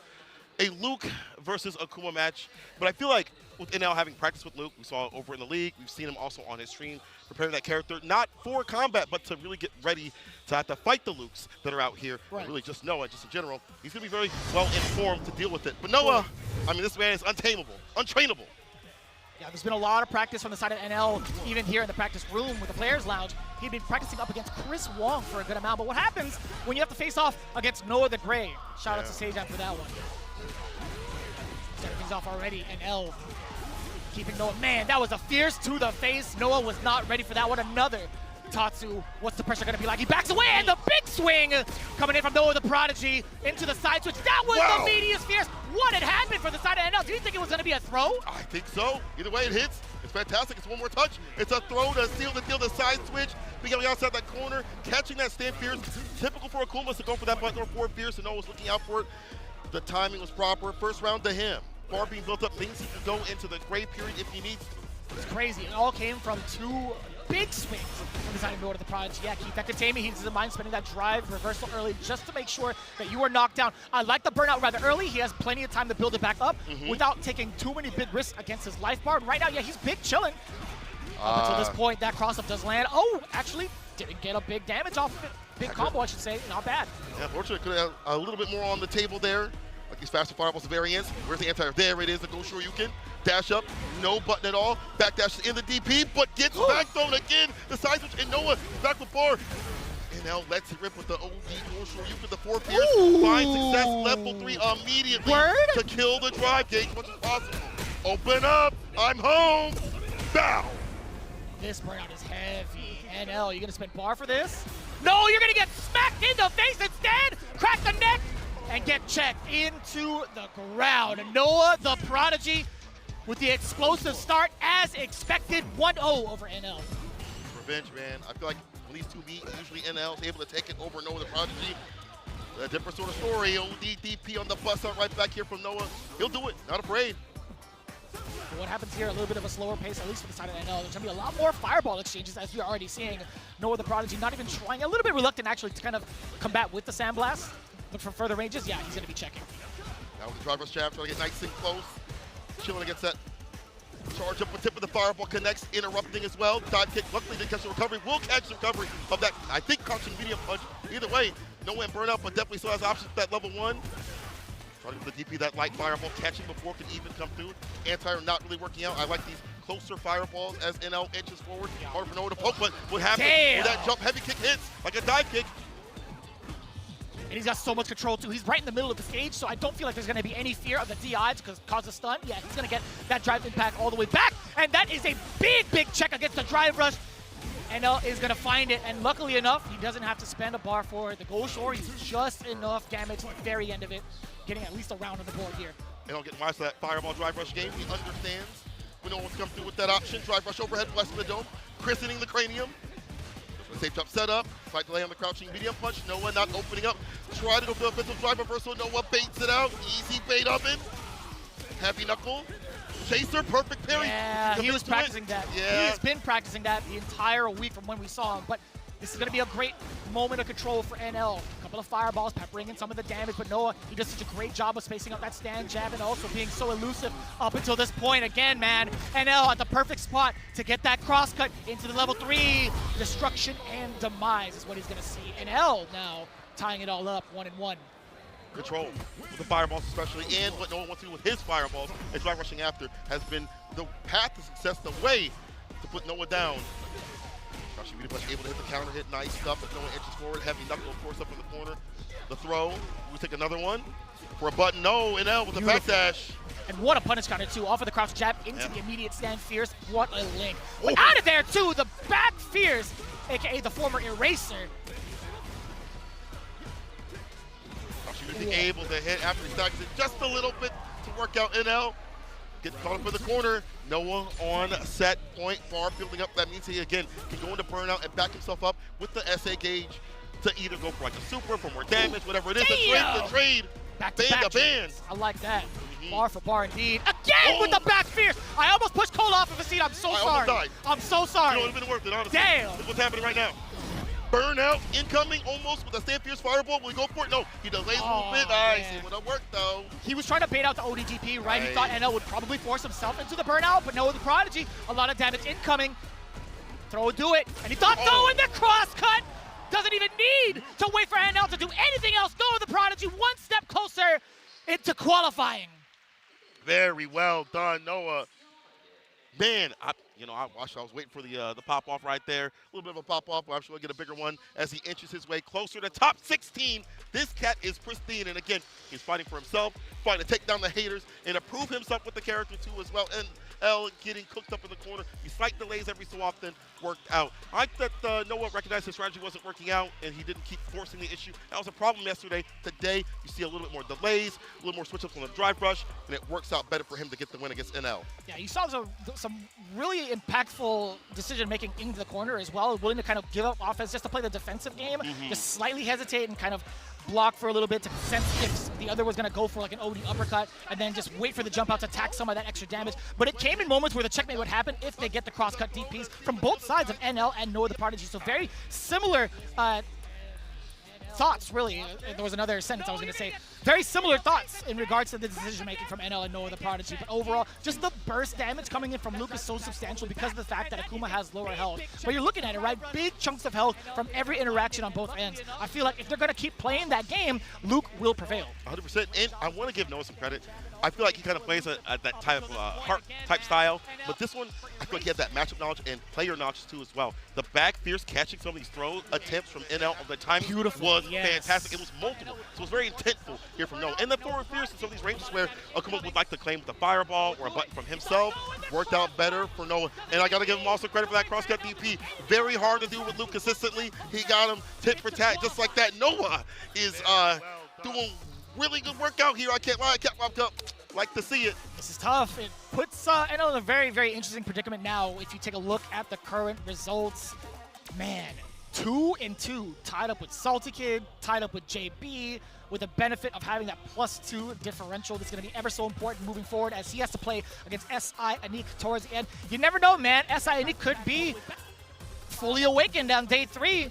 But as it stands right now, man, there are so many chances to get into the top spot. I'm loving the way that Noah the Prodigy held his own. He was talking to us backstage as well. He's like, what do I got to do to win or to make it through? And all of us were like, we looked at each other like, what kind of question is that, brother? You got to win, bro. Oh, yeah. You got to win out. Do more damage, don't get hit. Just in one classic.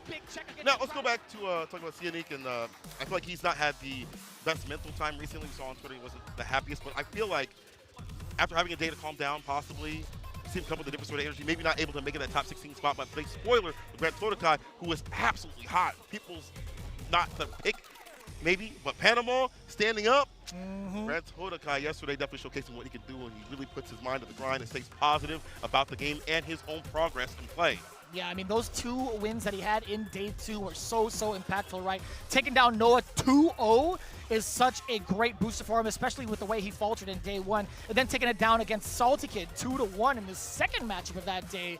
I feel like he's on a very, very positive upward trend in the mentality game as well, and emotionally. I had a chance to talk to him backstage, and he's feeling really, really great about having to face off against this particular matchup, right? He's done a lot of studying against a lot of the Akuma players that he's had, but one of the big things that we talk about is who he has to play up after that, where he has to face off against JB, which we will get into that. I'm going to pin the conversation later for an important detail. But again, it will be the Bison pick. I think specifically for this Akuma, it is loaded in. Yeah, it's going to be the Bison pick. That makes sense. You know, JP hates playing that matchup. The air fireballs delete the crouch fears. Fireball pressure in general is just better off for Akuma and his buttons and the aerial approach to the dive kicks. You don't want to have to deal with that. Bison can play the ground game better for reasons like this. Did you see that? My man SI Enik did like a fireball. You saw the start of it. Grand Todokai was already ahead of him, already into that OD Cycle Crusher. Plant the bomb. All roads lead the bomb. And damage if he's able to get the hit. Bomb about to go off. You tried to press a button and that instance level 1. That is your own fault. Perfect. What a nightmare indeed. Grand Todokai was fantastic with the timing with the bomb assistant kick. The bomb able to blast off right after it. Again, on the ground game, you have the Cycle Crusher that eliminates the fireball pressures. You have to go for the aerial approach to CNE. Brother, that was a full screen anti-air. That was a full screen anti-air. He needs it. Sure. Yeah, we'll agree with that. Oh, double reverse. Hey, that was pretty smart. SI Enik just just sneaking in right underneath for the side switch, but can he make the most of it, right? He hasn't been able to land some impactful normals. All right, that's totally fine. At least getting the confirm into the lights. Meaty fireball with the pressure, knocking on the door again. Counter hit. Very important tech. Plus frames. Not for me. The ODDP taking it away. CNE evening out the rounds. A little more confident what we've seen him throughout the entire week. I like this. Switch up every so often now, try to calling out the OD Cycle Crusher. They're going to get caught by that stomp. Slight walk back into the crouching medium kick, hits him with the adamant fist. Into level 3, kill as much drive gauge as possible. Get his back up. Maybe go for more variance with the fireball. After this fireball, get the walk up stand fierce a little bit in the fireball if you want it. Yes, but goes for the demon flip instead. Oh, he can't risk any more block swings on this point. And he's going to be eating so much damage. The burnout is there. He still pursues on offense. SI Enik finding the exposure down below. Todokai, I feel like he personally doesn't feel that he's as strong with Bison, right? He's doing it just for the sake of the matchup, hence why he's hovering into the character select. He's so confident with that JP, but as you had mentioned before, JP not having the best time necessarily against some of the greater Akumas that he's encountered. He's right now at this very moment he's facing the greatest Akuma because he doesn't have to face against like NL right now. So technically this is the greatest Akuma he has to face off against in Capcom Cup. Deep in the dot kick. CNE honestly playing a lot better than what we've seen. I like him going more for the aerial approach. You see him better with the confirms, way more confident, way more active than what he was before. Drive rush, perfect parry, saw the hand up with the overhead. Get that ass up in the corner now. Drive rush throw, kills the drive gauge. Might be able to kill the character, keep the pressure up, and eventually get a drive impact. Yeah, reversal button early here from SI Enik. Hits him with a level that gets some distance, but he has no part to his aim. If Grand Todokai gets in, it might be a win. He's able to DP, he's able to anti-air. Clean and pristine. That was beautiful. Way to wait on that. Perfect parry against the guillotine. Fierce. Nope, planting the bomb instead. My mistake. And you thought you could get away with it. It was going to be checkmate regardless. My mistake. Yeah, he was already at 0 bars. He was burnout. No need to spend any SA gauge. Grand Todokai with that perfect calculation. I didn't go for the immediate OD Cycle Crusher on the burnout. We saw SI and go for some of these jab backs to call that out. Perfect parry to jab after 3. Tongue smashing. Deep, bomb goes off. The stomp this time, a bit more variance instead of going for that throw. Try to call it out. Still got some damage. Grand Todokai back in neutral. Yeah, SI Enik has really been focusing on when Grand Todokai advances forward to allow him to throw that fireball. Man, that little step back for the shimmy. SI Enik's throws get exposed. The backdash also, nope, still going to be plus frames. Grand Todokai really laying it on thick. SI Enik is going to be hanging on for just a bit. No, he's not. Level 3 instead. Very dominant. 2 rounds from Grand Todokai. Ground game getting way better. You see him also just backdashing with his dive kicks to the area where SI Enik wants to approach and wants to pivot to. Game to game now. Both players. SI Enik honestly playing better than what he did previously. Grand Todokai getting a better handle with the Bison. SI Enik locking. He doesn't have other characters, but he told me it's only the Akuma right now. There's too much you have to put on with this character. You have to main him. You can't just, I have him as a trietary. I forgot he was a Chun-Li main. Yeah. Plus, yeah. Exciting trying to interact with that +1 scenario. GranTodokai layering on the throw loops continuously. Will there be a backdash? Does it jump out instead? That's damage, and that's going to be a bomb as well. You had the expense of that health, but still whipping in the air. Unfortunately, not able to get that grip, and that's going to be it. GranTodokai set point. This is huge, man. Starting off with that perfect. Man, he was just in the perfect range of that crouching medium kick. He is locked all the way in. This is hella damage. Boom. Get the stomp right after in the punch version. The bomb, drive impact, you try to kill him. Only DP. I hella respect it. Drive impact with that much life left. You got 2 bars too. If it lands, you're killing. Oh, that was so scary. Stomp again. Stays in front. For a combo. Yeah, it's not your turn. The flip out allows SI Unique to get a fat punish. Double dashes up. Wait for a little bit to see if there's going to be a reversal. It's not your turn. Oh, the other side with the jabs. It's not going to the level 3. Yeah, maybe scaling a little bit too much even on the 9K health of Akuma. They want to risk. Oh, that was a little bit risky. Drive reversal. It's totally fine. Not so much now. Your kick into level 3. Chimpo after the CA. GranTodokai. 2-1 over SI Unique. Man, the chip out was well calculated right there. Saved the bar for the proper moment. That's it. GranTodokai doing it for Panama. You can hear it, man. You can read his lips. One more. One more. Finger in the air, baby. One more. And I was actually kind of surprised when I saw that drive reversal had hit, or had been blocked by SI Unique. I wondered maybe he was a little bit out of range, perhaps. Maybe. Something out of that. But either way, man, SI Unique, a little bit of a rough shot. Still has another game to play. He could still continue to play spoiler against NL. The way that GranTodokai had been playing in the very end of that set, he was getting the perfect distances to get his pick tried to press confirmed. a button in that instance, level 1, that is your own So good against the fireball play. GranTodokai, we saw the round starts continuously with the OD cycle pressure, by the proper timing. And then the ground game got better. Better with the crouching medium kicks. Better with the stalk cancels right after. Switching up the variance too as well in the way he was coming through. Yes, he got anti-aired every so often, but not enough for like his demise. And then backdash away from the dive kicks. When Akuma would like to come through, he knows what Akuma would like. He says, I'm not about that game. Let me back off a little bit. The perfect carries as well, as you just said right there. Able to get a punish and a follow-up right after. And again, all roads leading to bomb allows the damage and the panic. And SI sinks like the Titanic, and unfortunately, that's like looking even worse for him in this group stage scenario. You talked about this. Now it's all about playing spoiler against NL later on as our final set. We'll get there when we get there. But again, GranTodokai, well played with the Vice. I gotta say, it was just rather difficult. If you counted how many times SI Unique had taken full bomb sequences, that really kind of spells out how the game had gone to put him into this exact checkmate scenario, man. SI Unique defensively a little bit shaky while having the bomb implanted. You can't even come close to like risking that as Akuma. It's just too much. In terms of risk reward, it's just way too much. It is way too much. Like that 9K health, smile. But you have to play around that. You know, Akuma definitely has a lot of tools that you can utilize against Bison. But what is on the screen right now is SI Unique in the -6. GranTodokai in that +2 scenario with NL. Ooh, things are getting dicey. No, the Prodigy with that +3. He's coming up next, it looks like, against Salty Kid.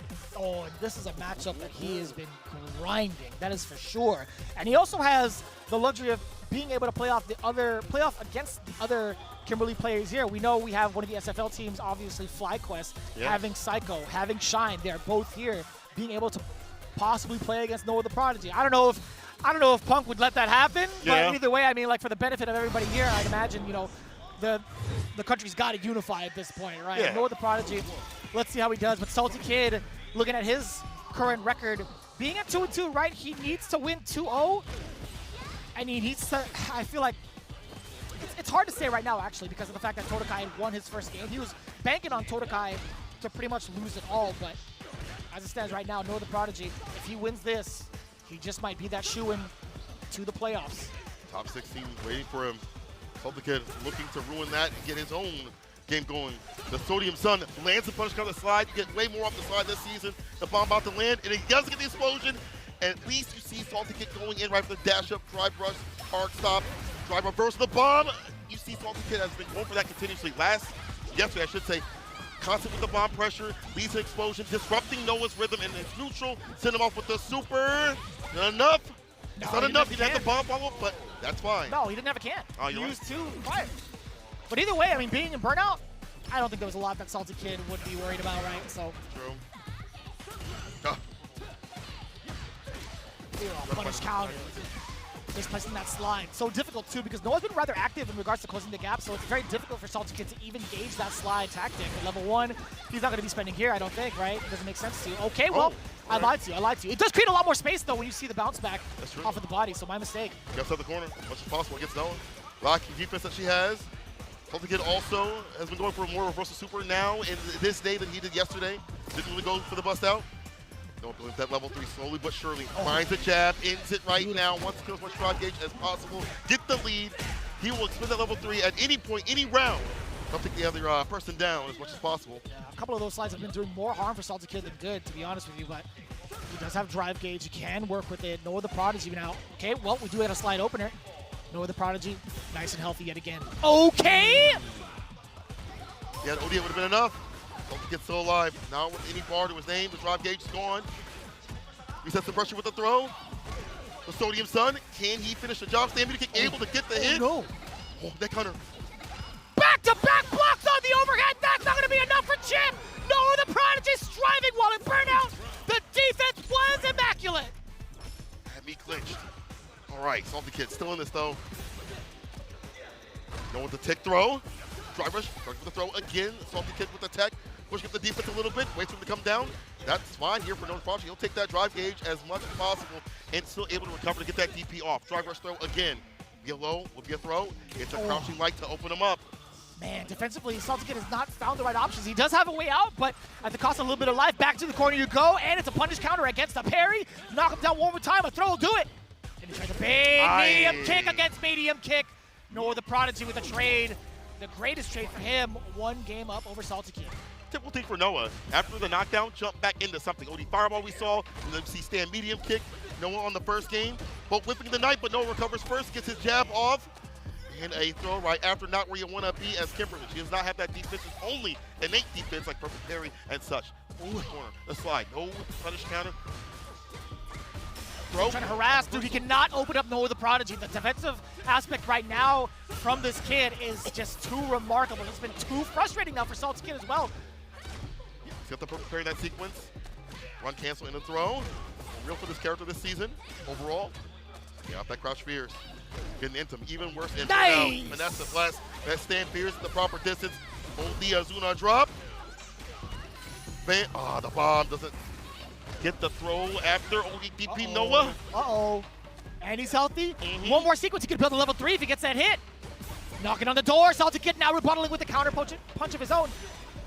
No way. Noah's still going in! Wasn't able to cross up DP. Unfortunate. Was that a heavier, I think that was a heavier uppercut from the side of Noah. I wonder if possibly he could have done like a light perhaps. I'm not too sure. Maybe the angle was like too sharp. Yeah, I'm with you. Step your set point, Salty Kid. Great enough for Salty Kid though. I mean, being on the board with the round, so a very big fighting chance to tie it up here. Get the leg, level 3, here we go. Immediately. A very important buff now for the side of Salty Kid, still remaining on 1 can 2. If he gets 1 more sequence into the corner, he might, a couple of more sequences, excuse me, he could get his mix on. Well, less than he had to used to, you know. With the speed power buff, definitely up top of the corner, wake up super, he committed to that crouch fierce, get interrupted. Round and pound, you going down. That drive gauge, and Noah, you go for a drive rush throw. Oh, no! Throw. It's a back throw. And another one to get it done. Noah on set point. Yeah, Oki, he didn't have the drive rush. He's walked up, strolled on in, got the back throw, got his win. Now for back-to-back throws. That's a big starter for Noah the Prodigy. Not going to spend the rest of the burnout just yet. Really picking and choosing when he wants to get those burnout spots, right? Not just committing to the full combo. That's a good one right there. Perfect time to get that burnout situation going for himself. Knock him down. That's a throw.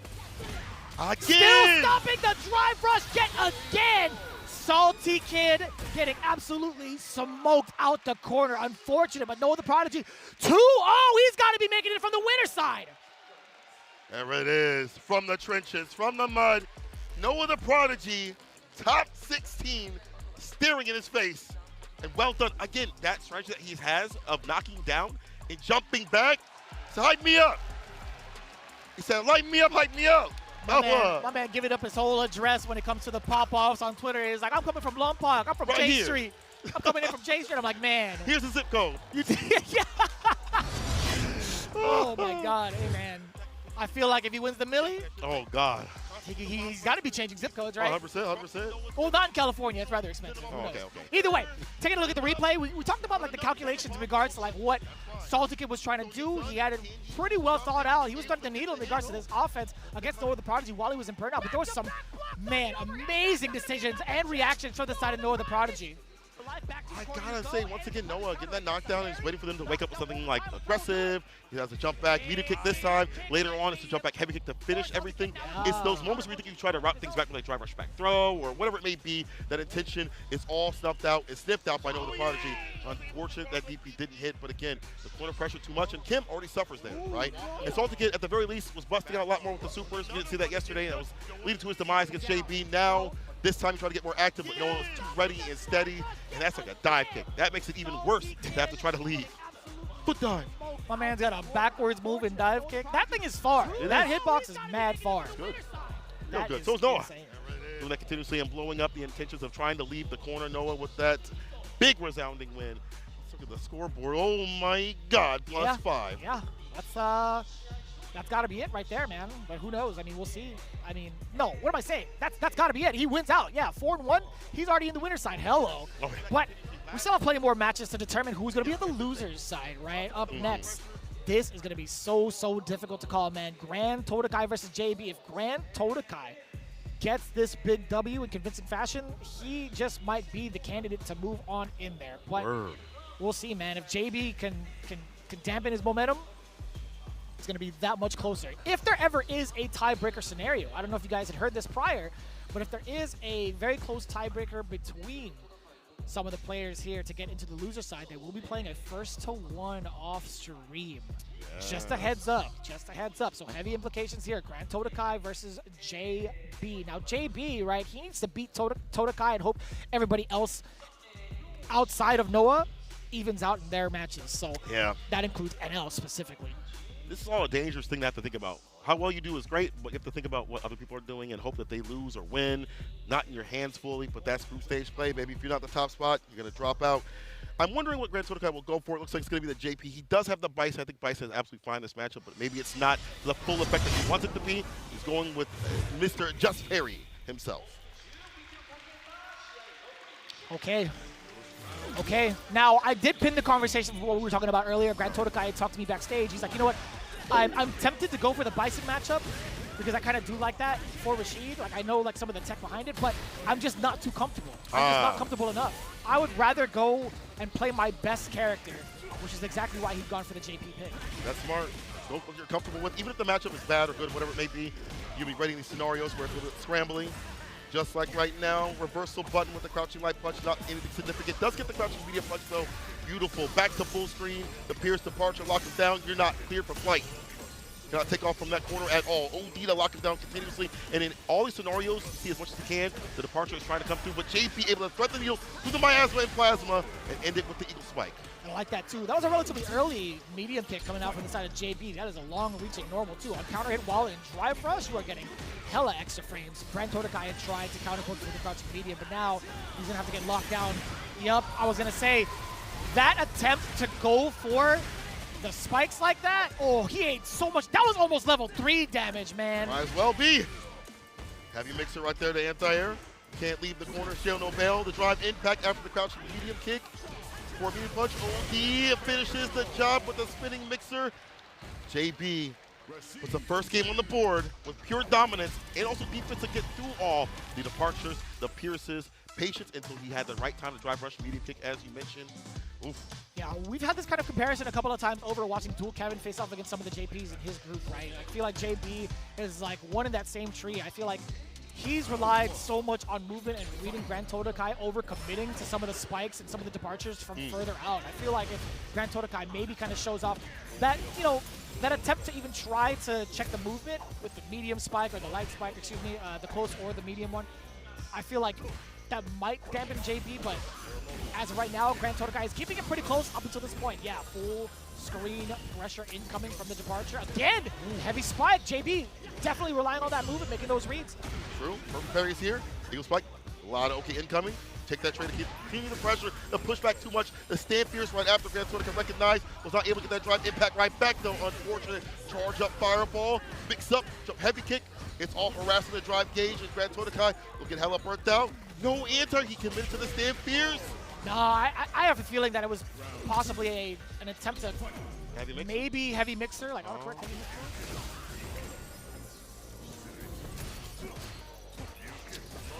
Grand Todokai putting him right on the board here. I noticed there was a slight walk back on that string from the side of JB to defend while Todokai had pulled out the feint.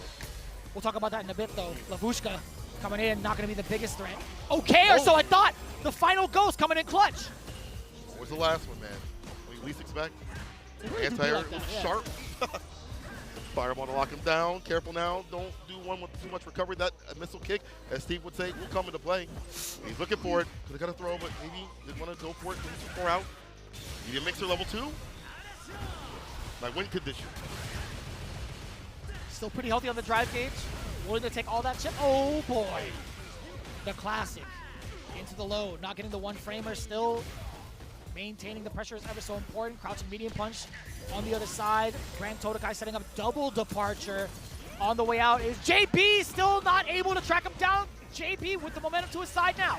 Waiting for able to lock him down. Drive rush overhead. He's holding parry for damn dear life. Looking for a button right after with that heavy kick. JB. We have that perfect space. If you whip a button, I have a drive rush for a medium punch, whatever it may be. Gets walked in on with the throw. Pierce walks it out. The slide applied. Wow, so Rashid kick, and that kills. That's set point JB. Yeah, that was a call out no matter what. JB had read Grand Todokai like a book. He had gone for the run and slide and committed to it. Finds the overhead round start to start things off really well. Heavy mixer. Backs off and no charge of fireball, no meaty fireball, that's fine. Amnesia now coming into play. It'll be too late though. Level 2. Oh no, JB, what had happened? What just happened?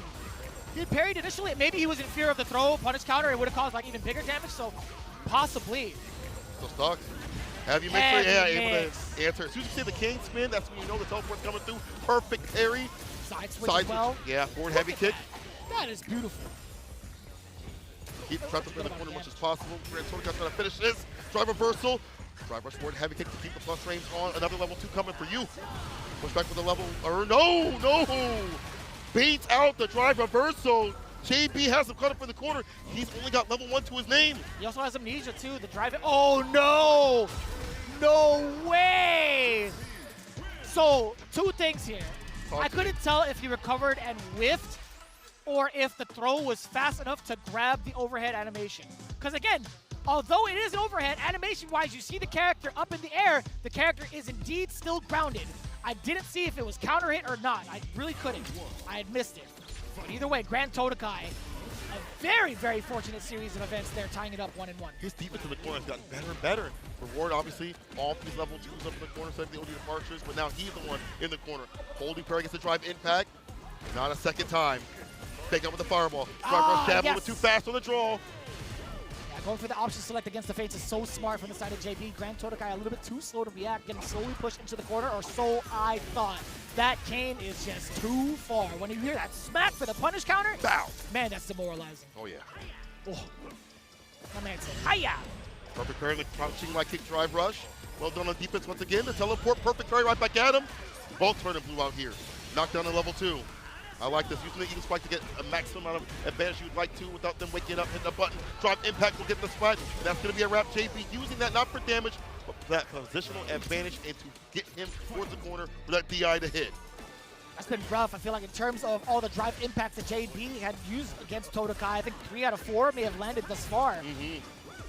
The statement out here in the first 2. What's on the line?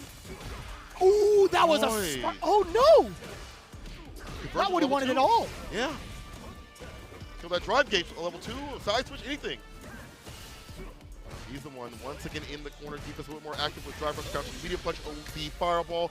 Go for the side switch here. There we go, up the low for the heavy kick, Pierce, departure. Mid-screen too as well, keeping him locked down for reasons like this. At the juggle points. Still being able to continue the combo, the parry is there, delayed break off of the throw from the side of JB. Oh, no! Rush. At the tip of the cane, you went safe trying to drive rush to that distance. Final game, final round. Let's see what's going to be the point in, what's going to be the entry point in for the side of JB, testing the waters a little bit with the hurricane, the whirlwinds, excuse me. Now the spinning mixer for the anti-air. Get that throw going. Level 2.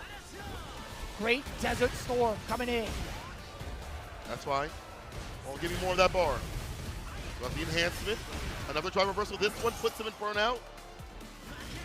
Heavy mixer as the anti-air Grand Tour only has level 1 to his name for a bust-out scenario. JP going to go in continuously. OD fireball as he tried to advance.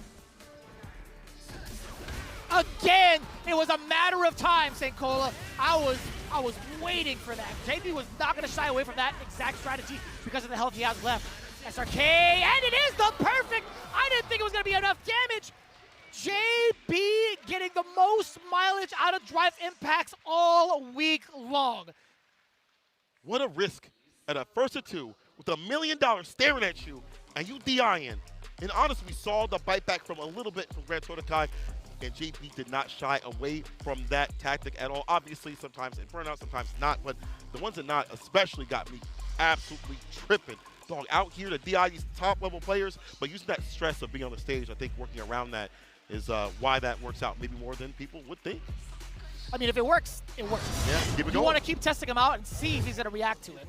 But I do have to chalk it up. Grand Todokai taking so much extra damage in these rounds from the drive impact is really what set JB ablaze with that momentum. And again, you see it right here on the replays. How often do you get to see these land on a stage like Capcom Cup? Grand Todokai reeling back in the seat. Now, outside of that, I think the defensive choices from Grand Todokai have been pretty top-notch and also finding perfect times to get the side switch against JB. Now, not to say also JB's defense was a little bit lackluster, but I think Grand Todokai gave him really, really different and interesting looks on offense. Additionally, like at the very end, though, despite Grand Todokai having great defense, those two drive reversals put him in burnout and put him in a back sort of way. There's the back. That was a good back throw, by the way. But JB using that level 2 to harass the drive gauge. He's not looking for damage. He's looking to take away the drive gauge. Will take away your positional advantage, put you against the wall continuously, put you on the back foot, make you panic, and it worked out to take away that confidence that Grand Todokai has had up to this point thus far. Man, DI is the culprit. You can see it towards the end here as well. Man, that level 1, bam, enough damage. That is a wild outcome for the fact that Todokai is now sitting at 3-2, along with JB 3-2. Oh, I got a lot on my mind right now, but what should be on our minds, obviously, other than the standings, is the matchup that is coming ahead of us. SI Anik versus NL. We'll see if SI Anik can play spoiler 2. Another player was capable of doing it in full against Grand Todokai, but definitely looking a lot better than what he was yesterday. Way more informed, way more active, way more confident decision making. We saw some drops here and there, but that's just nerves and trying to be out here. We saw him last year not make it to the stage, had some visa problems, but made it this time, had earned his way in. And right now, I see on the screen as they practice, I don't know if it's going to be the character. I'm not trying to go too far. I do see the Chun-Li. I do see the Chun-Li in practice. I don't know if it's what he's going to play. But the mirror match is something that NL's played a lot. He's out in the Asian region. There's a lot of players that are out there can practice with and prep for in the mirror match. It makes a lot of sense, right? Yeah. I mean, SI Anik, pretty familiar with the character up until this point. That's the character that led him into his qualification into the Cup. Him showing off his Season 1 character that also technically made it into the Cup. Yeah. I think it makes, with nothing to lose at this point, you got to go for it. True. We'll Bring whatever experience you can into the next season at this point. 100%. From this matchup, Fireball game is going to be eliminated here. Chun-Li cannot keep a pace in place with Kuma. Ooh, I think that's fine. Yeah. I think that's totally fine. I mean, with access to Hazanshu, I don't think she'll be fearing the Fireball War as much, right? Okay. It's more so the defensive aspect. Like, I feel like what is Chun-Li going to do once Akuma starts mauling you? If you do have access to like an uppercut technically with the up kicks. True. But like the aerial approach, the potential kicks don't always work out against like the dive kicks. Just kind of keep a little bit of a deep, I should say deep sort of hit against the DP. So it's hard for him right now. Good for SI Anik with the fake out. He's still got it like that, too. With the Serenity stance, she's moving up and down all over the place. It's tough. Oh, yeah. It's raining now. It's raining now. Oh, nice counter hit. The pick up with the back heavy kick, right scaling, but just wanting to get that corner carry. Push him up in the corner. Crouch fierce, walk up, fireball, ends it, but too close for comfort. NL with the hard knockdown on the open. Starting the throw, wake up lightning legs, works out. One of the characters that could really combat against a strike throw mix-up, being able to instant air legs. Now the damage, pretty impactful. Not necessarily going to get that burnout just yet. Close. Oh, you fireball. If he wants to, level 2. Cuts with a normal fireball. SI try to trap him there, and I'll get some distance. The bar back as well. Is it enough? Deep in the dive kick. Hold the throw right after. That was a very, very deep dive kick. This was good. You see it? SI showing up that has at least once. That's what I'm talking about. That's rough. 10 show kicks just getting destroyed. 2 times straight. NL finding a way around the anti-air approach from SI. The problem for as NL gets easier and easier with these dive kicks, find the right area. Harder for to hit them. The 10 show kicks continues with the fireball. Also can delete that off the table. This OD fireball's out creating too much barriers for SI and to leave the corner just yet. Throw. Back to back. Let's see another one. There you go. Now you gotta wait for the kicks, right? No, on live. It's gonna be a delayed button from NL. Right. A heavy kick. OD fireball is gonna spin the win. DP level 3 history. NL brings it back to break the aerial approach. And SI and he panicking a little bit more than what he's doing previously in the rounds. Why he's getting taken down NL. First game, but SI and he definitely has some great moments starting off. Man, if NL gets this big W, 2-0, I am not too sure if that gets him into loser side, genuinely. I already forgot what his game differential was at this point. Well, and we'll let cross deal with that. No, I mean, we'll have a moment. We'll literally have like a couple of rounds, so we'll see. We can do it ourselves. Right. Do it again. We got to see a third, right? You know, and I was banking on Anik thinking the same thing. Counter hit, no, but not a big conversion. Not any conversion, really. SI Anik managing to get that sweep, but does it lead to anything, though, right? Being contained in the corner is just so detrimental. NL's offense and control have just been so substantial. White punch fireball. It's the jump in. It's the win here for NL. So many things you have to worry about on the grounded approach and the aerial approach. Air fireball, dive kick, the fireball on the ground, the 4 fierce stay, fierce up for the corner. Akuma can really express himself there. A slide round start is how he started off. A crouching kick might be the way to start the end here. NL puts SI Unique where he doesn't want to be. A bad fireball leads to this. Tatsu, DP, no level 3 to have the bar just yet. Would have spin it regardless. Wants to kill now. Your time, yeah. Reset. I like that. It's the open meterless. The fireball to chase him down. Thin light kick buffered into the adamant fist into level 3 NL. Never lacking his Robert like the same. God dang. 2-0. And what a button. So usually we haven't seen that button in this matchup. A favorite for a lot of Akuma players. Comes out in the clutch to get the kill. That's your favorite in Street Fighter League Japan. Oh, yeah, that's really How good. many times have we seen that exact buffer, that right? one. That one right there. It's good. I don't want any other thing on the shelf. That one right there, though, Right there. I'm On the taking left? that one home. Yeah, not the right one. The left one. you have 2 light kicks there, Seiko. I want the other one. I want that one. Oh, man. NL. I like the way that he is playing. Way more control than when he picked up Akuma. I feel like he kind of lacked that, especially when things come with South. I feel like even when that does happen every so often, he kind of keeps the composure. Let's do the ODD piece with the bust outs continuously. He's found that out here even better, even stronger, and he understands the matchup. Air fireballs lock him down in the corner with the stand fierce. Beautiful space trap, as you see right there, and dumping out the damage optimally whenever he can. Akuma can do that with damn near every single combo, it feels, but NL, you to keep the bar for the right moments. Yeah, all these replays just hanging out on the west side. NL has really been flexing his wheel of options against SI Unique's Wake Up. It's been so imperative to keep that mix, and that was so beautiful too. Right when the fireball dissipated, at the right moment where he knew he was allowed to press a button, he took full advantage of that. SI Unique was not ready for that type of rebuttal, and you saw it in his face at the end. Man, NL 2-0 clean in a big recovery from how he faced off against Noah in that 2-1 spot. But now, taking a look, Noah the Prodigy obviously making it out of the winner's side. Ladies and gentlemen, if I'm not mistaken, if my eyes do not deceive me, NL is the one to make it out in the loser side with a +4 game differential. Congratulations to both Noah and NL. But big shout outs to my favorites, man. Grand Totokai, JB, Salty Kid, SI. I think this is the match. This is the group that I was actually pretty much looking forward to as well. Same. Big shout outs to those guys. Yeah, everyone's showing out. What is it? Noah the Prodigy and NL at the top spots. NL in the loser side, Noah in the winner side. Definitely a lot of storylines that will be expressed tomorrow, and I can't wait to see that happen. That rounds out Group B. JB not able to climb the ranks fully, but big shouts to everybody that has been coming through, showcasing what they can do, that there's still dangerous threats and still landmines. SI and Neek too as well. Glad to see him at this stage. Didn't make it last year, made it this year, and earning it the second time, beautifully done. But that being said, it's time to send it over to the interview.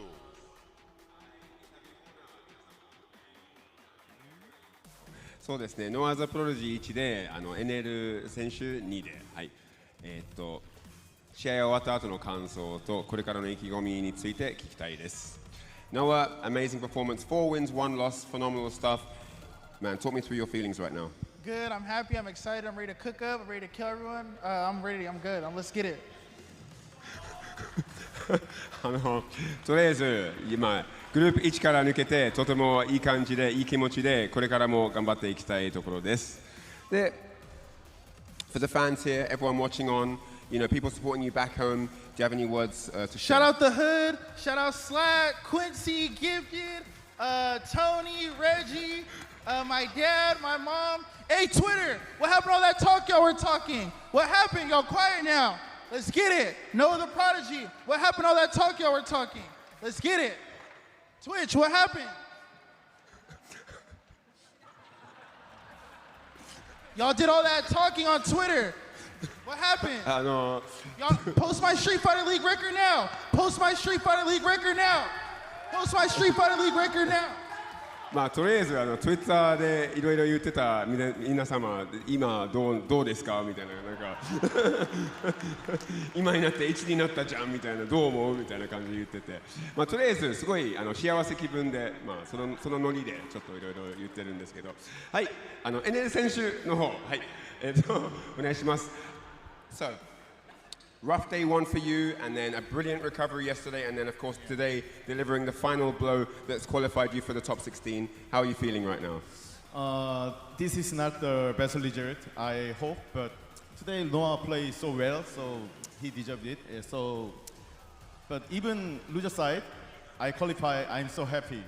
I'll make it one more. 本当は1で予選1からグループ抜けたかったんですけど、ノアは今日は本当にすごい強かったので、まあ2でいいですみたいな感じで言って、で Top 16, this is a big opportunity, you know, one of the biggest opportunities in your career, right? Biggest Street Fighter tournament in the world. What confidence level are you at right now going into Top 16? 2 years in a row, my results a little bit grow up. I hope this year more grow up. I think FT3, I'm strong. I'm confident. 2年前の活躍から比べると相当レベルアップしてるっていうか、もう自分ですごい精神的に伸びてるっていう感覚で明日頑張りたいと思ってます。そんな感じです。はい、ですね、まあインタビューコーナー以上となりまして、次の試合へ進むという形なんです。実況に移りましょう。それで皆様ありがとうございます。さようなら。I'm just glad that he didn't grab the microphone from everybody else and was just like, "What's up now? Street Fighter League what?" Like that would have been the best pop off. You can't say. I mean, the results speak for themselves statistically.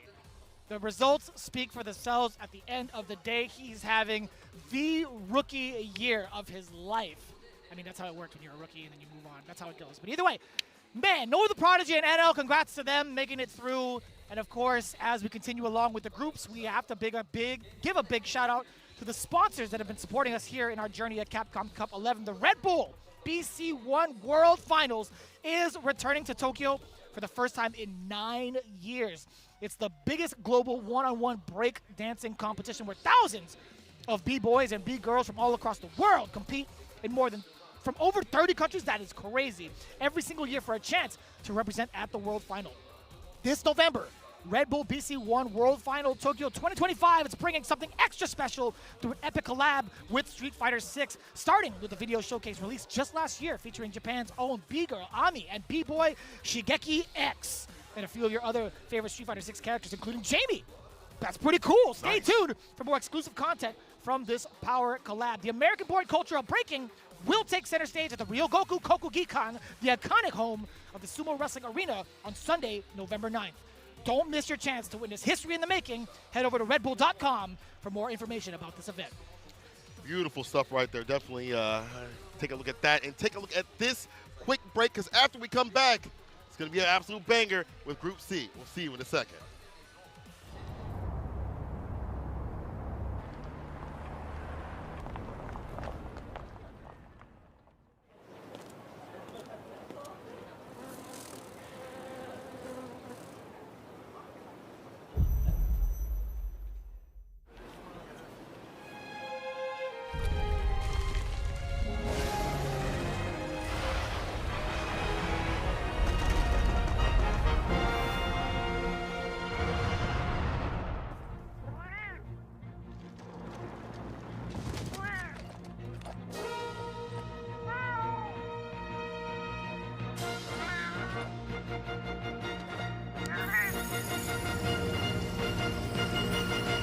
Where dreams become reality.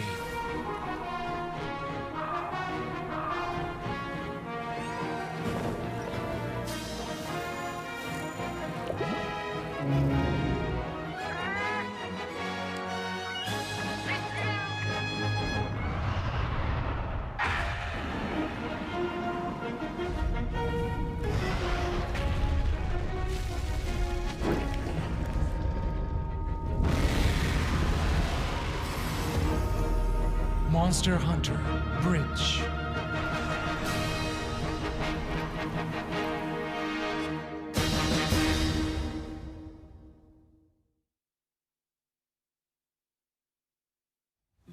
Show me what you have. What?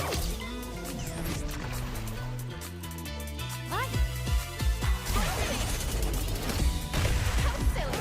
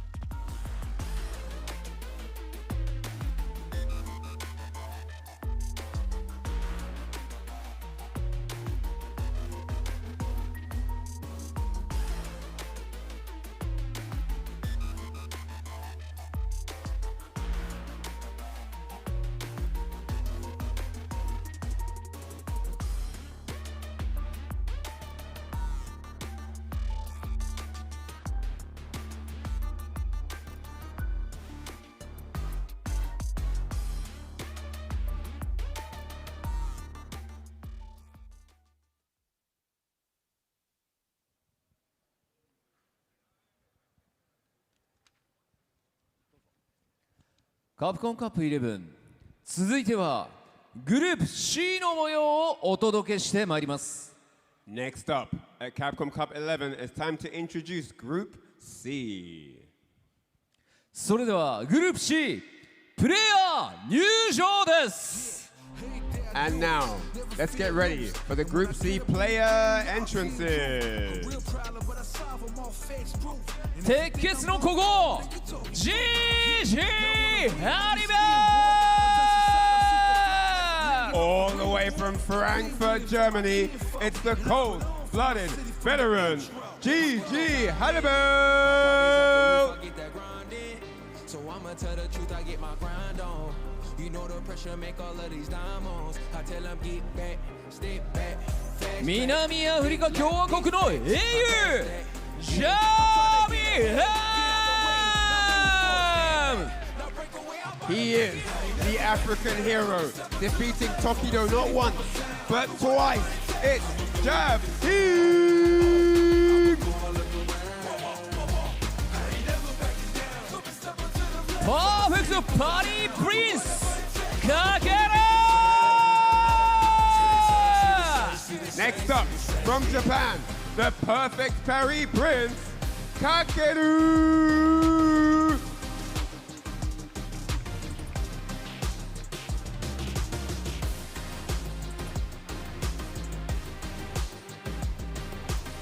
San Paulo のイカれるサイクロンザンガボラード From Brazil, he is the Cyclone Zangief Bolado!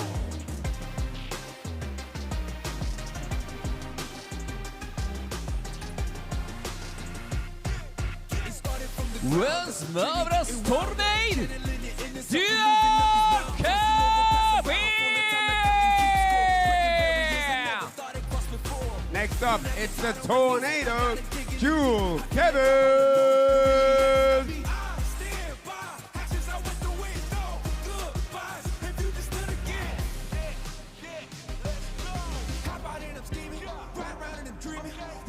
Todai Sosu Pro Gamer Tokino!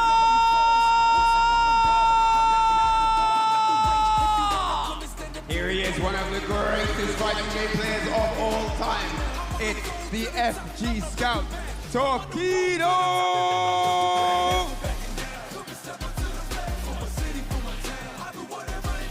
さあということでグループ C、 ここには日本人の選手がね2人いるということで、まあ、会場の声援もねひときわ大きいかなとそうですよねいうところですが、ただここも混戦模様。昨日見た感じでかける選手はすごいいい調子ですよね、今は。ですが一戦一戦がねギリギリの勝負ではあった、そうですよね、はい、あとその最後のジャビン対トキドの試合はとても素晴らしかったですね。素晴らしかったです、はい、さあではこのグループ C も6名の選手たちがステージに来てくださいました。この6名による総当たり戦も今日で決着となり、上位2名が明日のトップ16のトーナメントに進出となります。 As you can see on the stage, these 6 members of Group C in the final group stage day, they all need the wins. They need every round they can scramble together, and it's all to play for as they are battling it out for that top 2 spots that are going to be coming from this pool in the top 16 tomorrow. 皆さん、結末を見守りながらこの6名の選手に大きな拍手をお願いします。 And looking ahead at the top 16 tomorrow, these two are going to move into the lead. The 2 of these guys are going to qualify. Let's give them all a big round of applause. それでは選手の皆さんはスタンバイをお願いいたします。 All right, players get ready. Matches begin momentarily. さあこの熱い戦いをさらに盛り上げていただく実況席にお渡ししたいと思います。実況席の皆さんよろしくお願いします。 This is it, guys. It's about to go down. Let's get on with the action, and I throw it back to the caster's desk now to call the games. I always love when I hear Reinhardt say he's throwing back to the casters, and I got my man Vicious alongside me. Ringe in the building, Ryu Goku, Koku Geekon live for Capcom Cup 11. It's going to be another explosive block. Yo, let me get one of these real quick. It's time to go, baby. It's going to be a big one when it comes to this Group C. There are so many big implications, back-to-back blocks. You guys cannot even afford to miss what's about to go down. You can see it on the top right. Kakadu, the #1 champion, at least for the block, currently sitting at 3-0 above everybody else with a +5 differential. But man, look at how close-knit everything else is. There are a lot of potential 3-2s here, and Jabiem, he might open the floodgates going forward for someone else to sneak in, but who knows, man? It really depends. Tokido also one of the big favorites coming into it. He's looking like a different beast today, looking at the practice room, but also it's going to be kind of rough. Everybody else has to kind of falter for him to get that step up. And looking at Dual Kevin at 2-2, Bolado at 1-2, Hollybell no longer in the equation, unfortunately.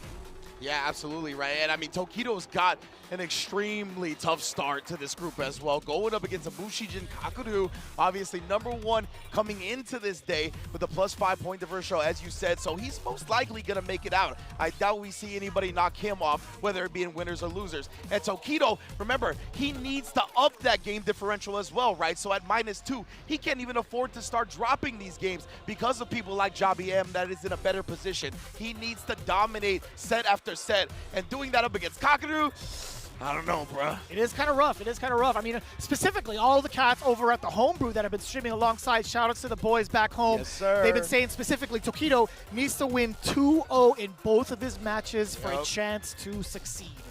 Precisely, right? So just that alone, and it's something that can affect you going into it, right? That's something that could definitely alter how you traditionally play. It's just something that you don't necessarily think about in any other tournament format. You don't be like, oh, I have to win 2-0, I have to win 3-0, whatever it may be. This, you have to do stuff like that. Usually it's just about getting the dub. Here, it's about getting the dub in a specific way. Exactly, too. And you have to face off against one of your main training partners, Kakadu, right? There have been so many instances where they've been able to play probably on a casual basis, excuse me. Funny enough, somebody had asked me, haven't they had practice during Street Fighter League Japan against each other? I mean, maybe off stream, but not necessarily against each other. Their paths never met because they are, in fact, indeed, in 2 different divisions. One was an S and then one was an F, so they never actually aligned. Yeah, that is right. As we see here, Tokido sneaking up on Kakaru for a second. Kakaru was already locked in.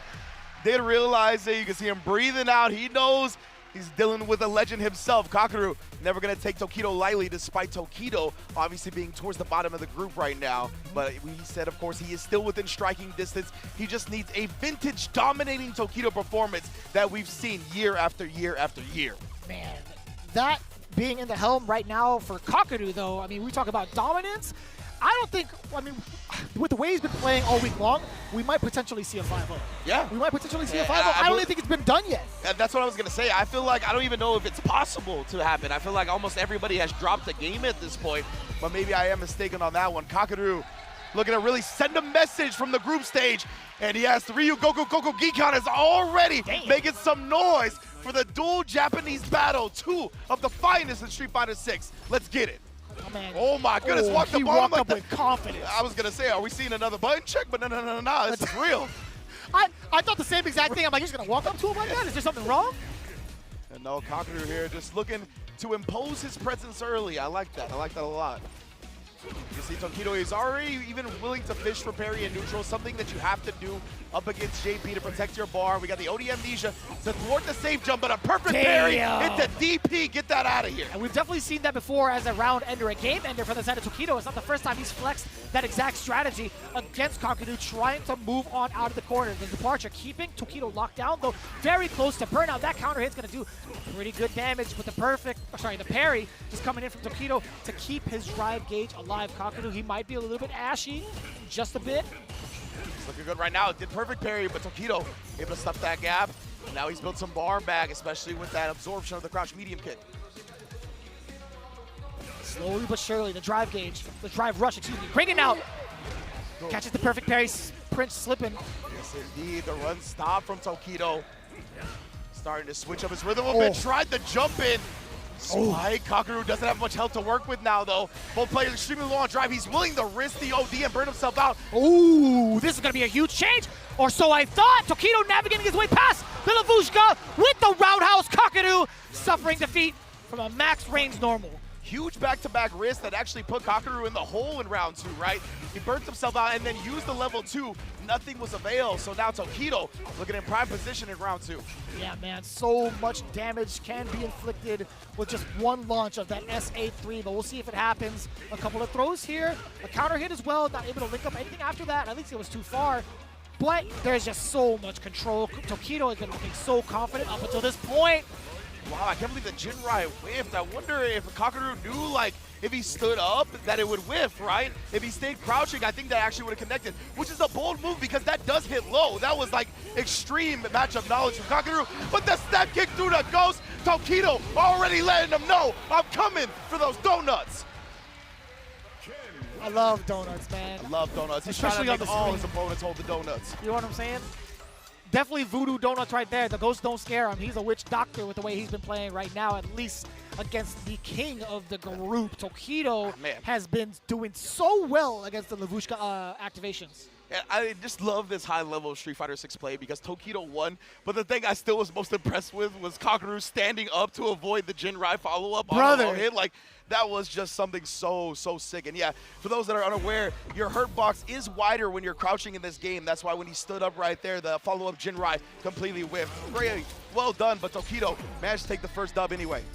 Man, the intricacies in regards to like the decision-making is just so high between the two, and yet all that effort on defense from the side of Kakaru, didn't lead to the result he wanted. Tokido now trying to take liberties with that roundhouse initially, but it was rather close. I thought it was going to be a punish, to be honest. 100% could have been punished, yeah. Kakaru, I think, just had already set in his mind what he wanted to do next, and now it looked like Tokido did the other follow-up. I wonder if expecting Kakaru to stand up that time, and he just stayed crouching. This is very interesting Jinrai mind games that I don't see often.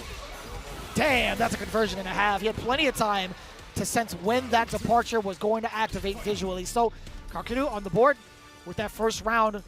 You see that light kick, treading carefully. Tokido again with the roundhouse. He's been going for that the entire time. In the very beginnings of some of these rounds, the drive rush does get challenged from the side of Kakaru. At least lands that hit, sets up the departure. He's going to keep Tokido from full screen for a good moment, right? Double departure to ensure that happens. And remember, Tokido needs to win these 2-0. So usually you would still feel pretty good in this situation, right? Up 1-0, okay, the opponent has a round, it's all right. This is not okay for Tokido. He's got to make up this ground now. Tries to bait something out, but Kakaru staying disciplined. Yeah, the last time we saw a reaction from that safe jump, Kakaru had actually gone for the OD amnesia. We do get a conversion here, and now if it's not one corner, it's another. However, with being this close to Kakaru in the corner, this is going to be so tough for Tokido to manage. Look at the drive gauge. Let's see what the defense is like. Dear God! Oh okay. My, and Kakaru wasting no time, right? Just going into the DI after that. If he had gone for the level 1, I would have exploded. I would have exploded out of my seat from that entire string. Yeah, most definitely. That's what I was expecting, but I just feel like I think Tokido was expecting him to play a bit more mind games, and Kakaru was just like, nah, I'm burning you out with this. I know that this string is going to put you in burnout by the time I get to DI so I can get that wall stun. And he just strung him up like that. And Tokido, that's a rough way to go, right? We talked about how he needs every 2-0 he can get. Obviously, he's still going to go for the dub here, but this is already fighting from behind. We had talked about this plenty of times amongst ourselves, man. When it comes to these two, we had a feeling only one of them was going to make it out. Yeah. Right now, I mean, it kind of looks that way. Absolutely, yeah. I mean, especially with Javian's performance yesterday, taking down Tokido yet again. He's in prime position to make it out along with Kakaru. But of course, we still got a whole block to go, so we'll see how it all shakes out. Oh. It's such a funny thing seeing that option because we're all very aware of how like punishable a sweep is, but seeing it behind a drive rush is just such a funny thing because like you never expect it to happen again. It didn't happen for Kakaru, or at least he didn't expect it. It's Tokido, back range on the step kick. Yeah, I don't think the light kick follow-up would have actually connected. And again, staying crouching, and it's making Tokido whiff that follow-up that he's going with now. This is so interesting, man. Yeah, he's very aware, like hyper aware of like what Ken can do from those ranges, specifically the medium kicks as to when they come out. So being crouched down to get that to whiff is it's so difficult to consistently get that perfect parry. Now, get a taste of this, Mr. Prince. Yes, indeed. Got my own blue stuff. Talk to Noah, we run around those blocks. Oh my goodness! In and out, a little two-step for you, and Kakaru got caught hands and arms outside the vehicle. He's got to remain seated if he wants to keep on going. Or sorry, actually, no. What am I talking about? We've already kind of like figured it out, but talking about it right now. We get the throw against the parry. Yes, indeed. The Jin right, yeah, low that time right. It was pretty point blank, so. Ooh, and now starting to switch it up even more, going with the overhead because he sees Kakaru is staying down back during the Jin rise now. So Kido, he's in prime position as well. I mean, one proper hit means the win because he's locked and loaded with 6 drive meters, 3 bars. Oh, still maintaining the anti-air. Kakaru, that was an opportunity to whip punish that low medium kick. Real deceptive though. Had to recover just in time. Whoa. Indeed, and that's gonna be it. Tokido once again picked his spots to drive rush in so perfectly throughout the set. We saw him do it with drive rush sweep to catch Kakaru off guard. This time as well, blowing through any ghost or feint goes, hitting him in the mouth, and then comboing all the way to a set win. Tokido, again, we talked about it. The 2 O's are very important, but he'll take the dub to keep his hopes alive. Despite getting that very, very important W against the king of the group, you can see the look on his face is just not too pleased. Yeah, he very knows. much so not pleased. He knows he needed more. Like we said, usually it's just about getting the dub, but right now you got to get the dub in a specific way. But Kakaru taking an L right there, that means he's actually not guaranteed to make it out in winners if I'm not mistaken. I believe if Jabi M goes completely ham and actually does like a couple of 2 O's today, then I believe he has a chance. We'll make sure we get that all cleared up for you and clarified by the end of the block, of course. But right now, an impressive performance and start from Tokido. Yeah, it's been so rough, I feel like, for Kakaru to even find the right defensive maneuvers outside of like picking apart the spacing and the normals. When he gets locked down, it's the same type of thing that we're so used to seeing as Ken players do, right? Being able to be so ambiguous off of when the throw is coming, when the strikes are coming in. Also, what happens when he starts to create space for himself and kind of lock you down. That uppercut is going to be such a great tool to stop any sort of air approach. It's very difficult, man. And that Fierce, again, it catches everybody. I don't care who you are or who you think you are. That Fierce coming in from Ken will always catch you, no matter what. But still, Tokido being able to solidify a good amount of damage throughout the entirety of the set between him and Kakaru has been so, so fantastic to see. Incredible stuff already from Tokido, right? Bouncing back, but as you can see, at 2-2 and a -1 game differential as a hard hole to climb out of because Dual Kevin, sitting at the same win-loss record, has a +1 game differential. So that's why we talked about needing those 2 O's so importantly. Of course, Kakaru is going to drop down 1. He's down 3-1 with a +4. That leaves him kind of within striking distance, right? Jabi M at the +2, Dual Kevin at the +1. If they have some amazing performances, maybe they could sneak up there. Oh, that is so crazy. That is actually so crazy. Jabi M just being at a +2 and Dual Kevin at a +1, that could really, really switch up the standings too. But Tokido at a -1, it's going to be kind of difficult. Dual Kevin has been very, very much so like locked in throughout the entirety of like day 2 and going into day 3 this morning as well. But we'll hold that conversation for another time as we get ready for the next one. It's actually going to be Zangief Bolado going up against Jabi M. The Gief versus the Terry. And these are 2 of my favorite cinematic intros, by the way. Zangief Bolado with the Zangief pose and the Jabi M. So you thought it was a fluke? Don't talk. I don't want to hear you talk ever again. So Jabi M. Not ever? Just not ever. Okay, Shush. okay, I want to double check. You know what I'm saying? Not you, of course. No, but the people that doubted Jabi M. But yeah, it's going to be a great one, obviously. Zangief Bolado, he's become one of my favorite players to watch and commentate. Always love calling some Gief matches, and he's bringing the juice every time he gets a chance to. And Jabi M, look at him, brother. He is here to handle business. He's trying to show people that it hasn't just been a good game, a good set, a good day, that he is one of the most solid fighting game players on the planet. The fact that he had done it, okay, yeah, let me get that sponsor power up, baby. That's what I'm talking about. And he's got the golden M to his name. This guy's living the dream. I'll tell you what, man. Getting in that hot seat yet again. Jabi M being able to get the run back against Tokido and take him down yet again. That was a historic moment from day 2. Let's see if he gets to do something else just like that, because he's got 2 whole games to play, right? The first one being Zangief Bolado, and then after that, he gets to close it out against Kakaru. Oh my goodness, I'm definitely looking forward to that one. And I think part of Jabi M's success in this tournament is his extreme confidence in Terry. Like, he is very in tune with this character, has studied a lot of the matchups, has found nuances to exploit certain things. He talked about it yesterday, how he feels Terry has a very big advantage over Ken, and that's what we saw it play out up against Tokido. Well, let's see how it'll play out against Zangief Bolado. Yeah, this is going to be the biggest bane of Zangief's existence, right? Those low-hitting, not low-hitting, the grounded fireballs that come out from Terry. Yes, indeed, I like that pairing already. Zangief Bellato not going to let him take his turn early, but speaking of which, no turns being taken for free in this set so far. Ooh. That was very nice from Zangief Bellato. He drive rushed behind it, knew that whenever Jabiem was going to press back, wouldn't reach. Spine buster plus 30. Oh my! He needed all those frames to get ready for that SPD. He might do it again. Oh, nah, he just waited for him to jump, shutting down everything. Does get the wake-up super, though. Jabiem willing to risk that meter, even with this life deficit. That is quite the decision. We'll see if it ends up paying off with a round win or not.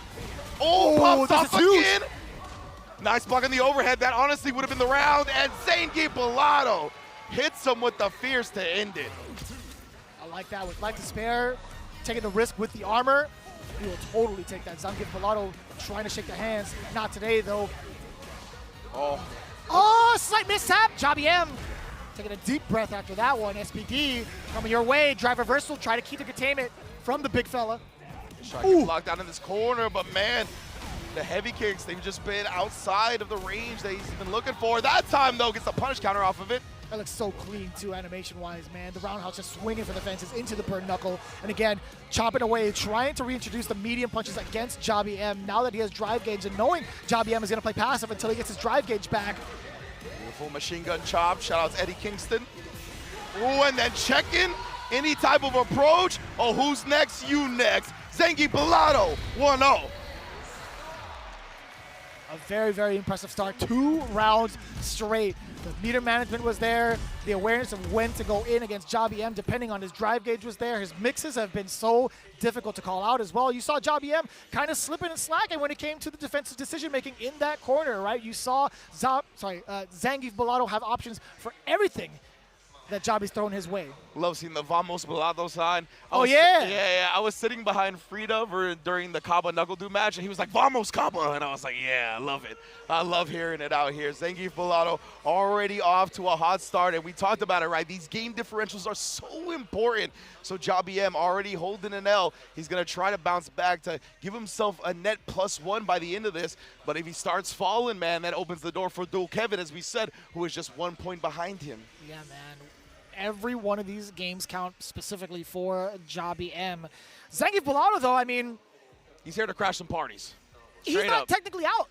Oh. He could also score a couple of 2-0 straight. That's and true. Really ruin the rest of the standings. So we'll see.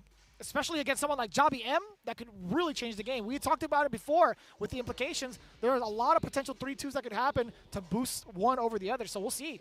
Yeah, and Zangief Bellato already off to a great start, right? Like, from a position that he's in, again, these 2-0s, that is what you need to hone in on. You can't just get the dub. You have to do it while shutting your opponent out. And he's off to the start that he needs to be. But right now we're having some technical issues. I believe we're getting it all cleared up. It looks like Jabiem is good to go now. Got some thumbs up going around. I think we're going to be starting our next match momentarily. 2015, is that you? It's coming back. Thumbs up, brother. I was going to say, man, technical issues or not, we're ready for it. Zangief Bellato versus Jabiem. Running it back. Game 2. Bellato up 1.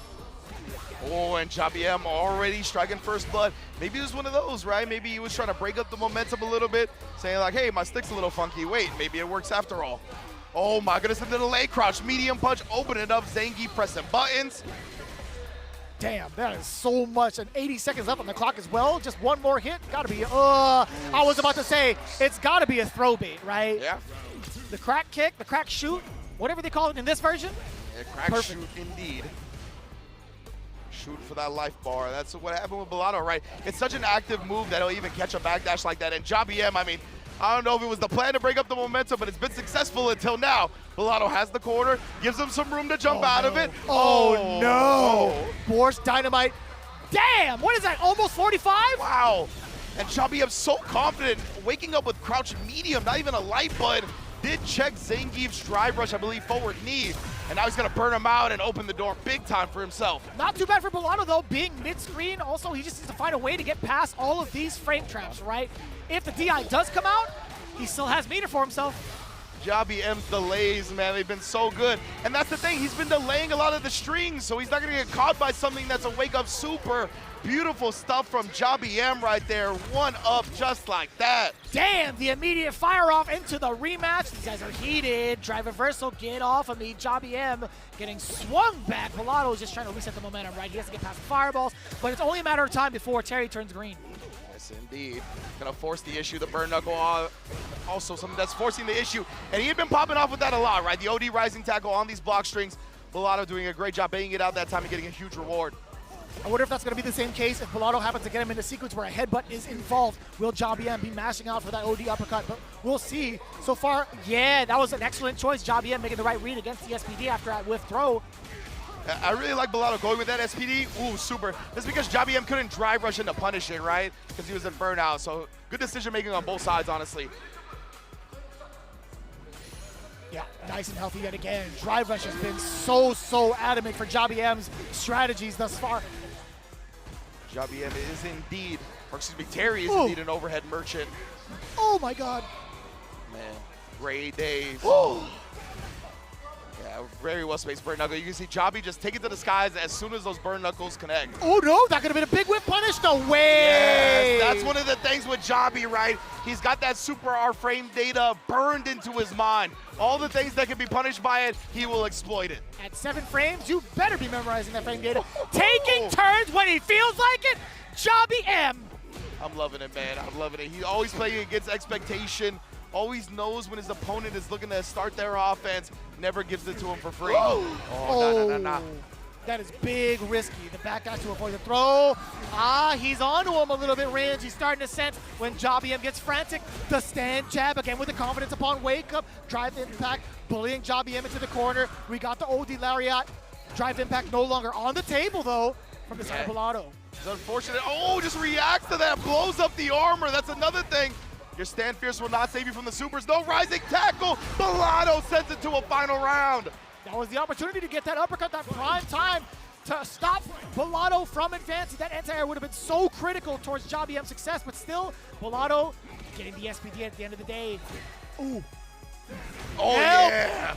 Oh, yeah, Jobby knew the exact spacing on that one. You saw how quick that whip punish came out.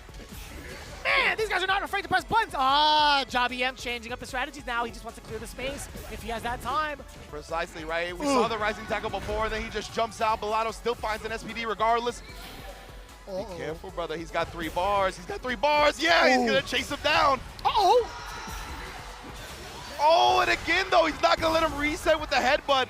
Blowing up with the super, but no more meter left on Jobby M's side. He's got to get to that 1 bar if he wants to threaten again. Gets it. Oh my goodness, he's not popping off with it yet, but he does read the back jump. Knows what Jobby M has been going for. He's alive on a pixel. Oh, and the OD Lariato. Able to seal the set 2-1.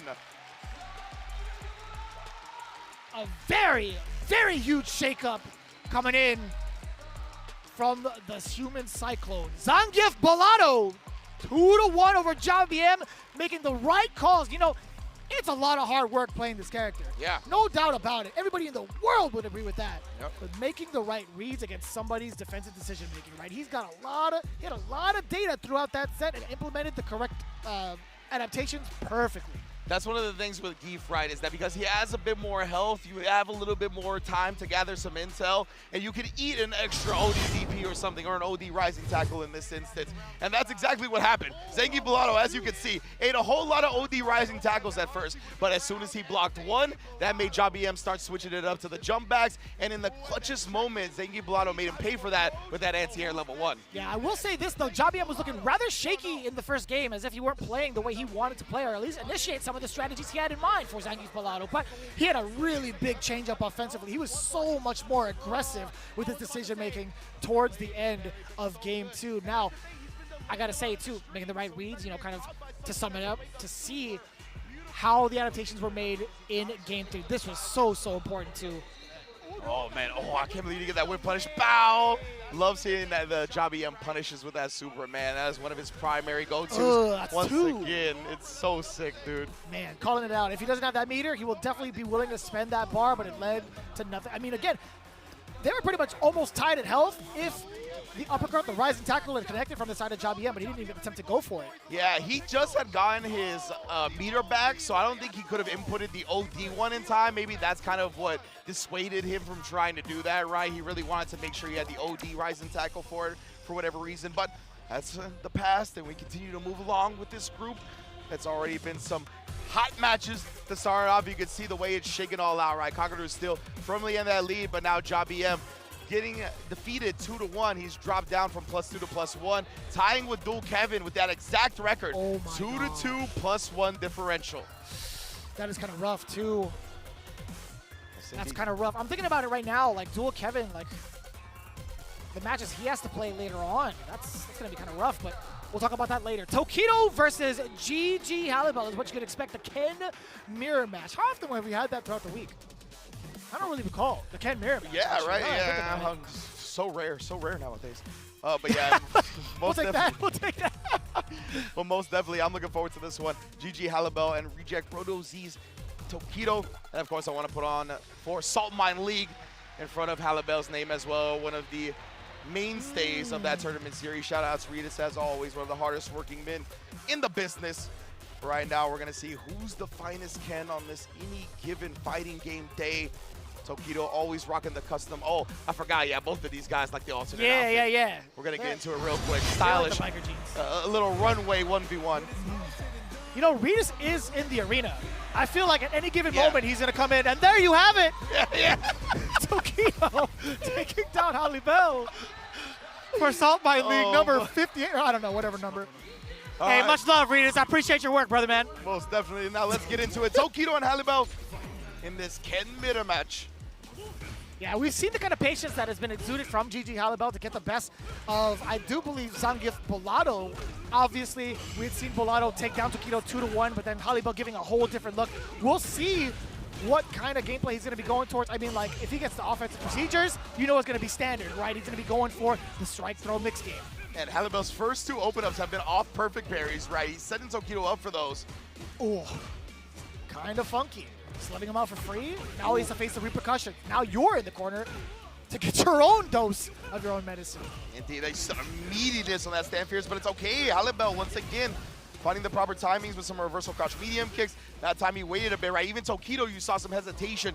Didn't want to immediately commit to another button in case the reversal crouch medium kick came out. Yeah, it's kind of reminiscent of the way like Ryukichi would kind of play, like after a Dragon Blast, just trying to opt for the Oki instead of the extra damage. And Tokido is definitely ready for something like that because of how much practice he's had against that young individual. But Halibel trying to make a statement now, run up, trying to force Tokido to react to something unorthodox. Oh my, he knew that he was gonna throw a fireball, ran at him, and he goes for the chip. He's not gonna get it though, just barely off, and you saw the jaw drop from Halibel. Oh no. Tokido still keeping it locked in, stern-faced as ever. He is just basking in that one. He's like, you know what? I got you, baby. This is it right here. You're gonna be faltering. I'm gonna throw you as many times as possible. Yeah, Let me get a meeting next, though. This is definitely the opposite sides of the face cam spectrum. He even does the finger wag as he does the ODDP. Stoicism versus, a whole lot of confidence emotion. is the lightest way to put it, you know? But for somebody who's already eliminated, he's really trying to dampen the gears. Damn!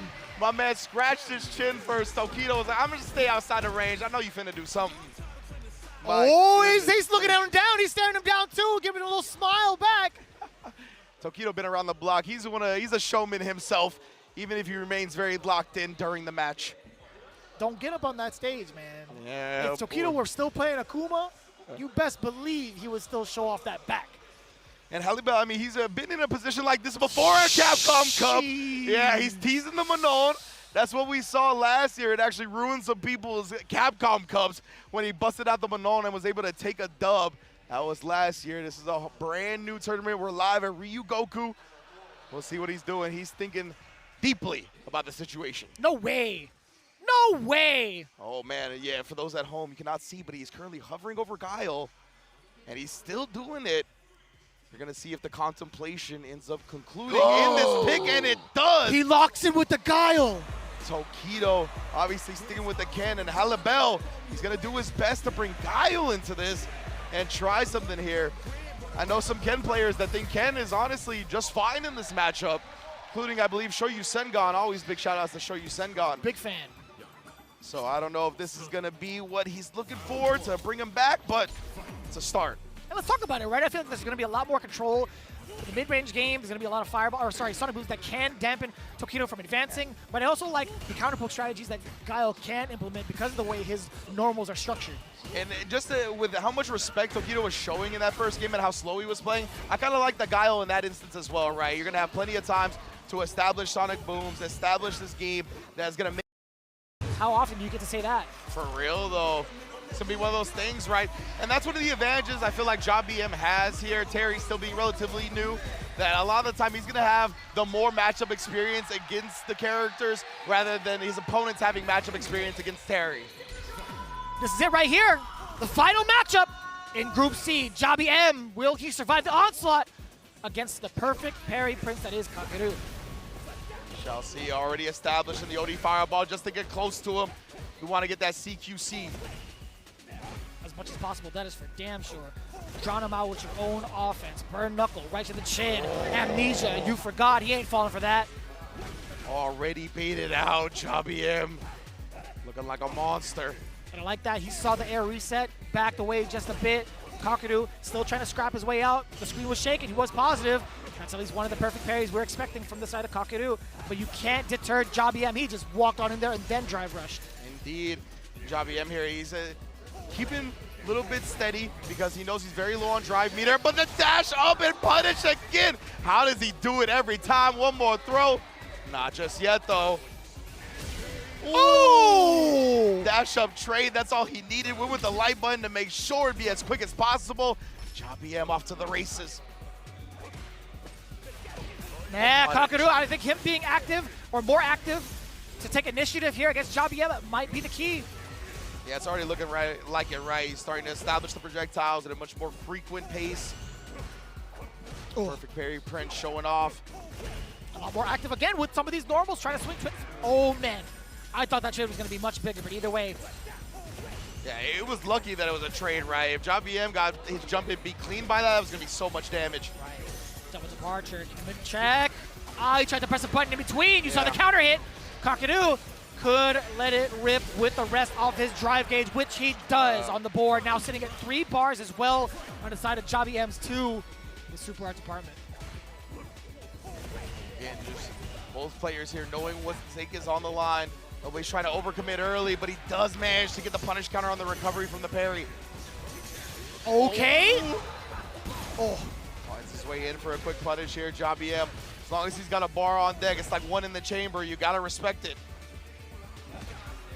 Beat him to the punch, or kick, I should say. Departure has not really been as effective off of the knockdown against someone like JBM. Kakeru, I maybe want to see him set it up a little bit closer, but there's certain instances, man, where JBM could just be firing off like a wild cannon as soon as he wakes up. Jabi is scheming right now. We haven't seen him press something in quite a minute. Didn't want to interact with all that, but Kakeru living up to his namesake once again. Establishing the departure, making JBM go full screen and have to work his way in all over again. Oh, he's even switching up the pace a little bit right there. Swiping with the stand fierce, but instead cutting him off at the pass.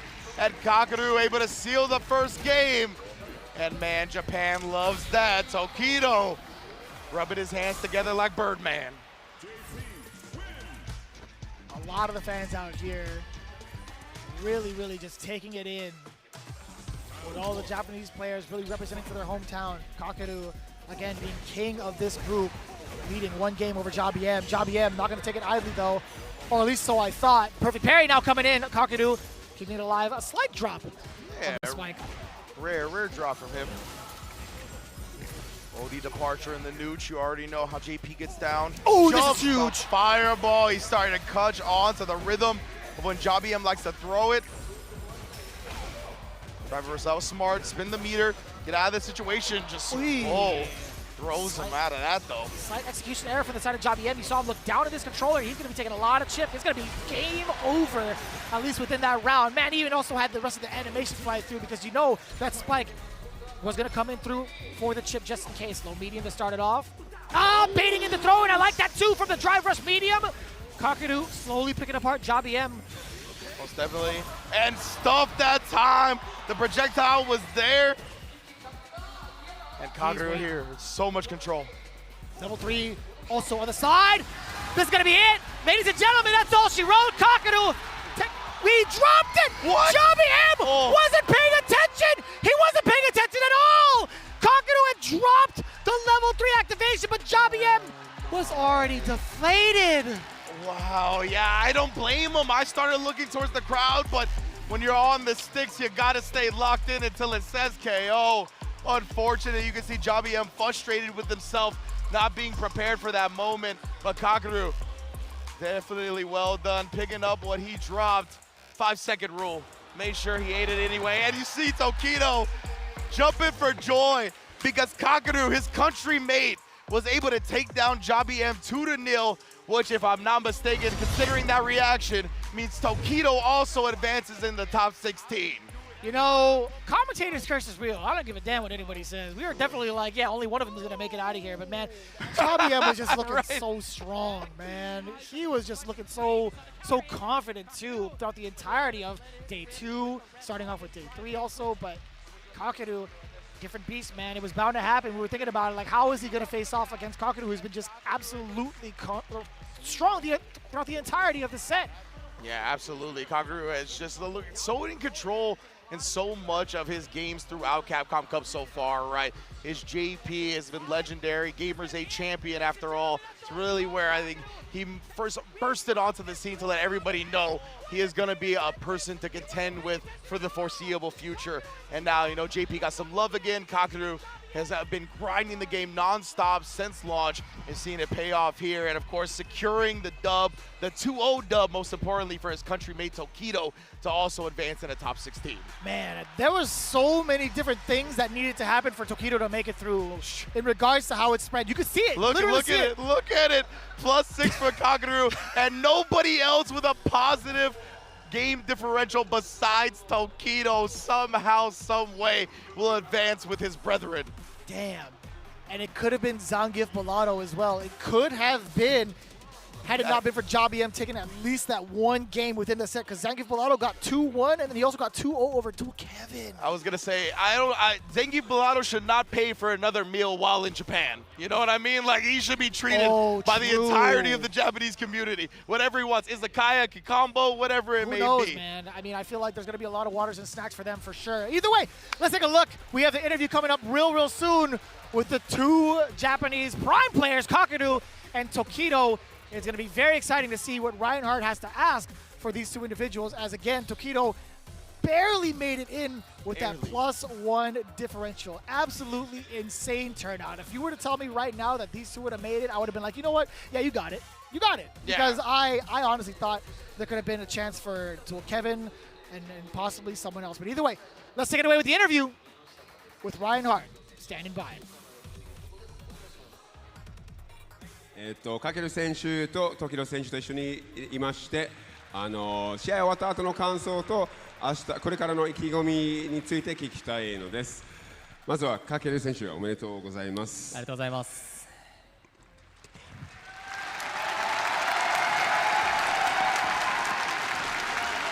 グループはとてもみんなもうどこにいても実力者揃いばっかだったので、本当におめでとうございます。なんかその勝った後の感想どうですか、教えてください。勝った後、そうですね、まあ、最後の最後、なんかコンボミスで勝ったんではい、なんとも言えない気持ちはあるんですけど、そうですね、まずは1位で抜けれて嬉しいです。So I asked Kakeru about, his thoughts on his gameplay, and of course, coming out of the group in first place is no small feat at all with these amazing players in the group. He's a little bit embarrassed about his combo miss at the end, where he managed to still scrape the win together at the end, but overall, he's really exhilarated about coming out on top in first place. で、これからの調子はいかがでしょうか。明日向けて16どうですか。明日向けてそうですね。まあやれることをやります。So I asked him about tomorrow, looking ahead towards the top 16 here at Capcom Cup, and he said, I will do what I can do, which is all he can say for now. So, そして2番目の時戸選手です。おめでとうございます。ありがとうございます。時戸選手すごくギリギリでしたね。どうでしょうか。いやもう本当に最終日迎えて、いろいろ計算したらこれほとんどきついなっていう状況で、しかも明日僕結構いろんな人呼んでるんですよ。はい。両親とか。あ、そうですか。はい。空手の先生とか。危なかったですね。危ないところでした。本当にそのギリギリ。ただ本当に今日に向けてね、いろんな人に練習してもらいましたし、その人たちのためにもここで変なプレーするわけにはいかないなっていうのは今日思ってて、でそれ出せたのですごい良かったですね。So just to translate for you guys in English. So Tokido, after the first day, looked around in the group and it was just difficult matchups everywhere. He knew that there was going to be no easy spots to get points back in the group. And it was really, really tight. As you guys saw, came down to the absolute wire and he's very, very grateful. He also added that he actually has invited, friends and family that are going to be coming to cheer him on tomorrow. So had he not have qualified, they would have had a wasted trip. So he's really happy to have qualified and he's going to be practicing with a lot of the members here to prepare himself for the top 16. で、これからの調子はいかがでしょうか、明日向けて。波来てますね。これはもう頂点まで目指して明日楽しみにしててください。ありがとうございます。He is hyped up for tomorrow. He is ready. Getting through on such a clutch note says to him that this has to be his event. He wants to go all the way here and get the top spot. So that's it from me here at the interview corner. I'm going to hand it back to the desk and then end off in Japanese here. ありがとうございます。皆様、みんな本当にもう皆様がいなければこのイベントに変えられませんでしたが、本当にありがとうございます。インタビューコーナーは終了となりまして、誠にありがとうございます。これからのカプコンカップもお楽しみください。I thought he was going to hit us with another hood desu, but apparently not. Ryan Hart, always an incredible host and translator. And man, you could just see Tokido said he thinks he's got destiny on his side. My goodness, bro, that top 16 is going to be a movie, as Rob TV would say. It's crazy. Incross said the exact same thing. Tokido has insane plot armor right now. He's got that extra buff being at hometown advantage. But what I tweeted was Kaguru just put him in the backpack, bro. Yeah. He brought him with him. He was like, we're going, brother. We're in Ryu Goku. Best believe I ain't letting you not get into the top 16. Yeah. It's funny, you combine the two, you have two characters with insane plot armor, Ryu and Goku. But talking about it either way, as we get ready for the rest of the group stages, we obviously have to thank our very, very important sponsors that have put us on for Capcom Cup throughout the entirety of the CPT, and especially for the big dance for everybody else to have ourselves a very, very big prize pool and change the lives of so many of the players that have devoted their life to this craft. I mean, Street Fighter 2 is the one that started it all off, right?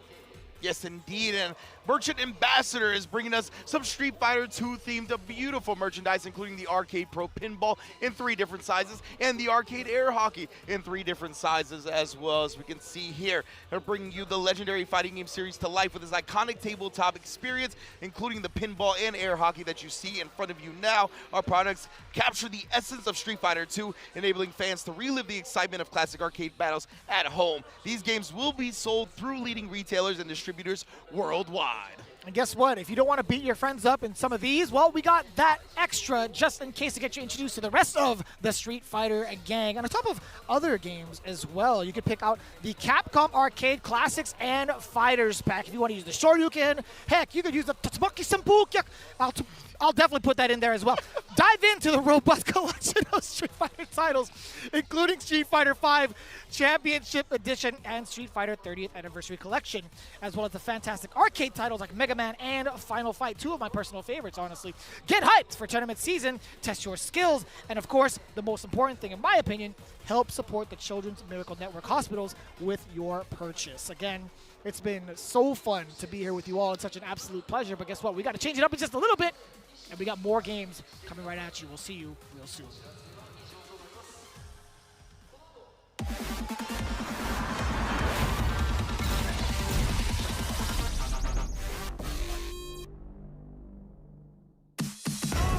Yeah, come on. Everybody come alive real quick. Battle of the strong, survival of the fit. Take your best shot, hope you don't miss. Yeah, come on. Everybody come alive.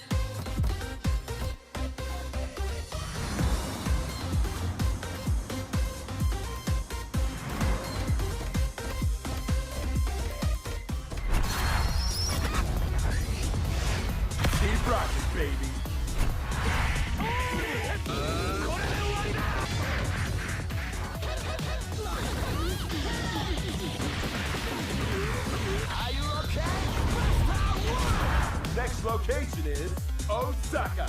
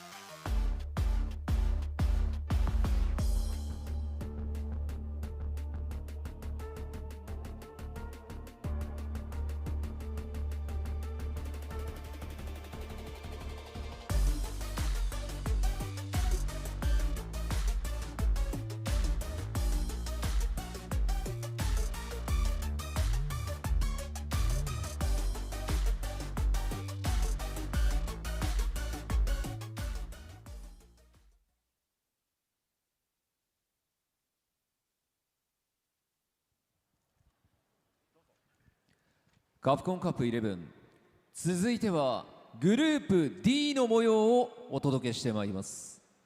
After an exhilarating Group C comes to a close, we now introduce Group D. それではグループ D プレイヤー入場です。 And now it's time for the Group D player entrances. まずは英国のカピバラ卿ブロスキー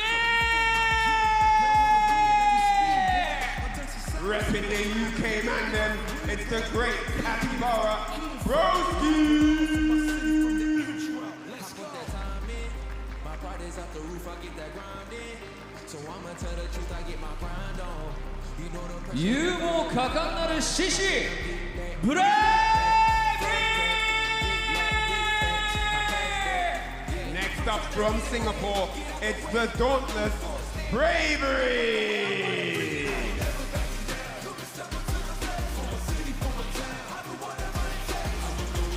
新鮮の外派的未来 VX バー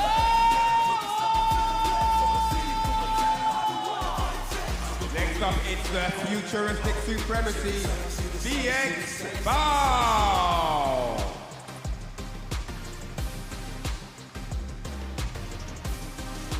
ベストキットフロムチリブラ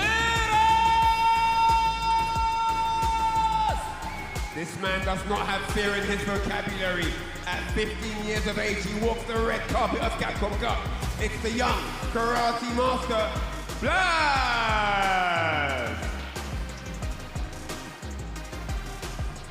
東海岸の最終兵器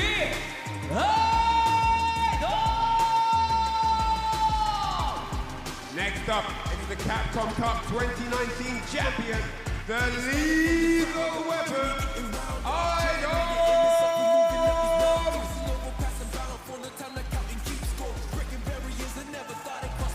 ソウルの腕自慢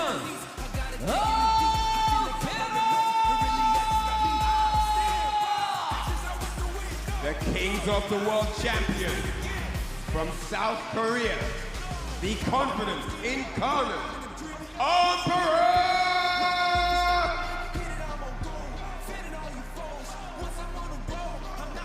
さあということでグループ D がやってきました。さっきのすごかったねグループ C。ここからまだまだドラマが起きそうですから、まだあるっていうこともすごいですね。見逃せないですよ、本当に。そうということで、こちらグループ D の6名の選手に、ステージの上に来ていただきました。一昨日から続く総当たり戦、今日で決着となります。そこから上位2名が明日 Day4 へトップ16トーナメントへ進出となります。And as the camera pans across the players' faces, you can see the intense glares, the focus these men have prepared. They've been training all night, all week to be here. This is the biggest moment of their career, and they want it to go their way. There are 6 amazing players on the stage, but only 2 of them can qualify for the top 16 tomorrow. 改めて最後の戦いに向かう6名の選手に大きな拍手をお願いします And as they get ready to get locked and loaded in Group D, let's give these gentlemen a big round of applause. Thank you. それでは選手の皆様はスタンバイをお願いいたします Alright gentlemen, please get ready and be on standby for matches to commence. そしてこの最後の戦いさらに熱く熱く実況していただく実況席の皆さんにお渡しいたしますお願いします Alright, and it's time to call the action, it's time to get hype and jump into the fray. And with that said, let's jump back into the caster's desk to get the matches underway. What is up, guys, and welcome back from the break. We still have more Street Fighter 6 action for you here. It is day 3, and we are almost 6 players away from establishing who is going to make it into the top 16 to play tomorrow. And I am joined by none other, the one and only, my nominee for the Best Hair Award, Mr. Rinch. How you doing, sir? I'm so glad you brought up hair, because I was going to say, with your hair, my hair, and VX Bao's hair on the stage right now, the power levels are through the roof. I'm loving it. But yes, indeed, it's going to be another great block of action here with Group D now for Capcom Cup 11. As you mentioned, Sherry, we're whittling it down. We're almost there to all the way to the top 16. We have 10 players established already, and 2 more groups right after this one, so that makes 6, and I can't believe it. We started with 48 players. Going down all the way to the top 16, 6 players left to establish, and going straight into Group D, we have Broski, Bravery, VX Bao, Blaz, Idom, and Armper all vying to get out of the pool. As you can see, it's pretty tight-knit as well, right? Obviously, Blaz having a 3-0 win-loss record. He's going to fight twice today as well, and having a +3 game differential. Now, you look at that and you're like, okay, he's in the driver's position, right? He's in pole position. But having 2 games to play, if those 2 games go disastrously wrong, that game differential can plummet, right? And it can open the door for players like Broski, Bravery, even VX, Bao, and Armper, all still within striking distance. Just hurts a little bit that Idom is kind of out of striking distance for us Americans, but it be what it be. I've gotten some intel that, you know, Idom still has something to play for today, and he wants to get his Michael Jordan on. I literally was going to talk about that meme. Let's bring the Michael Jordan meme, but when the time is appropriate, because right now we're going straight into the VX Bao versus Armper. I think they're done with their button check, so we're going straight into the match. And I believe these 2 players, I think they played each other before. And let me see, it is actually Armper who has the upper hand in this matchup. I was gonna say, that would make sense, right? China tends to run a lot of like money matches and little stuff like that. VX Bao is a very high participant of those. I think Armper has been around the block in those as well. Yeah, and he's really stuck to one character. The characters that he's actually beaten are VX Bao's, and he's playing Ed right now, right? But it was actually his Jury and his Bison that he had beaten. But it looks like the Ed is working out definitely in VX Bao's favor, especially for this first round. Yeah, 18-second round to start the match. VX Bao definitely chose this Ed for a reason. It's looking clean so far. We'll see if Armper can adjust going forward. Well, even trying to catch him just walking back right there. No confirm, though. A lot of drive rushes right now, a lot of whiff movements, but nice pickup from VX Bao on that whiff punish there. And now we're going to toss him to the corner here. VX Bao looking to establish, but no. Armper willing to risk the jump over the flicker. That is definitely one of the susceptible strategies up against that. Yeah, definitely for sure. And they are both drive rushing at each other, both trade with the drive rush lights. Okay, Armper actually jumps himself into the corner, and this is going to be it. My goodness, and it felt like that first game went so quick. VX Bao confirming it to the level 3. It's going to be all she wrote for game 1. A lot of whiff punishing coming in from VX Bao's, but I do think that is a strength of Edge, right? That is literally a character that is so great with whiff punishes because of the range of whether it be flicker or the fierce, whatever it may be. And the way that he plays, it makes it jumpy. Yeah. It makes you want to be highly active on the offense. You kind of want to skip playing the neutral against Edge. 100%, and that's where Armper has found himself right now, right? He was able to get some hits early, and the tremendous corner carry from Ken has resulted in some close quarters combat. And he's got a big life lead. VX Bao was a confident or just missed his confirm right there off the fears. Yep, Armper doing his best. Actually jumping himself into the corner, gets counter hit. Oh boy. Okay. Oh, but the backdash. clean read right there. Yep, one of the better ways to get around a throw, right? To get the backdash in the corner, light punish counter. Great read from Arper. Starting off second round, kind of strong. Okay, nope, never mind. It's VX Bow. Yeah, just like that, right? It's been back and forth here. Been a very intense match, and in response to the charge flicker, again, Arper out of the drive rush gets the impact. Oh, but the spacing trap. You thought you could reversal crouch medium kick, not here, not today. Not at all. We are going to get the level 2. We are going to get some meter back. And a lot of damage onto Arper from the level 2 coming from VX Bow. Okay, caught him jumping. Oh, the trade combo as well. You already know that's on deck. VX Bow here puts himself on set point with the quickness. Oh man, I feel like Arper's found ways around like the flicker punishes, right? Yeah. But he's outside of that, he hasn't found a way to get it started. Maybe he needs to introduce more jumps, I don't know what it is, but he is getting checked by VX Bow right now. Yeah, like you said, the jumps have been working out, but in terms of the ground game, he hasn't found much. We finally get a crouch medium kick reversal, but it was at the cost of a drive a drive rush cancel, which burns him out, and that's why you can see VX Bow waking up with the drive reversal. Yeah, we're getting a lot of these delayed drive rushes. That's going to be it, straight into the level 3. Oh no, we're doing a level 2. Yes, indeed. I don't know if the level 3, oh my goodness, he didn't get the right combo. He could have comboed into the level 1 after that, but it's okay. Yeah. Baits out the level 3. Felt a little bit desperate on that one. Arper trying to catch VX Bow coming in. He was having none of it. Yeah, you know, you do what you got to do. You're burnt out. You kind of were getting outplayed. It might have just been, why not? Why not do the level 3 in that situation? Yeah, 100%. I think you identified it great. Like the ground game, he just had no answers really. Like we've seen Arper look for a couple of crouch medium kicks. Like we said, he finally found one at the end, but it burnt himself out. So it really didn't give him the significant momentum he needed to continue forward, right? VX Bow, that's what you have to do as Ed. You constantly have all these tools that make the approach very annoying for the opponent, whether it be the flicker, whether it be the long range buttons like stand medium kick or a crouch heavy kick that we saw with the spacing trap. So yeah, incredible stuff from VX Bow. And Arper, yeah, maybe he could have tried just more drive rush jabs, maybe a dragon lash here or there, something like that, but it's tough for sure.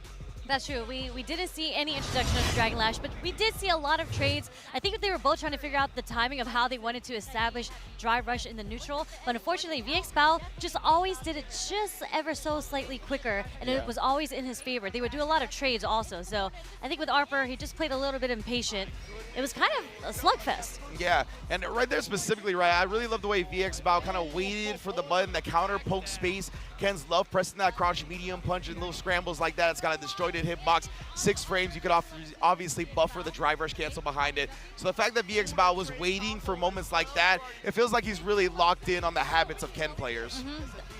For sure. I'm sure VX Bow plays a lot of Kens. Probably a lot of Shao Hai play also. I was going to say, we all play a lot of Ken, Kens honestly. are everywhere. I think Ken might be the most played character on CFN.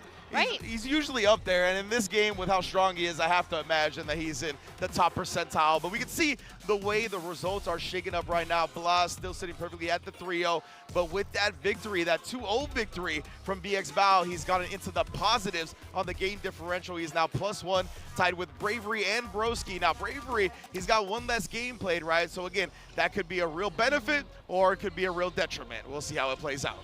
Yeah, and Broski is going to be the next one to play Arper. I don't know. No, that's not the next match. That is going to happen later. But we have Blas versus Bravery next. And this is very important, right? Because, again, Blas is undefeated at this point. Yeah. He has 2 more matches to play, this being one of them. That is going to potentially change whether or not he makes it out in winners or losers. Yeah, precisely. Right now, he's looking clean. 3-0, +3 game differential. Not much can go wrong, you would assume, right? But a couple of 2-0 losses, that brings it down to a -1 game differential, and then who knows if he even makes it out at all, right? Now, that would be the worst case scenario. If he manages to put some dubs on the board, then he's going to secure himself into the top 16, no problem. Especially, I think, even if he loses a couple of 2-1s, he'll probably still be in a good position. So it's all going to come down to how he's going to perform. On the other end, Bravery, like we said, he's also on that +1. He's got 2 matches to play today. He has a chance to make it out in winners himself, and this would be a big player to take down, the one that's standing in his way the most in Blas. Insane, because Blas is just so unfazed. When I did that survey and I was asking a whole bunch of players, like who their dark horse is, Zengi Filato was a big one, but Blaz was the other big one. I think when Blaz had a chance to sit around and play with a lot of players, everybody was like, holy crap, this kid is really good. And then you see his performance from day 1 to day 2. Now everyone is very aware of how skilled Blaz is. And now we're going into day 3. I know a lot of players had to prep against Blaz, right? How much can you really prep for someone that plays that solid? Yeah. Very mechanically solid. I don't want to say abuses, but knows, really understands the ins and outs of the mechanics of Street Fighter 6 with the drive rush, with the parrying. And I don't want to say he abuses it, but he just uses it very, very well in the matchups. Yeah, he's a master of the system yes, mechanics, a master, you know exactly. what I'm saying? But yeah, and that's so impressive considering he's only 15 years old. Now there is a setting that I believe we're adjusting on the stage, so it might be a little bit delayed before we get to the next one, but of course, we're working diligently and as quickly as possible. Now, one of the other things I want to highlight with Blaz, being so young, being 15 years old, is that we've been hearing, right, that there's a lot of tape studying that he does along with his father, right? They look at a lot of players' habits. And one of the benefits he has of being 15 years old is that he literally has a younger mind, which is better at absorbing and keeping information in. Like, that's just science. I mean, this kid, he said on the interview he plays 8 hours a day. That's a full-time job. This is his full-time job. Legitimately, right? So when you're that young, you can take advantage of different aspects, and legitimately information absorption is much easier when you're young like him. So he's able to hold in a lot of stuff that maybe players, like you heard Big Bird talk about yesterday, right? Where he's like, I don't usually like to look at players' habits or studying until they're right in front of me because I don't want to overload what I have in my mind, right? Blaz, he's got the infinite money glitch right now, right, in terms of how much brain space he has. He's got all the hard drive space in the world, so it's going to be really interesting. I think that's something that has really benefited him so far in the group stages, and if he keeps going like he already has, I mean, that's a winner's side berth, no problem. Yeah, for sure. But outside of Blaz, let's talk about Bravery for a second. Yeah. This is actually Cien's pick for the Dark Horse, although Bravery, I think, has been on the radar for some time now. He has been in Capcom Cup. I think last year he qualified as well, and I think he's a strong player because he doesn't get deterred. I think he plays a little wild. I think he's one of those players that does like reversaling, and it makes you question what your offense is, right? Because you're like, what if he reversals? How many times am I willing to get hit by these reversals? But it doesn't deter him, and he's on the cami. Yeah. So you already know he's looking to snipe for the whiff punishes. He's trying to catch you walking with the low forward. He's just a very solid cami player overall, and it's scary when you are a cami player that doesn't, I don't want to say you don't care, but you're willing to do a reversal, whether it be super or DP, whatever it may be. You're willing to press some buttons. You're throwing caution to the wind, Exactly. right? Like, I'll let him know. I'll make sure I establish this. And yes, all settings have been cleaned up. We're going to get into this one. Blaz versus Bravery. Chile versus Singapore. You love the worldwide affair. Yeah, and I do think this is, on paper, a difficult matchup for Ken, right, against the Shotos. That's kind of where Cammy excels. But just with the backdash, Blaz is able to switch sides, get some damage on Bravery. Oh my, and already showing out against the dive kick. The young man reactions, had the light DP ready. Ooh, but he started to hesitate a little bit right there. You saw Blaz, Bravery just immediately with the reversal crouch medium kick. It's one of the premier strats in the game. You got to be ready for it if you're within that space. Premier strats from Premier Access Bravery? Oh, you know what I'm saying? That's probably why I said premier. That was subconscious. I didn't even realize it till now. Okay, applying the Jinmai pressure. You can see players, they'll hold parry and then drive rush out. So some players will try to counter that with a button rather than walk up throw. I think that's kind of what Blaz did right there, but Bravery is able to get away with it. Yeah, slight delay on the drive right there. These lights, just sprinkling him with lights right now. Pressure there, okay. More lights. Oh, yeah, caught him low initially. Didn't have the conversion follow-up, but caught Blaz trying to get out of the corner, and no walkbacks for you. Oh, again, brother, reactions. So consistent and getting the whiff punish on the spiral arrow. Something that, you know, you really don't see whiffing from Cammy players, but the back throw, putting Blaz into the corner. Yes, indeed, we have changed up. Oh my, and the sweet spot on the jump. Bravery, he had been dive kicking all the time previously, right? So he goes with a regular jump that time and uses Blaz's good reactions against him. That was beautiful. No, Bravery was like, what? You want to try to keep anti-airing with DP? This is what happens if you keep doing that. The manipulation. He's like, I've been at this game a little longer than you, fam. I know how to use your strengths against you. Oh, but maybe not. Level 3 full cinematic. You thought you could keep taking the disguise without paying? Nah. Oh no, Bravery tilts his head back because of that jump. Getting level 3 did not deter Blaz from anti-airing with the super. I'm wondering if he had dumped his meter, all his drive meter on that whip TP, would Bravery have taken that round? point. I'm not sure. I'm gonna need the Cammy players out there to find out what the optimal damage was there. But okay, wake up. Wake up super. There's actually a little too late on the startup. Blaz was able to recover with that stand jab. Yeah, I'm wondering why Bravery didn't go with the ODDP. I mean, he did have a little less than 3 bars. I guess he just really wanted to protect his drive meter that much. And it ended up hurting him. Oh, it actually still caught her on the recovery. Very tip of the fist. Oh, and again, look at this shutting down dive kicks left, right, and front center. Can we talk about the adjustment coming from Blazo on the anti-air? You see how delayed he's doing on that DP now? Great point. And he's walking back just a little bit just to try to gauge what kind of jumping he's getting. And Bravery is just whiffing the dive kick right in front of him, but the hurt box is big enough where he's still getting the punish counter on a late DP. Godlike. A minute adjustment like that, like just delaying your DP a little bit more. I mean, how is this kid only 15 years old? Like, he just knows. I feel like the type of stuff that comes with years of experience. I mean, if you're playing 8 hours a day, I'm sure there's plenty of Cammies out there too, right? I guess so. He's catching up, playing 8 hours a day. That's for sure. Putting in his 10,000 hours. Okay. There we go. A little too far for the low forward to connect. Blaz is ready with the crouch strong as a whip punish there. Trying to burn him out, okay. Able to get a punish off that, of course. And Blaz, point blank this time with a dive kick. Bravery trying to switch it up, but man, he knew that he would try to abuse the drive impact while he was in burnout. Okay. Unpunishable. What's we got? He's still burnout for just a little bit. Again! Oh my! Back-to-back call-outs from Blaz. Hard call-outs too. The neutral jump and the back jump. Man, knew the exact spacing that he was going to need for the optimal punish. This kid is ridiculous right now. Okay, that was a great punish onto the first hit of the Jinrai. Okay, we're going to use the level 2 to burn him out. Almost burnt out. Next sequence. Wow, Pixel, and he tried to get that last bit of it. Finally does. And Bravery's got a lot of control right now, but Blaz can defend himself. He's got plenty of meter to do so. Oh no, trying to press back. Okay, are we going to see throw loops? Oh yeah, That's oh yeah. 2. Do we see a 3? Oh, Indeed we yeah. do. In the words of my man Fierce, I love throw loops, just tech. Just tech or backdash. As simple as that, right? Okay. Drive reversal does connect this time. Slowing down. We're actually seeing a bit more fireball game coming from Blaz. Yeah, most definitely. Oh, and just a little walk back right. Got out of the range. Beautiful, perfect parry to not let that fireball go for free. No anti-air coming from Blaz. As rare, right, considering that first game, but he's found an opening here. He's going to cash out big. Rather than side switch or anything like that, he just wants to get that big swing in drive gauge momentum.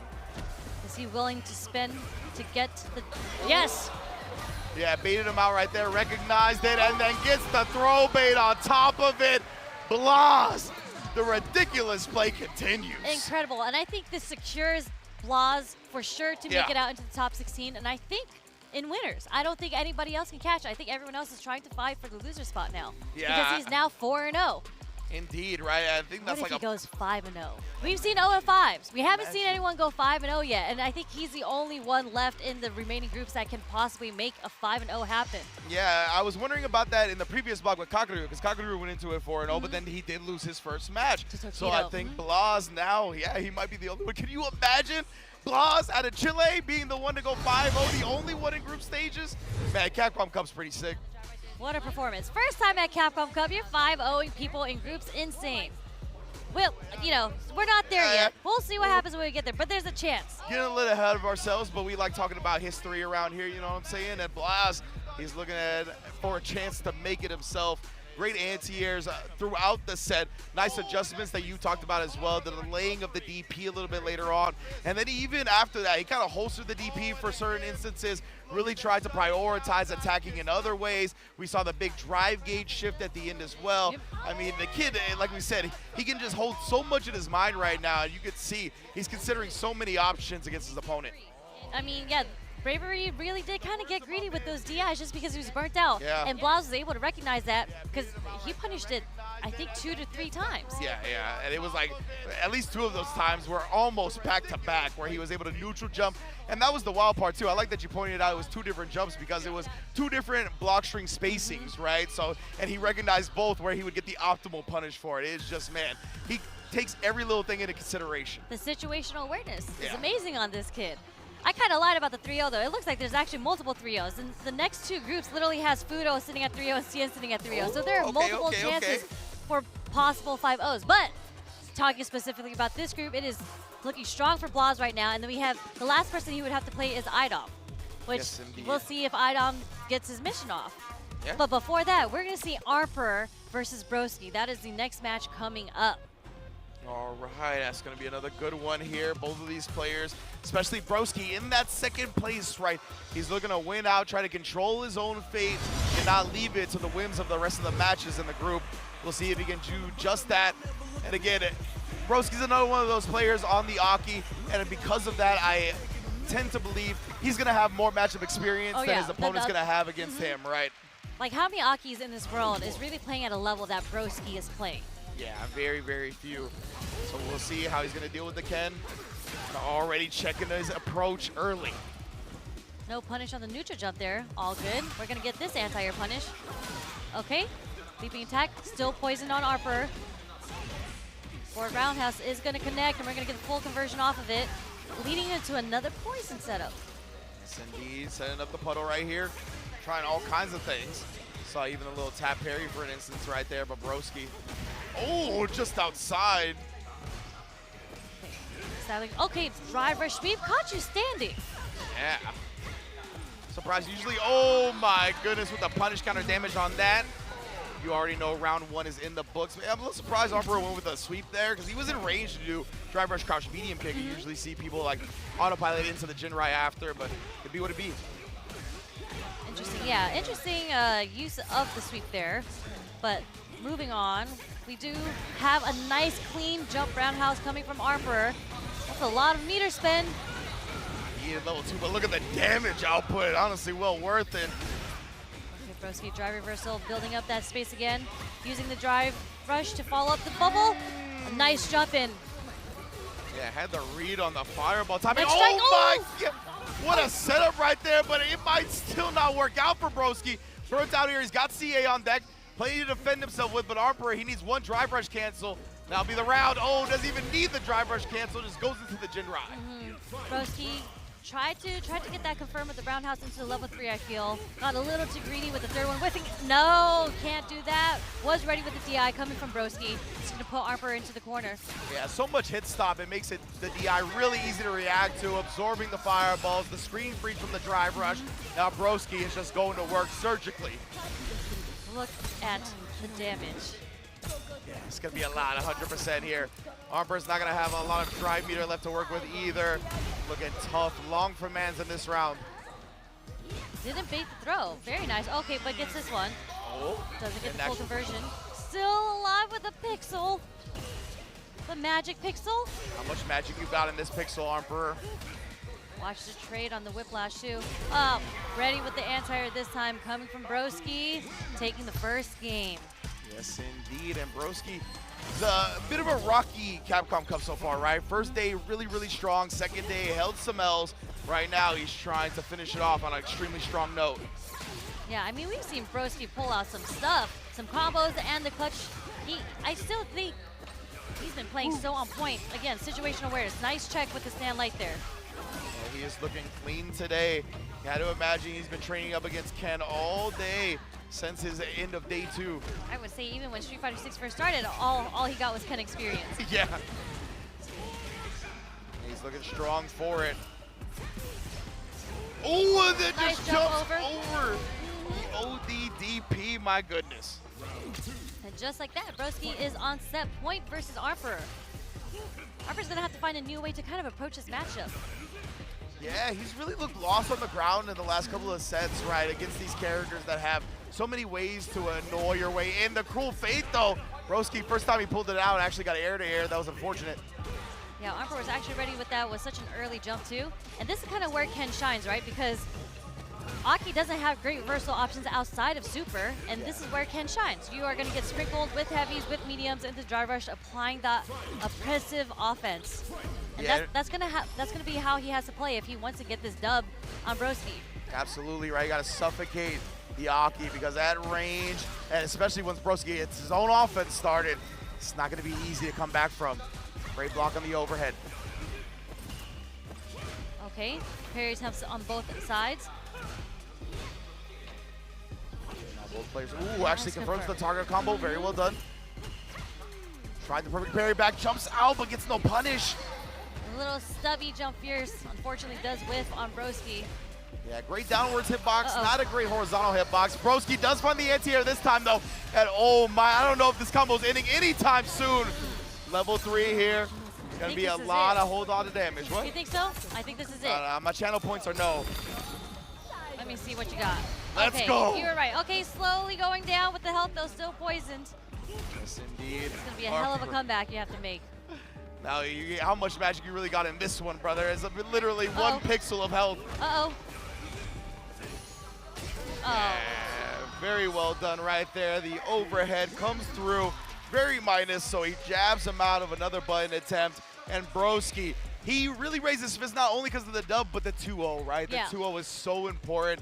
He needs as much of a game differential bonus as possible, and that is going to be a big, big plus to get into the top 16. Capybara power, of course, definitely. For some reason, Broski just really loves some capybaras. Yeah, I don't know the lore on that one. Like, he was trying to go to IDOM's stream to get tech, and he found sandwiches. Yeah, I tried to go to list. Broski's stream and just see capybaras. I don't know. It's just something about these players. There's something going on with them, right? I mean, that's why they're here in Capcom Cup. But again, just watching the replay here, we're just seeing Broski not really letting up on the pressure, not giving Arper a chance to even get his offense started. And when he did get the chance, that was a one round that Arper was able to take over Broski. Yeah, exactly. So Broski, I mean, he just played it all so well. Didn't see a lot of, didn't see too many jumps from Arper, but then you see that one right there, right? And Broski shut them down pretty much every time he did try to jump anyway. We see a big anti-air towards the end, I think in the final round as well, that really turned things around for Broski and opened the door for that final win. So yeah, that's actually what put him on this pixel, right? That anti-air combo. And then he recovers in time, jabs him out of any follow-up to be had. Yeah. And Broski here. That was a strange place to do a fireball, I'm not going to lie, but you know, maybe that was a mistake. I have to imagine it was because, yeah, you don't just do a run overhead into fireball. That's not really a thing from what I understand. But if there's something to that, Ken players, please let me know on Twitter. But here you go. See, Broski, +3 game differential now, right? He's looking so good. The only person that I think can really catch him at this point is VX Bao. Potentially can also get into a +3. But right now, we're getting into the Blaz item set. And we'll see. We'll see how this one plays out. You're talking about kind of the lore behind this, right? Do you want to explain this? So, you know, Idom, he's not getting into top 16. Where he's at right now, you know, unfortunately, our hero has fallen. Yeah, the group stage didn't go the way he had planned, so he's probably not going to be getting into the top 16. But he has a message to send. And if he's able to defeat Blaz, he's going to let the youth know how he feels about them. The youth? The youth. The youth of our nation. Yes. Very similarly to Michael Jordan. And all I gotta say is if he wins, please open up Idom's Twitter immediately. That's all I gotta say. That's true, because we did go out to dinner last night and he said the same exact thing. So that means he's walking around, he's telling everybody that he is not gonna make it, but this is the match that matters to him the most in this pool. Because he's gotta set an example, he's gotta let these kids know what's up. I don't know why he's motivated to do that. I don't know what he has against the youth. But I think it's still a tall order because Blaz is insane. Yeah, exactly. Blaz 4-0 right now. I mean, if he does manage to let the youth know how he feels, it'll be the first time Blaz has bled this whole tournament. Yeah, because he's sitting pretty at a 4-0 right now. I don't know if Idom's going to be here. He is going to try to ruin the dream, but nice confirm off the counter hit there into the DP from Blaz. Yes, indeed. Already going with the corner pressure, tried to catch Idom, taking right there with the 5-frame stand medium punch. Oh, finally caught him reaching in the end. A pixel left. The drive reversal is safe because of the burnout. But all he needs is a jab or a light. You see him pressing everything. And this long distance stand medium kick will close it out. Nice trade. Just seal the deal coming from Blaz. Idom's gonna have to find a different way to get around this oppressive force right now coming from Blaz. Blaz switching everything up so well and knowing the punishes, even on a more obscure character like Manon.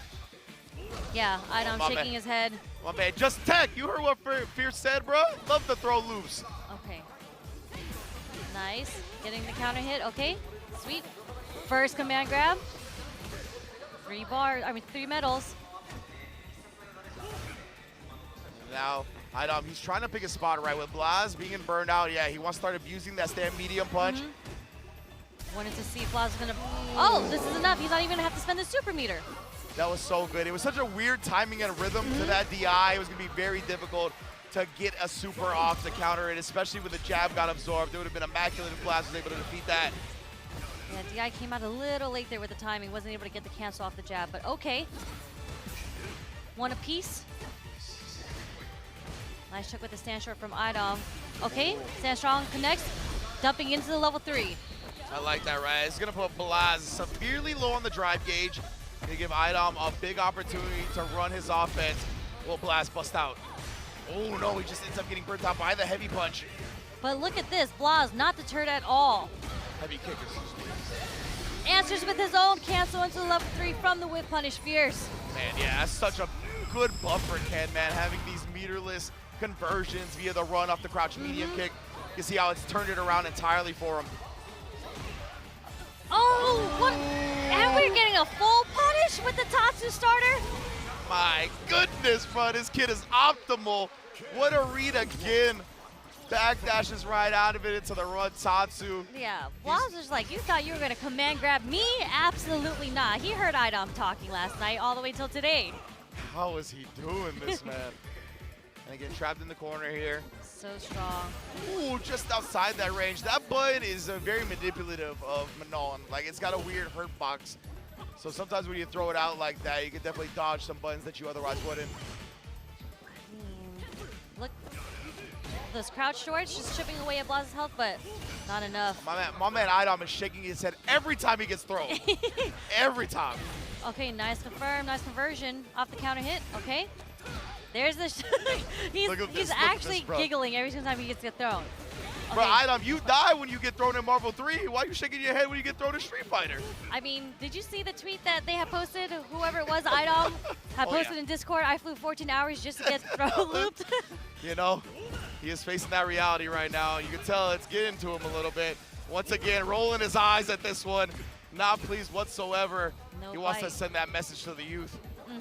I mean, Idom is getting a lot of clips on Blaz, like checking him low, but you can't get any conversion off because that's not what Manon is known for. He's gonna have to find another way to get bigger damage. Oh, on the whip throw. And what happens when you finally tech? Blaz knows that's what you're gonna do. One more round and he ends the group stage undefeated. Insane performance so far coming from Blaz. Whiff punish with the low forward is gonna take Idom all the way to the corner again, the Ken special. Wake up jab. Didn't want to respect the media. Okay, punish counter. Weird, yeah, he tap parry and then just wasn't blocking. Yep, Blaz burning himself out on his own terms with the wake up OD DP. And then snipes him out again here. It's so consistent, so consistent. Ridiculous play, bruh. Now Idom, he's fully loaded on the CA. Oh, but the buffer with the crouch medium punch run DP.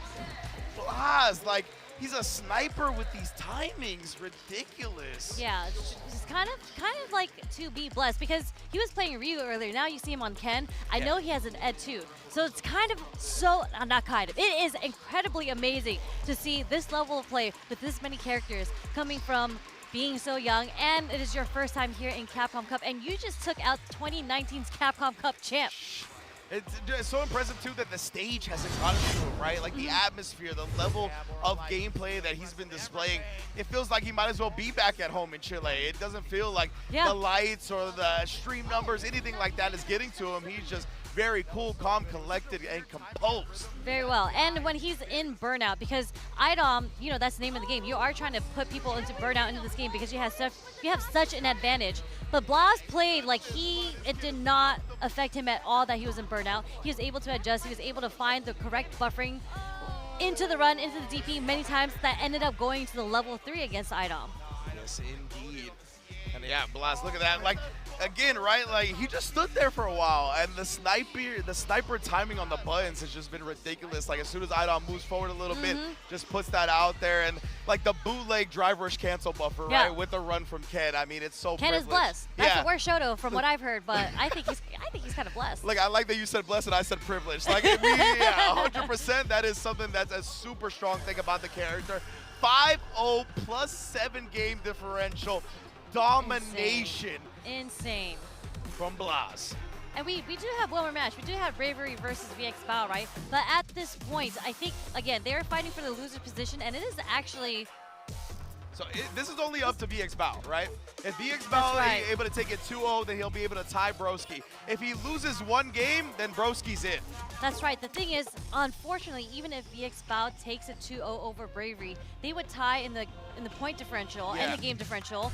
But Broski did beat VX Bao.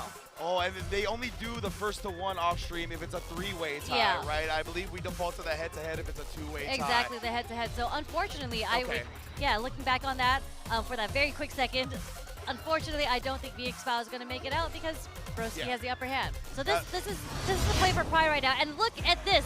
I'm sure Ultra David is ear-to-ear smile right now because we're finally seeing an E-Honda here at Capcom Cup. Not only are we seeing E-Honda at Capcom Cup, we are seeing a sumo wrestler in the Ryugoku Kokugikan, one of the most legendary sumo wrestling venues in the history of the world, founded in 1909, Sherry. 1909? This place has been here for over 100 years. That's way before I was born. Oh, well, yeah, most of Sherry. What the hell are you talking about?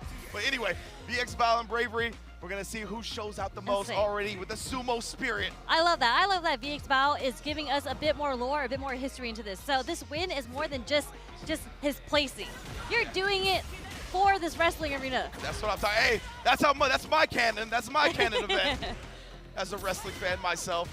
But yeah, Bravery, of course, also looking to overwhelm right here. And actually, I can't remember who I talked to, but they actually said, oh, it was Tong. Shout out to Tong. He was like, I play Honda. I think he's actually pretty decent against Cammy. So who knows? Maybe we'll see something new. I mean, historically, Oicho. look at the damage. But yes, historically, E-Honda does do well against Cammy because you can't really jump in on him. Yeah, exactly right. And Cammy, you always got to come to E-Honda. You don't have any really way to play back or make him come to you or anything like that. But Bravery's like, that's fine with me. That's what I prefer to do. Jumps in, no anti-air to be found, put it on a milk carton. Yep, Jump Fierce, it got the counter hit, so I'm wondering, I think it was just a late anti-air coming from VX Bao, which is a problem with Honda, right? If you're not anti-airing with the headbutt, you have to do the Fierce as an anti-air very, very preemptively because it's so slow. Precisely. Okay, headbutt. Oh. Back crack real quick. I know that feels good. Close to the burnout. Don't you try to jump on me. What sequence with this first Fierce, burning him out, into the Fierce, into the DI. Unless you're a buffering super, nothing was happening there. The sumo character got a perfect in Ryugoku. I love it. Oh, another back crack. This sounds great right now, to be honest. I would love a back crack. That's what I'm saying. We see the dive kick right there to avoid the headbutt. That was very smart from Bravery. VX Bao, of course, tried the shenanigans where you parry immediately after the headbutt, but no go. Nice back throw from Bravery. This puts VX Bao into the corner, but VX Bao able to find his way out just by walking. Nope, you're not going to neutral jump on me. Another punish counter. Are we going to see another throw? No, we're backing up. Yes, indeed. Bravery knows. Yeah, he knew all he needed was a crouch medium kick into that. But wait a minute. This character can really output the damage when he gets a certain starter. He's trying to find a way to burn out Bravery.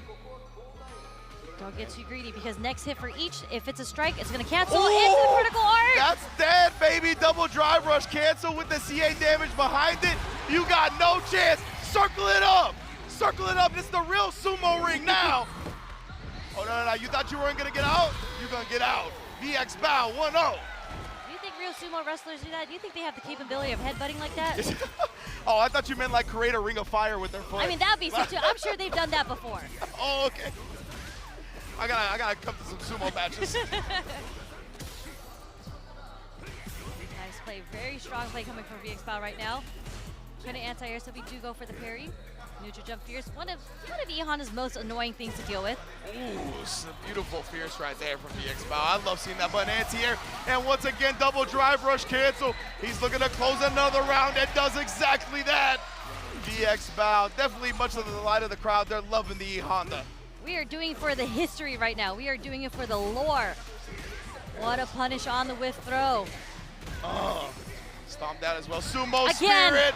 Don't make deals with Honda, baby. It's not going to work out in your favor. Man, when the fierce punish counters, that's down is so disrespectful coming from E-Honda. It hurts. Oh, yeah, with the burnout on that spin knuckle, you don't got much room to wiggle out.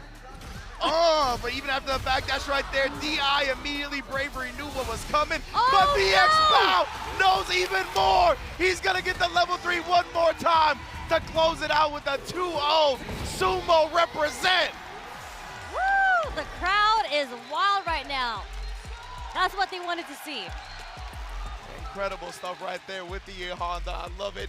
Giving us the sumo wrestler in Ryugoku Koku Gikan. A crowd-pleasing performance from VXBow. Thank you, my fine sir. For sure, and he's coming off with the stone face. It was whatever to him. He's Yeah. like, he did it for the crowd, but, you know, stone face like a robot. But again, amazing play from VXBow. E-Honda was not a choice that I was expecting, but so happy to see it on the screen, and I know a lot of the E-Honda fans out there are super happy about that too. Yeah, like you said, shouts to the nerd, Ultra David, my man. He's gonna be very happy about that one. I know he's going ham over on the homebrew stream.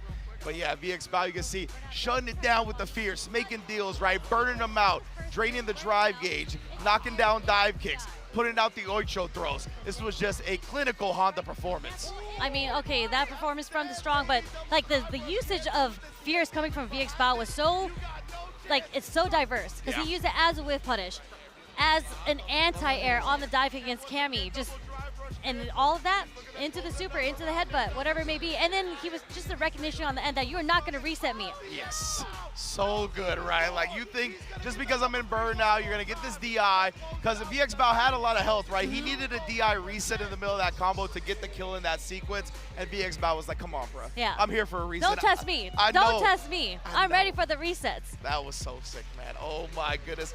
Amazing stuff from VXBow. Yeah, I know a lot of people are gonna be pleased with that one. But yes, I do believe that means it's going to be Broski making it out along with Blas, as we can see, right? As you mentioned, Broski and VXBow do have the same win-loss record and game differential, but in the head-to-head, Broski was able to take it, so he'll be in the loser's bracket, while Blas 5-0 plus 7 dominating performance. And the fact that he's a minor, this kid is 15 years old, he can't be filmed without his guardians around, so his dad is here on the sidelines making sure, you know, where we have the filming privileges of filming his 15-year-old son. But man, what amazing play from Blas. Look at that. As you mentioned, 5-0 plus 7, just insane play. I don't think it was even close. Yeah, I mean, it didn't look like it, right? Especially with that game differential. I mean, he had multiple 2-0s throughout the groups as well, and it's just so impressive to see somebody so young in one of the, I have to imagine, his first offline tournament outside of Chile perform like this. Just ridiculous upon ridiculous. Actually, he actually went to Blink. Oh, that's right. Yeah, He that's did go right. to Blink. That's My the, mistake, that's the second time. My mistake. But man, the consistent performance, I'm so excited to see how he does in top 16 winners too. Yeah, oh man, Yeah, he starts winners. in winners. Top 16 winners, and you're going against the Titans. These people have been in Capcom Cup multiple times, and you are getting a chance to play them in winners. And you got to know everybody's happy about Broski making it to Yeah. top 16 as well, right? That Another Aki fan play. favorite. Mhm. Yeah, has been the forefather of a lot of Aki tech and Aki play, has been an innovator for the character. So you love seeing that type of dedication get rewarded in a big stage like this. I mean, he is a content creator Oh, yeah. player, man. Like I've watched so many videos of his because he's showing off different option selects, all the Aki tech, but he's so well versed in this game, and it's so cool to see him break down the game even outside of Aki, just so everyone who loves Street Fighter can know. All right, let's go to the interview with our 2 qualifiers. まさか0敗、敗一切なしという形でグループ抜けてるんですごいですね。あとブロスキー3勝2敗という形ですよね。これから聞きたいのはですね、終わった後の感想と明日に向けて意気込みを聞いていきたいと思います。まずはブラス選手。If you could ask, we're having a translator here. If you could ask Blas for me, This is his first really big tournament. How is he feeling? Qualifying, dominating the group here at Capcom Cup. What are his thoughts at the moment? Okay, él te está preguntando que... Closer? Okay. Te está preguntando que si este es tu primer torneo grande, cómo tu experiencia y eso. Es mi segundo torneo grande. Estoy muy feliz y alegre porque logré un récord perfecto y eso fue gracias a la preparación y la práctica. Practice make perfect. Okay. He said this is his second big tournament and he feels great because of the preparation he did and he sees like the results is coming out. Second tournament? Yeah, the second big tournament, he says. Yeah. And what did you say after that? Yeah, he said he feels great because of the results he's having. And he put a lot of work and efforts, and he said the fruits he's getting out. とりあえず2回目の大会なんですね。すごい。2回目の大会なんで、あまり大会の経験したことがないんですけど、いい結果を出せて嬉しいですし、いっぱい練習したので、この大会のためにわざわざいっぱい練習してきたので、勝ちができて嬉しいところです。で、これmoving forward, you know, the top 16 tomorrow. What are his? Does he have any thoughts about the matchups tomorrow? Does he have any thoughts about the matchups tomorrow? Is he feeling confident? Is there a specific person he wants to play against? Anything like that? Okay, ¿cómo tú te sientes para los matches de mañana, preparación y eso? ¿Cómo te sientes para mañana? Me siento preparado. Me siento preparado para las matches de mañana porque siempre he estado estudiando los matchups y creo que voy a ganar. He said he feels very confident because he studies a lot and he's ready to fight the matches tomorrow. He's ready. 準備は万全です。明日のトップ16のための準備は万全ですという形です。とても自信ある形なんです。はい、次は2番目のブロスキ選手、ちょっと話をしたいです。So Broski, great games from your side. 3-2, a slightly closer score than in his case. Talk me through how you feel your performance went. I think I was playing a lot better today than I was yesterday because I realized that I was spending too much time like theory crafting the bracket, trying to figure out like if this player beats this player. And then today I just have to win. And that was a better mindset. 今日の方が自分のプレーが全然良くて、昨日はいろいろ考えすぎてなんか違うところに集中したりとかして、それを避けてただ目の前にある試合に集中し、そっちの方が今日の結果がなんかいい結果を出せたのでいい感じです。Then looking ahead for tomorrow, do you have any thoughts? Are there certain opponents you're looking out for? Talk to me, man. I mean, I think if I'm right, I'm playing Takedo tomorrow, so I'll just focus on that because that's going to be quite difficult. What do you feel about playing? Have you ever played him before, and what do you feel about him as an opponent? I don't think we've played in tournament as far as I remember, but I'm looking forward to it. Whatever happens, it's going to be a lot of fun. もしかして明日トキロ選手が相手となる形なんですけれども、結果として何があっても楽しみにしてますという形です。そしてこういうところでインタビュー終了となります。ですね、これからのカプコムカップもお楽しみください。実況に移りましょう。ありがとうございます。さようなら。Thank you, Ryan Hart, for the interview and translating. But shout outs to Itachi Legacy, too. Fellow Floridian Blanca player translating for Blas, his Spanish. And shout outs to the Chilean community for training players like Blas to come through. But before we go on break, we got to give a shout out to the sponsors that helped make this event happen. Starting with one of my favorite sponsors of this event, one of the sickest sponsors of the event. We're going to talk about Suzuki. Look at that, look at that. Not for sale, but Suzuki is standing behind the people who love, endeavor, and challenge, and pleased to collaborate with Street Fighter to deliver joy of the game to as many people as we can. This time, we will be putting our booth in place on the second floor of the Ryogoku Kokugikan, the venue of Capcom Cup 11, to showcase a special edition bike, the GSX 8R, tuned by Jury, themed by her character. Check this out at Suzuki's official SNS. So sick. I know we had to give you that one. I know. I want that. That's why we had to give you that one. Of course, do you know Roto Z? Roto Z is an eye drop brand in Japan and cool eye drops for anti-bloodshot and anti-fatigue. prevents eye-dropping frames, and fights sharp with Roto Z. And now Roto Z is collaborating with Street Fighter 6 to get a free download of the Roto Z Man in-game. The deadline is March 10th, so make sure you don't miss it. Make sure you get that download in and perhaps find some Roto Z near you so you can't miss any action going forward. All right, Sherry. Well, it was a hell of a block for sure. We got to see some great action. It was a pleasure commentating with you, and we'll be back very soon with more Street Fighter 6 and more group action. Oh, you going to take a break on the bike? I'm going to take a break. I'm going to go take the Suzuki out for a ride. Oh, is that what you're going to do? All right. Well, we'll be back after Sherry does that. Who knows if she will be back. Maybe she'll just ride out into the sunset. Gone. We'll see y'all soon. Stay tuned.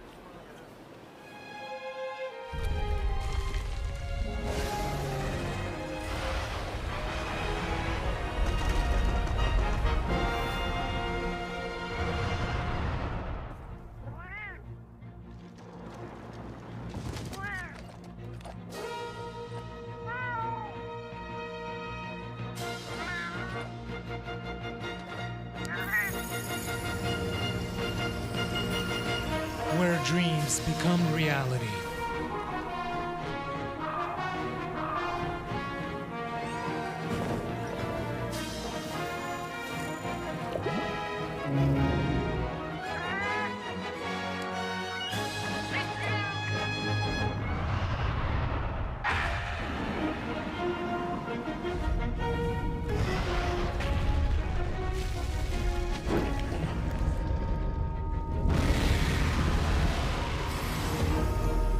Monster Hunter Bridge.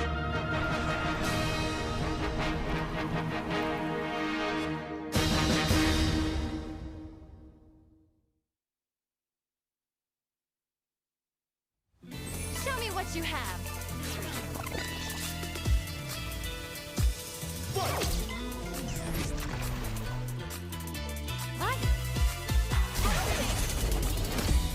How silly.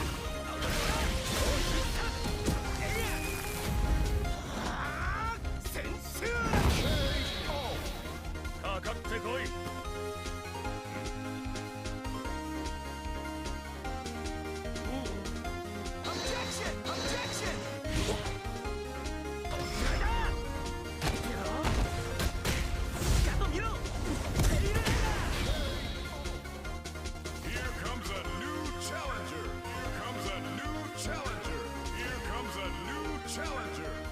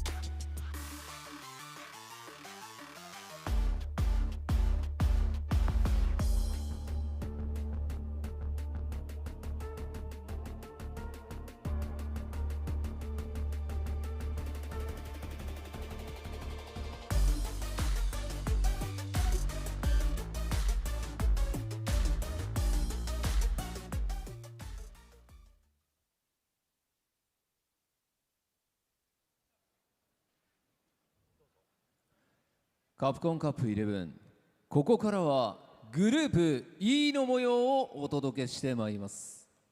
And now it's time to introduce Group E. 会場の皆さん、かなりの時間は経ちましたが、盛り上がっていきますよ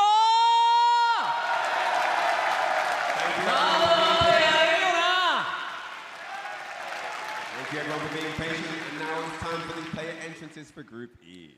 それではグループ E プレイヤー入場です。And now it's time for the player entrances for Group E. まずはグレンに燃える父親ミスタークリムゾン。Hailing from Lyon, France, it's the family man, Mr. Crimson! You know the pressure make all of these diamonds. I tell them get back, step back, fast track, big lap, big facts. カナリア諸島からの刺客ダイバー Next up, the assassin from Canary Islands, it's Diver!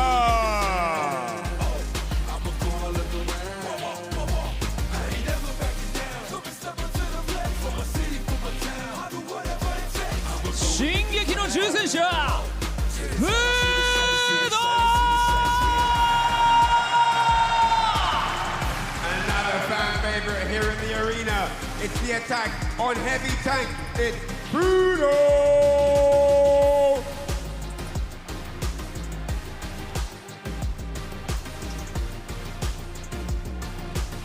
コロンビアの輝く原石ライムストーン。Representing Colombia, it's the rough diamond, limestone!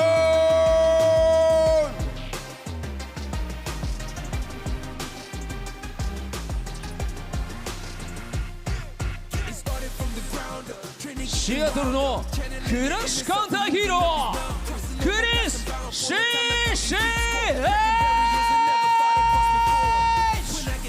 From Seattle, North America, it's the counter hero, Chris C.C. Hayes!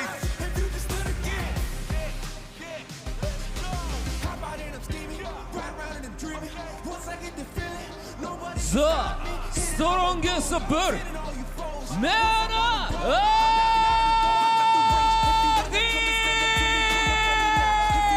He is here, he's focused, he wants the championship title. It's the strongest bull representing the Dominican Republic. It's Mena RD!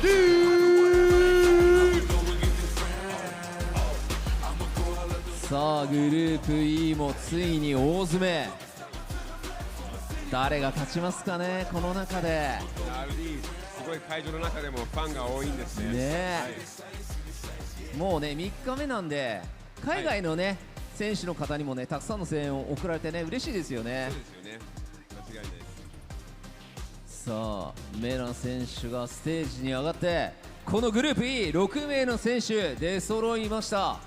総当たり戦を行ってきましたがそれも本日で決着。上位2名を進出して明日の Day4 トップ16に生き残るのは誰か。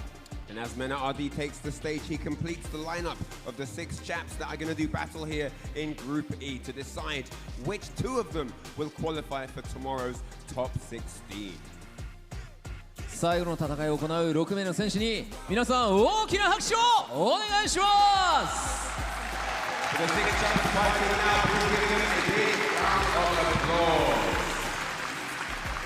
それでは選手の皆さんスタンバイをお願いいたします。 Alright, players get ready. Matches are about to start. それではこの熱い戦いをさらに熱く盛り上げていただく実況席の皆さんにお渡ししたいと思います。実況席お願いします。 Alright, that's it from us down here at the stage. It's time to kick back, get some refreshments. It's time to enjoy all the amazing action to come, and to cast the action, we're going to go back to the desk. So let's get to it, lads. Legacy is on the line as we get ourselves ready for Group E. Vicious here with my man Yipes in our very first block together. First and foremost, there's going to be a lot going into this with the implications, but we just saw a big 5-0 coming in from the young man from Chile, Blas. We could potentially see it again with Japan's hometown hero currently. We got Fudo on deck, but also in line with the Bull, and that's going to be so explosive along with everybody else in the bracket. But before we get into it, I know you had a lot of coverage here in Group E. Let me know what's going down on the plate here. I mean, to be very honest with you, man, I'm going to keep a dry bone. I'm just going for NRD. I know I'm not supposed to be biased on the job, but that's the guy mine up. But all jokes aside, that's been very, very solid to say the least. To be honest, what I really need to keep an eye on is how well Limestone will do in this whole bracket. I'm not too sure exactly how he's looking in the group in terms of the standards. Good thing we got it right here. Oh, wait. This is the wrong one, but I got you. We're going to switch it up. It's okay. There you go. Limestone is currently at 1-2 with a -2 game differential at the moment. So it's not like he's completely out, right? He's definitely got a very solid chance to make it through. However, looking at Diver as well, very, very similar situation at -3. So there's going to be a lot of disruptions here potentially, depending on how well those two perform. Yeah, absolutely. I mean, looking at it, I mean, you see it on your screen. I was literally about to talk about it right now. But Fudo, Mena looks like the favorites to come out of this on the top spot. But however, it's not how you start, it's how you finish. So let's see how this plays out. And it's kind of crazy seeing Fudo in this situation now that he's playing Ed. Remember, Mena was on I would say, the road to look for more characters because he was dealing with the DJ shenanigans down the pipeline. Yeah, so that's why you see him rocking so many characters now. But it looks like Mena's just comfortable just playing the game of Street Fighter 6. Yeah, I mean, one of the characters that he's kind of been highlighting this year in particular has been Zangief, and it hasn't really flexed the, I guess, opportunities he wanted to towards the later end of the season prior to Capcom Cup, right? I mean, he got here because of that Zangief facing off against Dual Kevin over at Cream City, hence how he qualified. But as of right now, I don't think that's going to be on the table with somebody like Fudo, who has such a very strong Ed, and I don't think that's the kind of character you want to face off with. And I respect that he kept this stack when they interviewed him last time. I think it was day 1, saying that he's sticking to the Ed because it's a little bit low maintenance due to the fact that he's married now and he got kids. Oh, okay. So obviously they don't want to stick to DJ because he feel like it was more high maintenance. But speaking of which, guys, we're about to break out some tools from the tool shed talking about maintenance. Fudo versus Mena, really Dominican, and he goes with the Blanca. Damn, right off the gate, the first time you're going to use that as soon as he steps up? Absolutely. Come on, I appreciate that. Hell yeah. Really Dominican gets me every time. Okay, game number 1 with the Blanca choice 2, Fudo. Let's see how he responds. Does check the lows. The walk back against Mena RD. Pins him towards the corner now. Yeah, this is definitely, wow, what a way to space that out. You know what? If anybody knows how to condition well is Fudo. Mena does like to do that defensive jump ball for sure. Oh, looking for the shimmy. He's already going to go to the burnout side of things. Wow, what a way to get out of harm's way, but still in the burnout side of things. Ooh, watch your legs. Not going to be too bad again, I feel like, for Fudo. As long as he drive rushes in, catches Mena RD off guard just like that. Not a lot he was going to fear just based on that situation alone. Immense life lead, so much drive gauge. Let's see how Mena RD responds in kind. Yeah, seriously. And you would think Mena RD would be the aggressor, right? But Fudo's trying to end this now. So we'll see. 2 out of 3, of course. Hold that to flicker, please. The snatcher. I think it is flicker now. It's very difficult to. You see Mena RD looking for like an opportunity to counterpoke, hence why he's keeping it somewhat close within the mid-range. That slide's not going to get you anywhere. Level 2 incoming. You know Fudo got these. He's just going to make the best of it. Nice. That's a throw situation here. Nice technical, Mena RD. How are you feeling? I was hoping he had gone for like maybe a level 1 ender, but it doesn't matter. Draining himself, the recovery of it all, punish, counter, Fudo with a throw, 2 rounds straight clean. You were talking about the maintenance required for the character selection that Fudo's had between DJ and Ed. Low-key, man, I feel like Ed is mad high maintenance, but that's just a simple commentary brain from me, because I think he's very, very technical in regards to like how your opponent responds and how you're supposed to react. Yeah, it all depends on the talent, really piloting the character. Fudo's definitely that guy. I think right now, Mena's problem, just to highlight, he's not keeping in pace with Fudo, who's just running through him is definitely Fudo in terms of walking down, in terms of really sniping out a lot of Mena's defensive options. So there we go. Speaking of keeping pace, that is a perfect character to deal with. Now, I personally don't like this matchup because Ed does eliminate the scissor kick. He does have the normals to reach the crouching short into the rumble in the bronze. I don't even know the name of the move, but you know what I'm talking about. It's the blitz, yeah. The blitz. Oh, there you go. Thank you so much. The blitz. I got it. The blitz. So the only thing he can really work with here is standing, medium kick, stand jab for the counter hit, and stand fierce. But Fudo can react to those stand fierces with an easy, perfect parry. So I want interesting pick, I would say, for Mena. But you know what? If you want to keep in pace and that speed with Fudo, I like it. Yeah, I mean, both players equally as experienced in the matchup against each other's characters, right? So I'd imagine he's feeling pretty confident with his pick going into it. But Fudo is dismantling that confidence blow after blow, drive reversal to keep MinRD skating away from that corner pressure. But still, with the flickers and the sparks, I should say, it makes it very hard for MinRD to really advance, right? We haven't seen a scissor kick just yet. Yeah, no, this match is terrible for scissor kicks. I strongly believe it's pretty much useless. However, if you do it from the max distance, you can actually get whiff punish situations and you won't get punished. Speaking of which, the scissor kick was right there in the neutral jump on the first try from Fudo. Wild. Snipes it out, and he already has the lead at a match point situation. Are you serious right now? Not the chance. Is going on a 10 right now for Fudo in regards to reading what the bull wants to do. He's already got the red flag going, and he is enticing him to try to charge at him. Let's see if he falls into that trap. Get off of me, Psycho Upper. First reversal of the game. What a way to save it. The second one. Oh, Mena's in trouble, but however, though, the burnout, dehydration is on the side of Fudo. We'll take those. Back throw immediately. No, that was a safe jump. That was good recognition. What a way in to the snipe heck that is out. happening? The fadeaway. That was a wash. I'm so sorry. I hope that's not my fault for being a little biased. I try to be biased, but to be honest, who ran with it was Fudo. He just couldn't grasp the pace of Fudo's gameplay, man. And then, like, he always ran the plays. He always kept the frame traps tight. Because, you know, Mena likes to do defensively. If he sees a gap, he will challenge with a crouch jab and stand jab. But that was null and void dealing with Fudo's pressure. Brother, what other characters allow you to get a continuation juggle from doing a jump back normal in the air, right? Being able to snipe out something like that and still managing to get the uppercut, that's insane. He had a level 3 too, if need be. Yeah. That's crazy to me. I have not seen that option exercised in any of the videos that he's been like, in terms of like studying Fudo in some of his practice sessions too. Yeah, so it covers two options, right? Obviously the jump out attempt and the shadow rise. So he already had like a 2-in-1 in place just in case, just to cover some offensive lines. But that was very nice for Fudo. I mean, what can we say? This man came with a purpose. I mean, he does have like millions of vices to practice with, so I'm pretty sure he's seen different looks in terms of different approaches with the character. Yeah. Now, I'm not too sure if when Mena went to Japan, when he came over here, that's the character that he was really focused on. I would think it would be the Geef, but I don't know, man. He just couldn't get it going, and it's kind of rare seeing a guy like Mena RD not having a reversal. So not only he has to think twice on the defensive end, so he can't even really get it going because there's no threat on the wake up. So Yep. That's one of the big highlighted weaknesses that Bison does have with the way that Fudo was just running his game, running his offense. It's no surprise that he's currently sitting at 4-0 with a +7 game differential. Insane. The only person that has actually taken blood from him is, in fact, Chrissy CH, who happens to be eliminated. But moving on to it, Fudo still has another game to play towards the end of this block. In the meantime, we do have Limestone coming up against Diver. Nice. Two players for sure that I'm not familiar with. However, that is the whole point of this grand stage, so we can learn these guys' legacies as we move forward. But man, Fudo, that married life, huh? I see. Huh. What's crazy is his wife is actively streaming and also grinding it out on ranked. So it's really cool to see just like that relationship develop both like as a married couple and also in the realm of Street Fighter for them too. It's really, really neat. And also, if their kid decides to pick up the game, they're going to be phenomenal. But we'll put a pause on that for now. Diver versus Limestone, that's what's going to be in the limelight. Ed versus Ken. The limelight, and it's bright right now. Oh, yeah, you feel it. Oh, man, it's right on my forehead. You know, there's a lot of mileage up here, boy. It's burning. It's definitely burning. You're talking about mileage? Don't let me. No. Oh, I'm on my way. Okay. No, you're definitely not. Yeah. You're definitely not. Yeah, I'll show you. No. All right, nonetheless, though, let's see what they bring to the table. Limestone actually defeated MinRD in this group, right? I could be mistaken. That is correct. Okay. Yeah, he was the startup of day 2. We actually took him down 2-1. There you go. And it was the Ed, by the way. Ed seems to be the crux for MinRD at this point, man. Check the rhinestones. My name is Limestone. Nah, let me stop. I want to keep my job. Nah, I'm just joking. But anyway. I was going to say dropping dimes, but you know I'm just a stone's throw away from the game. I was going to keep going. But I had it, but I lost it. I'm telling you, man, these commentators.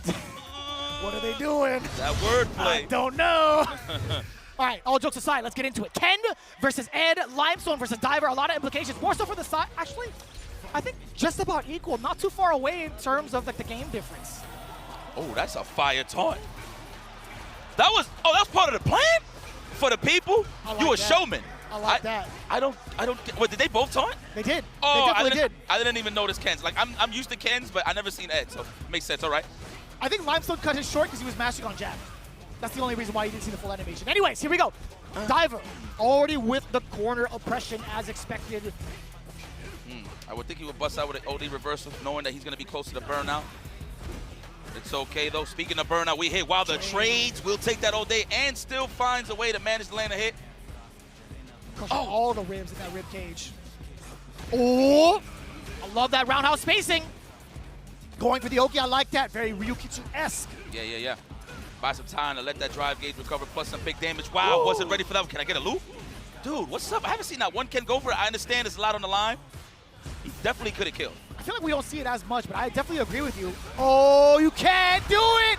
You don't have enough life, and he was banking on that. But you're absolutely right, I think. You know, going into a couple of loops, building up some of your gauge as well, you could have gotten to maybe a 3, but also I think Shippu Genrai would have gotten the round. See, right there on that drive rush, he should have just committed instead of drive impact into the OD reversal. But anyway, all right, the magic is here.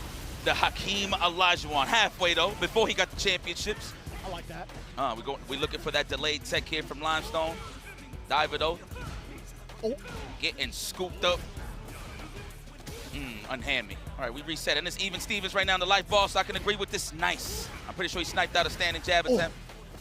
And I'm waiting for Limestone to kind of put the pressure a little bit more also with maybe dishing out the damage with maybe a level 3 as well.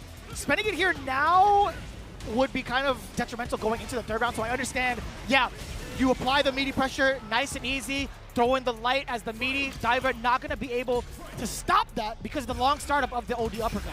That was that psychology right there, that conditioning. Nice anti-air. Oh, what? That worked. Very nice. Oh, he used the fast one. Okay, that does make sense. Yes. Damn, still good amount of damage. Let's go. All right, go for the parry. Looking for the perfect parry, that is. Into the level 3. I concur. Close to the burnout, so we're going to be in that range. Are you going to commit to the drive rush? And is Diver going to commit to the reversal? That way he can go into that burnout into his own accord. No, there it is. Oh. It actually would have worked, funny enough. That does make sense. Yeah, it definitely would have worked out. But right now, Diver at the back end being burnt out. Nothing too substantial just yet. Out of the corner. Now we get started. The blitz started off. Okay. He just ate that drive impact. He was one hit away, to be fair. Yeah. Get up off me, and we touching grass again. We back outside. Nice. Can you make that happen? No shot. Oh, if he held it a little bit longer, he would have had the drag down continuation. No block on the overhead Limestone. Limestone. Where my guys from again? I need to know. I need to confirm. I am geographically challenged. I see the flag. However, I cannot tell you. I got you, baby. Let me get that. Oh, let me get that. Let me see that. Let me see that. I'm whack too. I'm whack too. I'm whack too. Damn, I'm terrible. I'm so sorry. I got you. Go ahead. Yeah, you good? Okay, here we go for the Tatsumaki Senpukyaku. Colombia. Colombia! Damn, my girlfriend would be so upset at me. She's from Colombia. That's terrible. Oh. Nice uppercut. Oh, there that's you go. rough. Limestone already putting himself on drop from Diver, uncharacteristic. You know, one thing I've noticed, I don't know if it's just shaky, they're just nervous. I've seen a lot of missed drive rush attempts in certain setups. I don't know if they're doing it a little too early. That's been happening all day. Yeah, seriously. Or actually all 3 days thus far. Nice backdash. You ain't gonna hug me. Nice! Big damage. Toma! Oh, big round. Diver falling behind round by round, blow by blow, honestly. Limestone's been so, oh my God. Precision. You know, Diver had the right idea. He should have walked up a little bit and done it, to be very honest with you. Back-to-back backdashes, huh? Whoa, that was all part of the plan, Vicious. I feel like. He does get a meaty overhead off of that setup, so I like that he switched it up and went for the low. Is that enough? 100%. Diver's already getting up? It is enough, huh? 100%, I'm so sorry. 100%, with a perfect as well.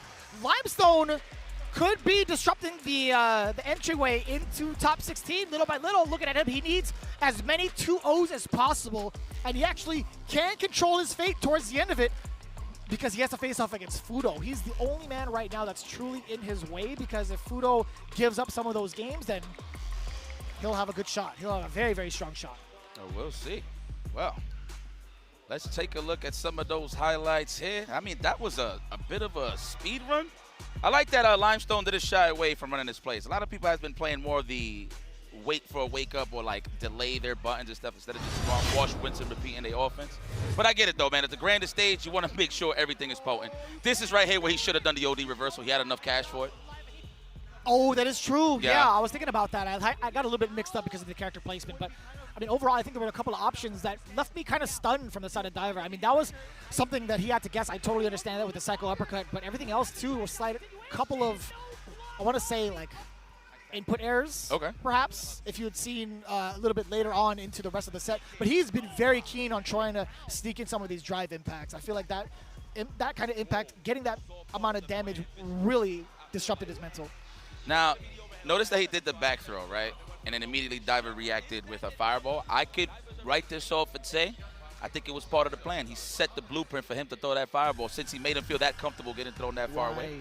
Because that had a purpose, that drive rush. Because he did it after the back throw to immediate stand fierce. So I like the play there. I'm going to just write that down. You can call me random if you like stream. But hey, we're human. But we're not, but these guys aren't human, especially Fudo with a 4-0. You got Milestone looking comfortable with a deuce-deuce scenario here. He does have one more match against Chris CCH, so let's see how that lines up. That might actually put him up top to actually get that second place, because at this point, it looks like Fudo will be going to the top 16 side of things.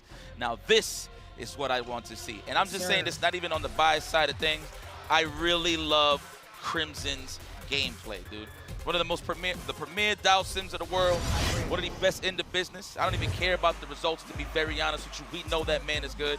Now, what makes it interesting for me, I haven't seen these guys play Street Fighter 6 yet. Ooh. So let's see how I swear I think I've seen something like that, but 5 for sure. That makes a lot of sense. Now, take note, this is Mr. Crimson's only game, his last and final game here in day 3. If he happens to win this, the rest is up to fate. He does have a shot still, considering he is 2-2, and he's looking rather strong. MenRD still locked up in the corner, playing a little bit different, I gotta say. MenRD has not been able to get his footing, I feel like. Let's go, Crimson, to the end of the line. Let's go, MenRD. And you know what? Wise choice. Wise choice not to use that level 1. Oh. Somewhere out there, I feel like Liston's grinning ear to ear a little bit. He's like, man, Dawson. Shout out to Liston Queens. Okay, here we go. No commitment to check that drive rush. All right. Trying to snipe out either defensive drill or a teleport, either or. Crimson right now is playing the rope-a-dope. How is he going to get out of here? Oh. Safe pressure. Oh, that's rough. Oh. Off of the counter hit, off of the double knees. Oh, we take the trade all day. Can I get the throw? I'm telling you, that defensive drill kick, it is getting exposed. Oh, ball up top. Here we go, Lightning Beast. Oh, he had time to throw out the jab. That was actually kind of sick, but to no avail. MenRD's got plenty of meter to work with, and to get the kill. Exactly that. The rest of that Lightning Beast closing it out. Yeah, my man Blanco was looking like he was stuck in the pinball machine. Like, it ain't go nowhere. It's just there. It's just moving. Yeah, I mean, that's one of the sponsors, right? The Street Fighter 2 pinball machine. Oh, vicious. If I could give you a golden star right now, I would. That is one of the sponsors. I appreciate you, Coach. You'll take the segue all day. Okay, here we go. Beautiful space in here for both of these guys. Oh, caught him on the way in. Possibly sniped out a crouching strong. And we respect this level 3, right? I mean, establishing that life lead, a pretty significant one at that, nearly 50%, but also regaining your green bars. I like this coming out with the spacing as well. Yoga Comet, Yoga Fire, either way you spin it, you're forcing MenRD to come in an orthodox way. But he succeeds. It's a throw. Uh-oh. Oh, he had the right idea, but he thought he was going to hit the brakes early and hit the flow. Right. Yeah, so nice from Crimson to delay that. Avoided that entirely. Trying to size him up, looking for that throw. Man, I ain't giving it to him. Woo! Look what you got here. Just to close the distance. That was godlike. That was godlike. Crimson for sure tech. There we go. That was a counter hit. Lo juguetes. That's a throw. I haven't done that all day. One more? No, looking for the shimmy. I do it all day. I don't know how you do it so well. Wait. We could do another one. He will. No, he's looking for the technical. Oh, out of range. That was actually OD. I'm not talking about the mechanics. Layered offense is what I like to call it. I've seen people do that in the highest levels. We've said it many times before, where they hit the brakes with the throw just to see how they're feeling on defense. With the throw and then just get a punish. It does always look like they're going to reach. Oh, you hear it? I can literally hear it in my brain. Oh, Yuka Flame. Set it up. Side. Caught MenRD trying to move out of the way. Perhaps a defensive jump back. Oh, that was shy. Mind you, if Mena did hit a button, that entire air would have worked. I agree with you, hence why Men RD 2 steps ahead. The overhead, Rock Crusher. Back medium, checking also with the crouching medium from the side of Men RD. Again, trying to get out of the way, Mr. Crimson, punishing him little by little for it. Let's see if we keep cooking up some of that Blanca. That's right, we attack the vegetables. We're gonna teleport out the corner, yes. Oh, I text for sure. Men RD didn't though. The jump back ball. And the overhead again! It's okay. With the cabeza. Cabeza. Cracking the coconuts. Yes, yes, we love our coconuts. Love coconuts. Nah, let me not overkill it. I'm sorry. Here we Do go. what you want, Playboy. You know, I know. It's for the people. You know, a lot of people complain nowadays. So. Here we go. Facts. All right, more throw pressure. I almost did it. I'm dead serious. I almost did it. I can hear it every single time. Drive reversal. Set up the Yoga Fire first. He's got to find a safe way out of here, right? What's the contingency plan? It's totally fine. His movement saves the day. Men RD overcommits with the jump. One crouching strong. It's all man, and he's no shot. The jab got eaten. Now, you know what? It's not like he was going to die anyway if Mr. Crimson would have blocked. But, hey, I like that gamble. Right back at you. Are we? What's going on? Is there reservation somewhere I don't know about that people are just trying to get the hell up out of it? Jesus, every match is just going I fast. think dinner plans must be intact for Min RD. He's trying to go as fast as possible, but he is done for the day. That was his second game. Now it's up to Fate. He got a big 2-0, pushing him at 3-2 with a pretty impressive game differential at, I want to say, actually, I'm not going to do the math right now. We're just going to go for the replays instead. I'm whack at math. Everybody else is too in this building. They're just trying to count cash, ladies and gentlemen. Whoever it is that's going to make it to the top of the echelon with top 16. Ooh. But, yo, you know what? Shout outs to Mr. Crimson. It can't be me to play Dowson. I'm going to be honest with you. The maintenance that you need with this character to get hard reads on people's throw attempts to you with the drill or the teleport, just to get it going, because I don't really see him getting too much mid-screen, right? Or he doesn't have, like, really good corner carries, I would say. Right, Dowson? I would agree with that. Yeah. I would definitely agree with that. I think the amount of control that he has right out the gate, sure, it's very intimidating. It does lead to a lot of pressure for the other opponent. But if they've already had that much time to prepare for it, it's all about, running that strategy and also implementing as much offense as you possibly can, because Dawson is not designed for defense, in my opinion. Right. No, it's true. Well, Mena RD, man, you know what? That looks like prime Mena RD. You know what I'm saying? It's kind of rare when you see somebody control him fully. I mean, you saw that with Fudo Mena RD to start the day, but hey, he's gaining that confidence, and I know in the back of his mind is like, okay, I did not leave with a donut today, so that's definitely boosting him around. Now it's up to Fate at this point to see. I mean, at this point, he needs to just root against everybody. You know what I mean? In terms of just any match that it's going to be a potential threat to eliminate him out this, he just better put his pom-poms in the air for them. But anyway, there it is. Mena RD 3-2 looking solid. Actually, the most solid here besides Fudo. So, okay, with a +3 at that. So he got a bit of an advantage here. So look at that. That is kind of tough to look at, too, for like the rest of them, honestly. I mean, Chrissy CH, he's already out of the running. We still have Limestone, Diver, and Fudo to remaining in our matches. But Limestone and Chrissy CH is what's coming up next. Limestone already at 2-0 over Diver. Can he get another 2-0 victory over Chrissy CH? If it's not one Ed, it's another. I'm pretty happy to see Chris CCH on the grand stage, honestly. You know, he's been doing a lot of grown folk things, school, work, et cetera. And still balancing it all. Yeah. So the only time you really see him is the online tournament side of things and, World Warriors and stuff like that. So it's pretty cool to see. On SFL as well, right? He's in the finals. That's the best part, right? Yeah. Even if his journey ends here for the singles tournament, he still has a really, really big shot and a very solid fighting chance with Team FlyQuest. Seriously. Big ups to the man. Oh, the flight attendant, Ed. Oh, that's my favorite. Do you want a pillow with this knockdown? Yes, there it is. He said, Ed! That's a pretty violent snooze, man. Yeah. You want a health insurance with that, sir?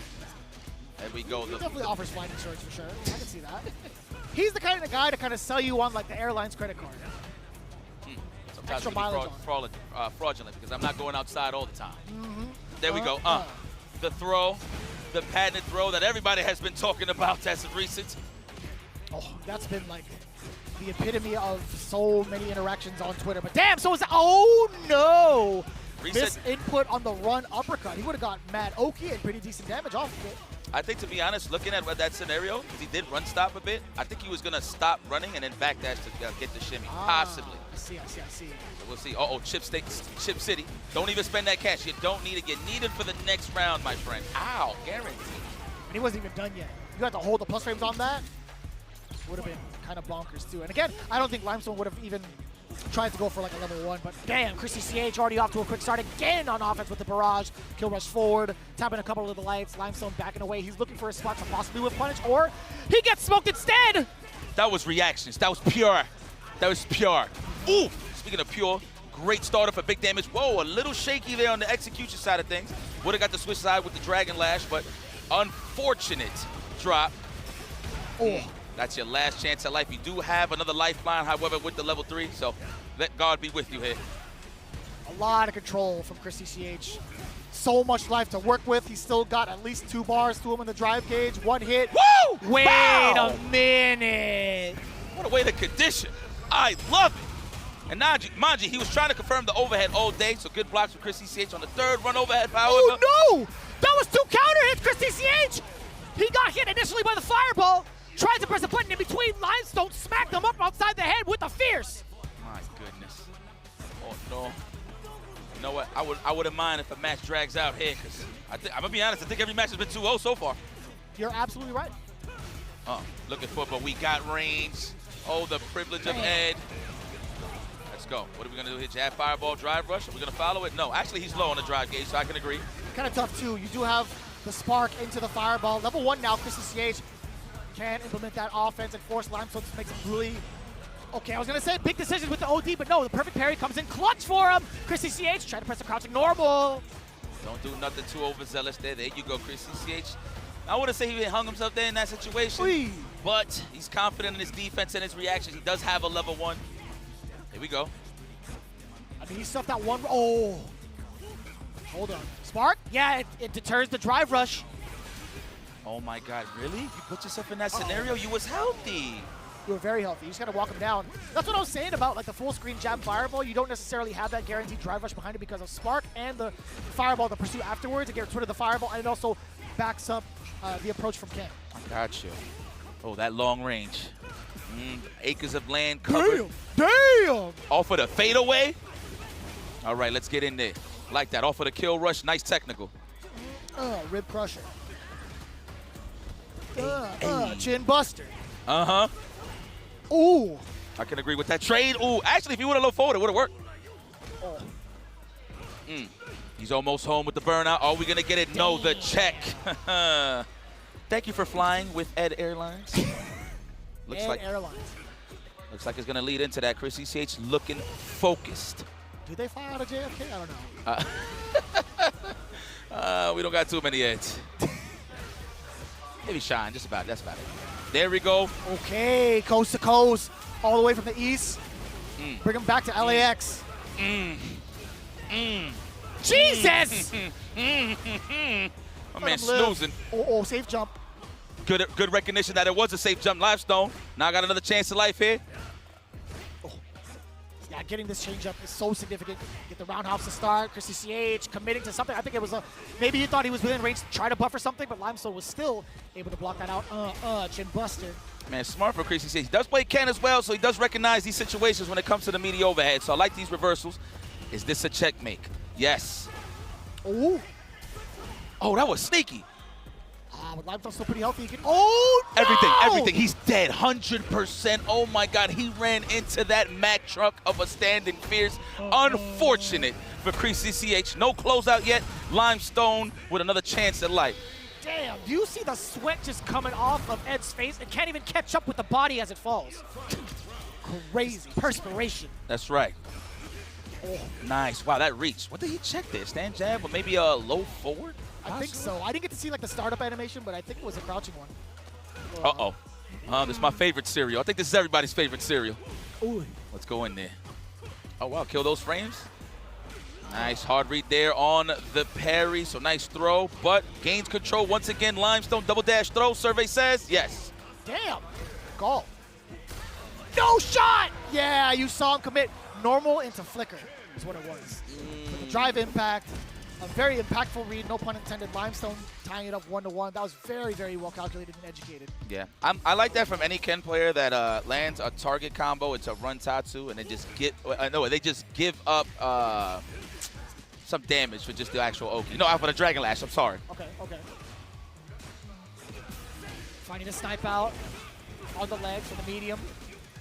Oh, that's the what is that? The first throw bait? Yeah, absolutely. That's how you know the stakes are high. Yes, extended hurt boxes don't whiff. Should get the spaces too. This is so tough. Yeah, within fireball range. I feel like the trades could happen. Oh, you are so sneaky with your movement. Chris CCH snapping out the legs. I think Limestone is. I think Limestone's having a problem trying to recognize when he wants to do those charge flickers. I think that's what he's looking for entirely. That makes sense. Nice. Trying to catch the delayed tech. Wow, is that gonna? Oh, the full speed ahead. Yep, the bullet train. Oh! He got off the Shinkansen too early. What's that called? Shinkansen, the bullet train. Here in Oh, Tokyo. I didn't know that. Educates me. Oh! There it is. You got another chance of life. He's gonna wake up with us, I swear. What in the world? That reached! You thought he would clear, but his back was to the wall. But wow! On time, Chris CCH, you deserve this victory off of that anti-air. Crazy. The buttocks. The buttocks, man. It was on the gluteus maximus. Level 3, no, not yet. Couple of throws as usual. That's what I would have done. Nice technical, another chance at life. Chris CCH, how you gonna push yourself out of here? Yeah, it was so important that it was mad delayed too because of the space it created, but to no avail really. Limestone still right back into place. DI, get him out of here. We do have level 2 on deck. Gonna be a lot of substantial damage, corner carry, damage to the drop. Oh no, I take it all back. Red drop, but we still got what we wanted. Now it's all Chip City, however we do have, oh my God, it would have worked. That was a punish counter too. He could have done the stand shorter to DP level 3. He could have done it, it would have reached. And he would have probably not got the full animation into the EX Dragon Lash afterwards, but still. Man, Chris CCH, Seattle's finest. He still lives in Seattle? He moved over on the West Coast? I want to say yes. I think he's still in Seattle. Well, that's fire. Yeah, man. he definitely is because he definitely runs shop over at some of the locals. Actually, they have like a big quarterly that happens, if I'm not mistaken. But the name escapes me. My apologies, Jake Ryan, Dr. Danny Pham. I mean, I love the Pacific Northwest, so I appreciate y'all big time. But yeah, no, Chris CCH still very much so active, even in the local scene, which is important too, because with the current accolades that he's had, he's still willing to show up and show out for the rest of his community. Right? Yeah, no, absolutely. That's how you do it. But man, who's showing out here was Chris CCH. A couple of errors on both ends. Minor errors from Limestone, for sure. This was definitely the closeout right here for Chris CCH. I don't even know what the hell he tried to check with, but Limestone, a couple of errors in terms of the target combo that kind of led to Chris CCH to gain more momentum. But again, man, when you're so worried about the flicker, that's what kind of slows you down. It does. Because you're trying to either look for that option to drive rush or maybe run Tatsu. It is a Tokido exclusive. Yeah, that is definitely something Tokido had shown out in the Japan Super Premiere, right? Run enhanced Tatsu gets you past that projectile. So it is very difficult to call though. Like you could just say it on paper, but in terms of like getting the opponent with the right spacing and the read off of it, it's very, very difficult. Yeah. But nonetheless, though, man, shout outs to Chris CCH. But I want to get it right on the glutes. But that I actually thought he was going to clear it, or he would have just landed in time and blocked. So credit to him. There it is, stand short level 3. Damn, that's unfortunate, bro. I think Croucher Strong would have reached as well from there off of the punish counter, but that's here no there, man. That was very unfortunate. You just got to keep it simple sometimes. Like, especially in that scenario where it would have just gave you another lease in life. You just got to go for the simple stuff, man. Stand short DP, level 3 would have worked out for you. But that's here no there. We moving forward, never backwards. Chris ECH, you know what? He has one to the board. He could leave, you know, with a less of a chip on his shoulder. Yeah, right? That is fair. That is fair. I think what also is fair is to, I guess, further assess what's going to be happening here in the match results. Fudo now coming up against Diver. Ed versus Ed. This is going to be so heavily towards Diver to make the right decisions here. Fudo has all the practice in the world, but also primarily some of the strongest Eds in the land of Japan. Diver needs to make the run of his life to at least damage Fudo here. I mean, granted, we know what the results are right now, but for a personal accolade, I would love, if I were in his position, to be like, yo, I took Fudo down with his own character. Well, for me personally, I just want Blast to have all the glory of just being the only one with 5-0, but I mean, I wouldn't be upset if Fudo gets this 5-0. This man is an OG. at the end of the day, I actually knew this guy way before Street Fighter. The man was playing multiple fighting games. And he was a champ at it too. Yes. He was, I feel like, one of the prodigies of Japan in like the first game, the first breakout game that he actually played out in. So another type of fighter. But anyways, no, I would agree with you. I mean, like, trying to dampen that record would be pretty substantial. But even more so, man, Fudo, he would love to just continue on this streak. It just feels good, man. It just lets you know, it reaffirms that all the work that you've been putting in is like, all right, I'm definitely ready for this top 16. Right? I mean, you saw what he did at Mena, so. Okay, you know what? I like that from Diver. Take it to Fudo. Give him all the looks possible to see if he could react. Remember, Fudo's godlike, but he could bleed just like you. Let's see how he opens him up. Yeah, I feel like more of the Japanese players are inclined to playing out a little bit more of a patient game, playing out that neutral a lot more, but Diver giving him a more aggressive look, I feel like might pinpoint some of the weaknesses that some of the Japanese players have, but Fudo, being the adaptation machine that he is, I wouldn't be too surprised if he makes this comeback happen again, falling into the fireball, a slow one at that, mixing up the speeds, really caught Diver off guard. Man, layered offense from Fudo. Oh yeah! Ah, he had the right idea, but he just missed the punch just a little bit, just by a second of slither. Here we go. Anti-air, as usual. He already been 2 for 2. Nice. He was looking for the wake-up parry. Where you going? Wake-up drive rush. Interesting. Unless it was just a hard read on a backdash or a charge flicker into a kill rush backwards. Or dodge, I should say. I don't even know the name of that. Is that the same word, or the same name? A kill rush backwards? Kill rush forward, kill rush backwards. Yeah. Okay, so the same thing. Okay, thank you. You got it. Oh, catching the landing frames too. Fudo was just trying to air-to-air. That was fair. With Diver getting the best of it now. Yes, the aggressive start that we've seen in the first round. Let's see if he can capitalize on this now. Fudo delaying some of the button presses to fight out of the corner, but no, man. The mirror match going way so in Diver's favor, or at least in this round. What a perfection. Okay, Kurt Hennings. Perfect. That man teched. I felt that. I heard the technical from here. Whoa, I like that. Check the rock, paper, scissors, watch your legs.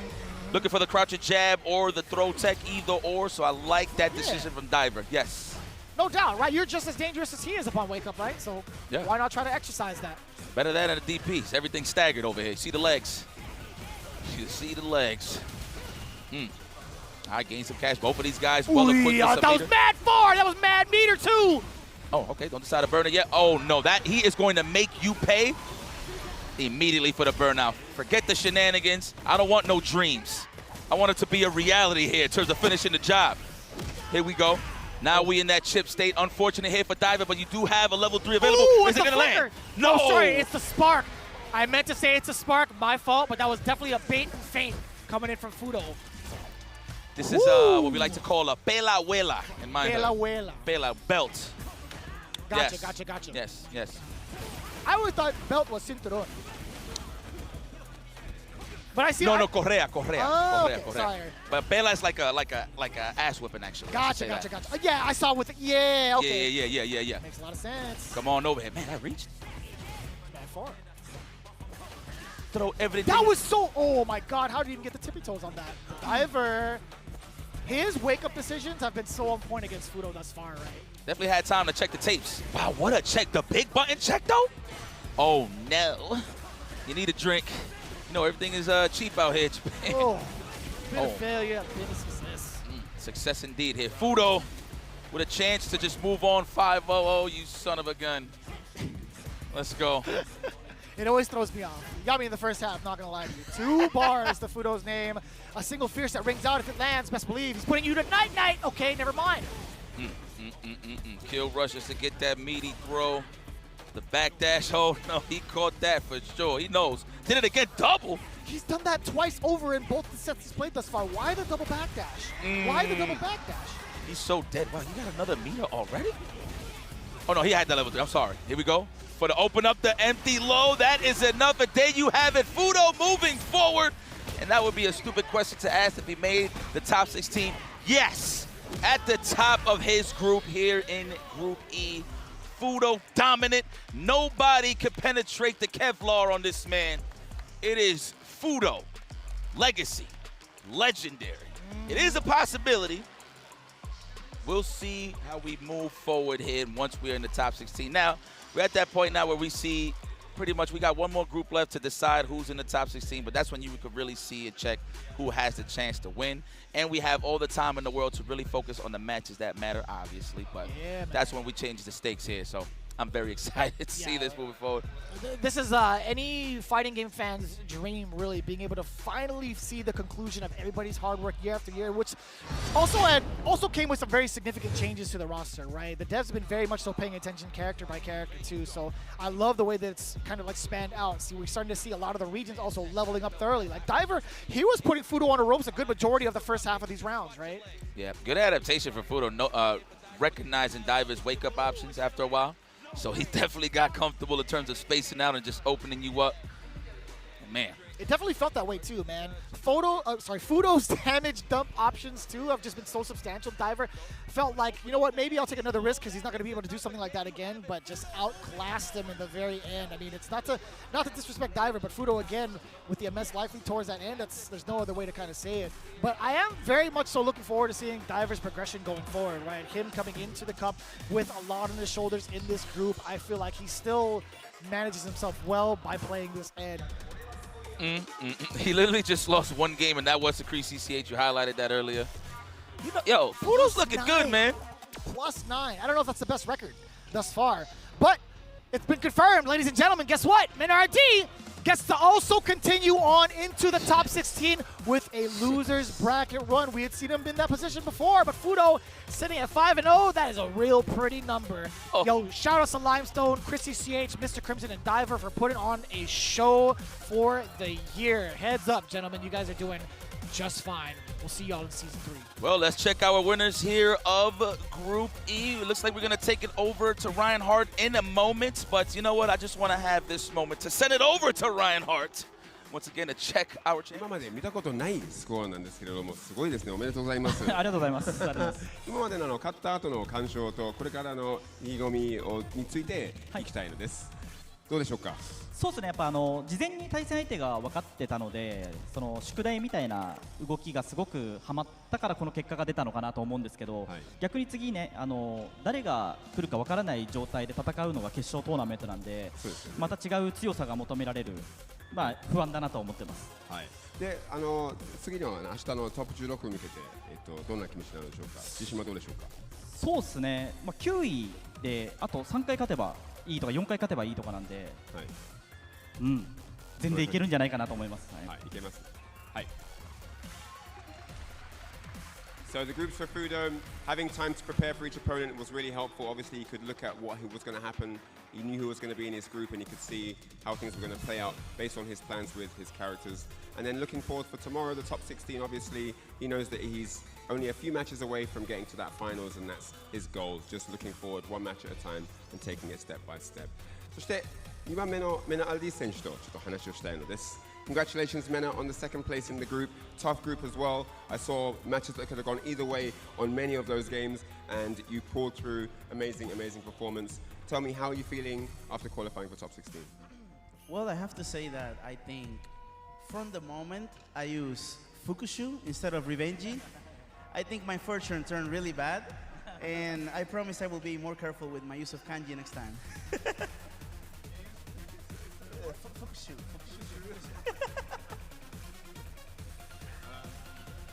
まあとりあえず違う環境を使って違う運命になった感じなのでまあこれから使ってる感じを頑張りますという形です。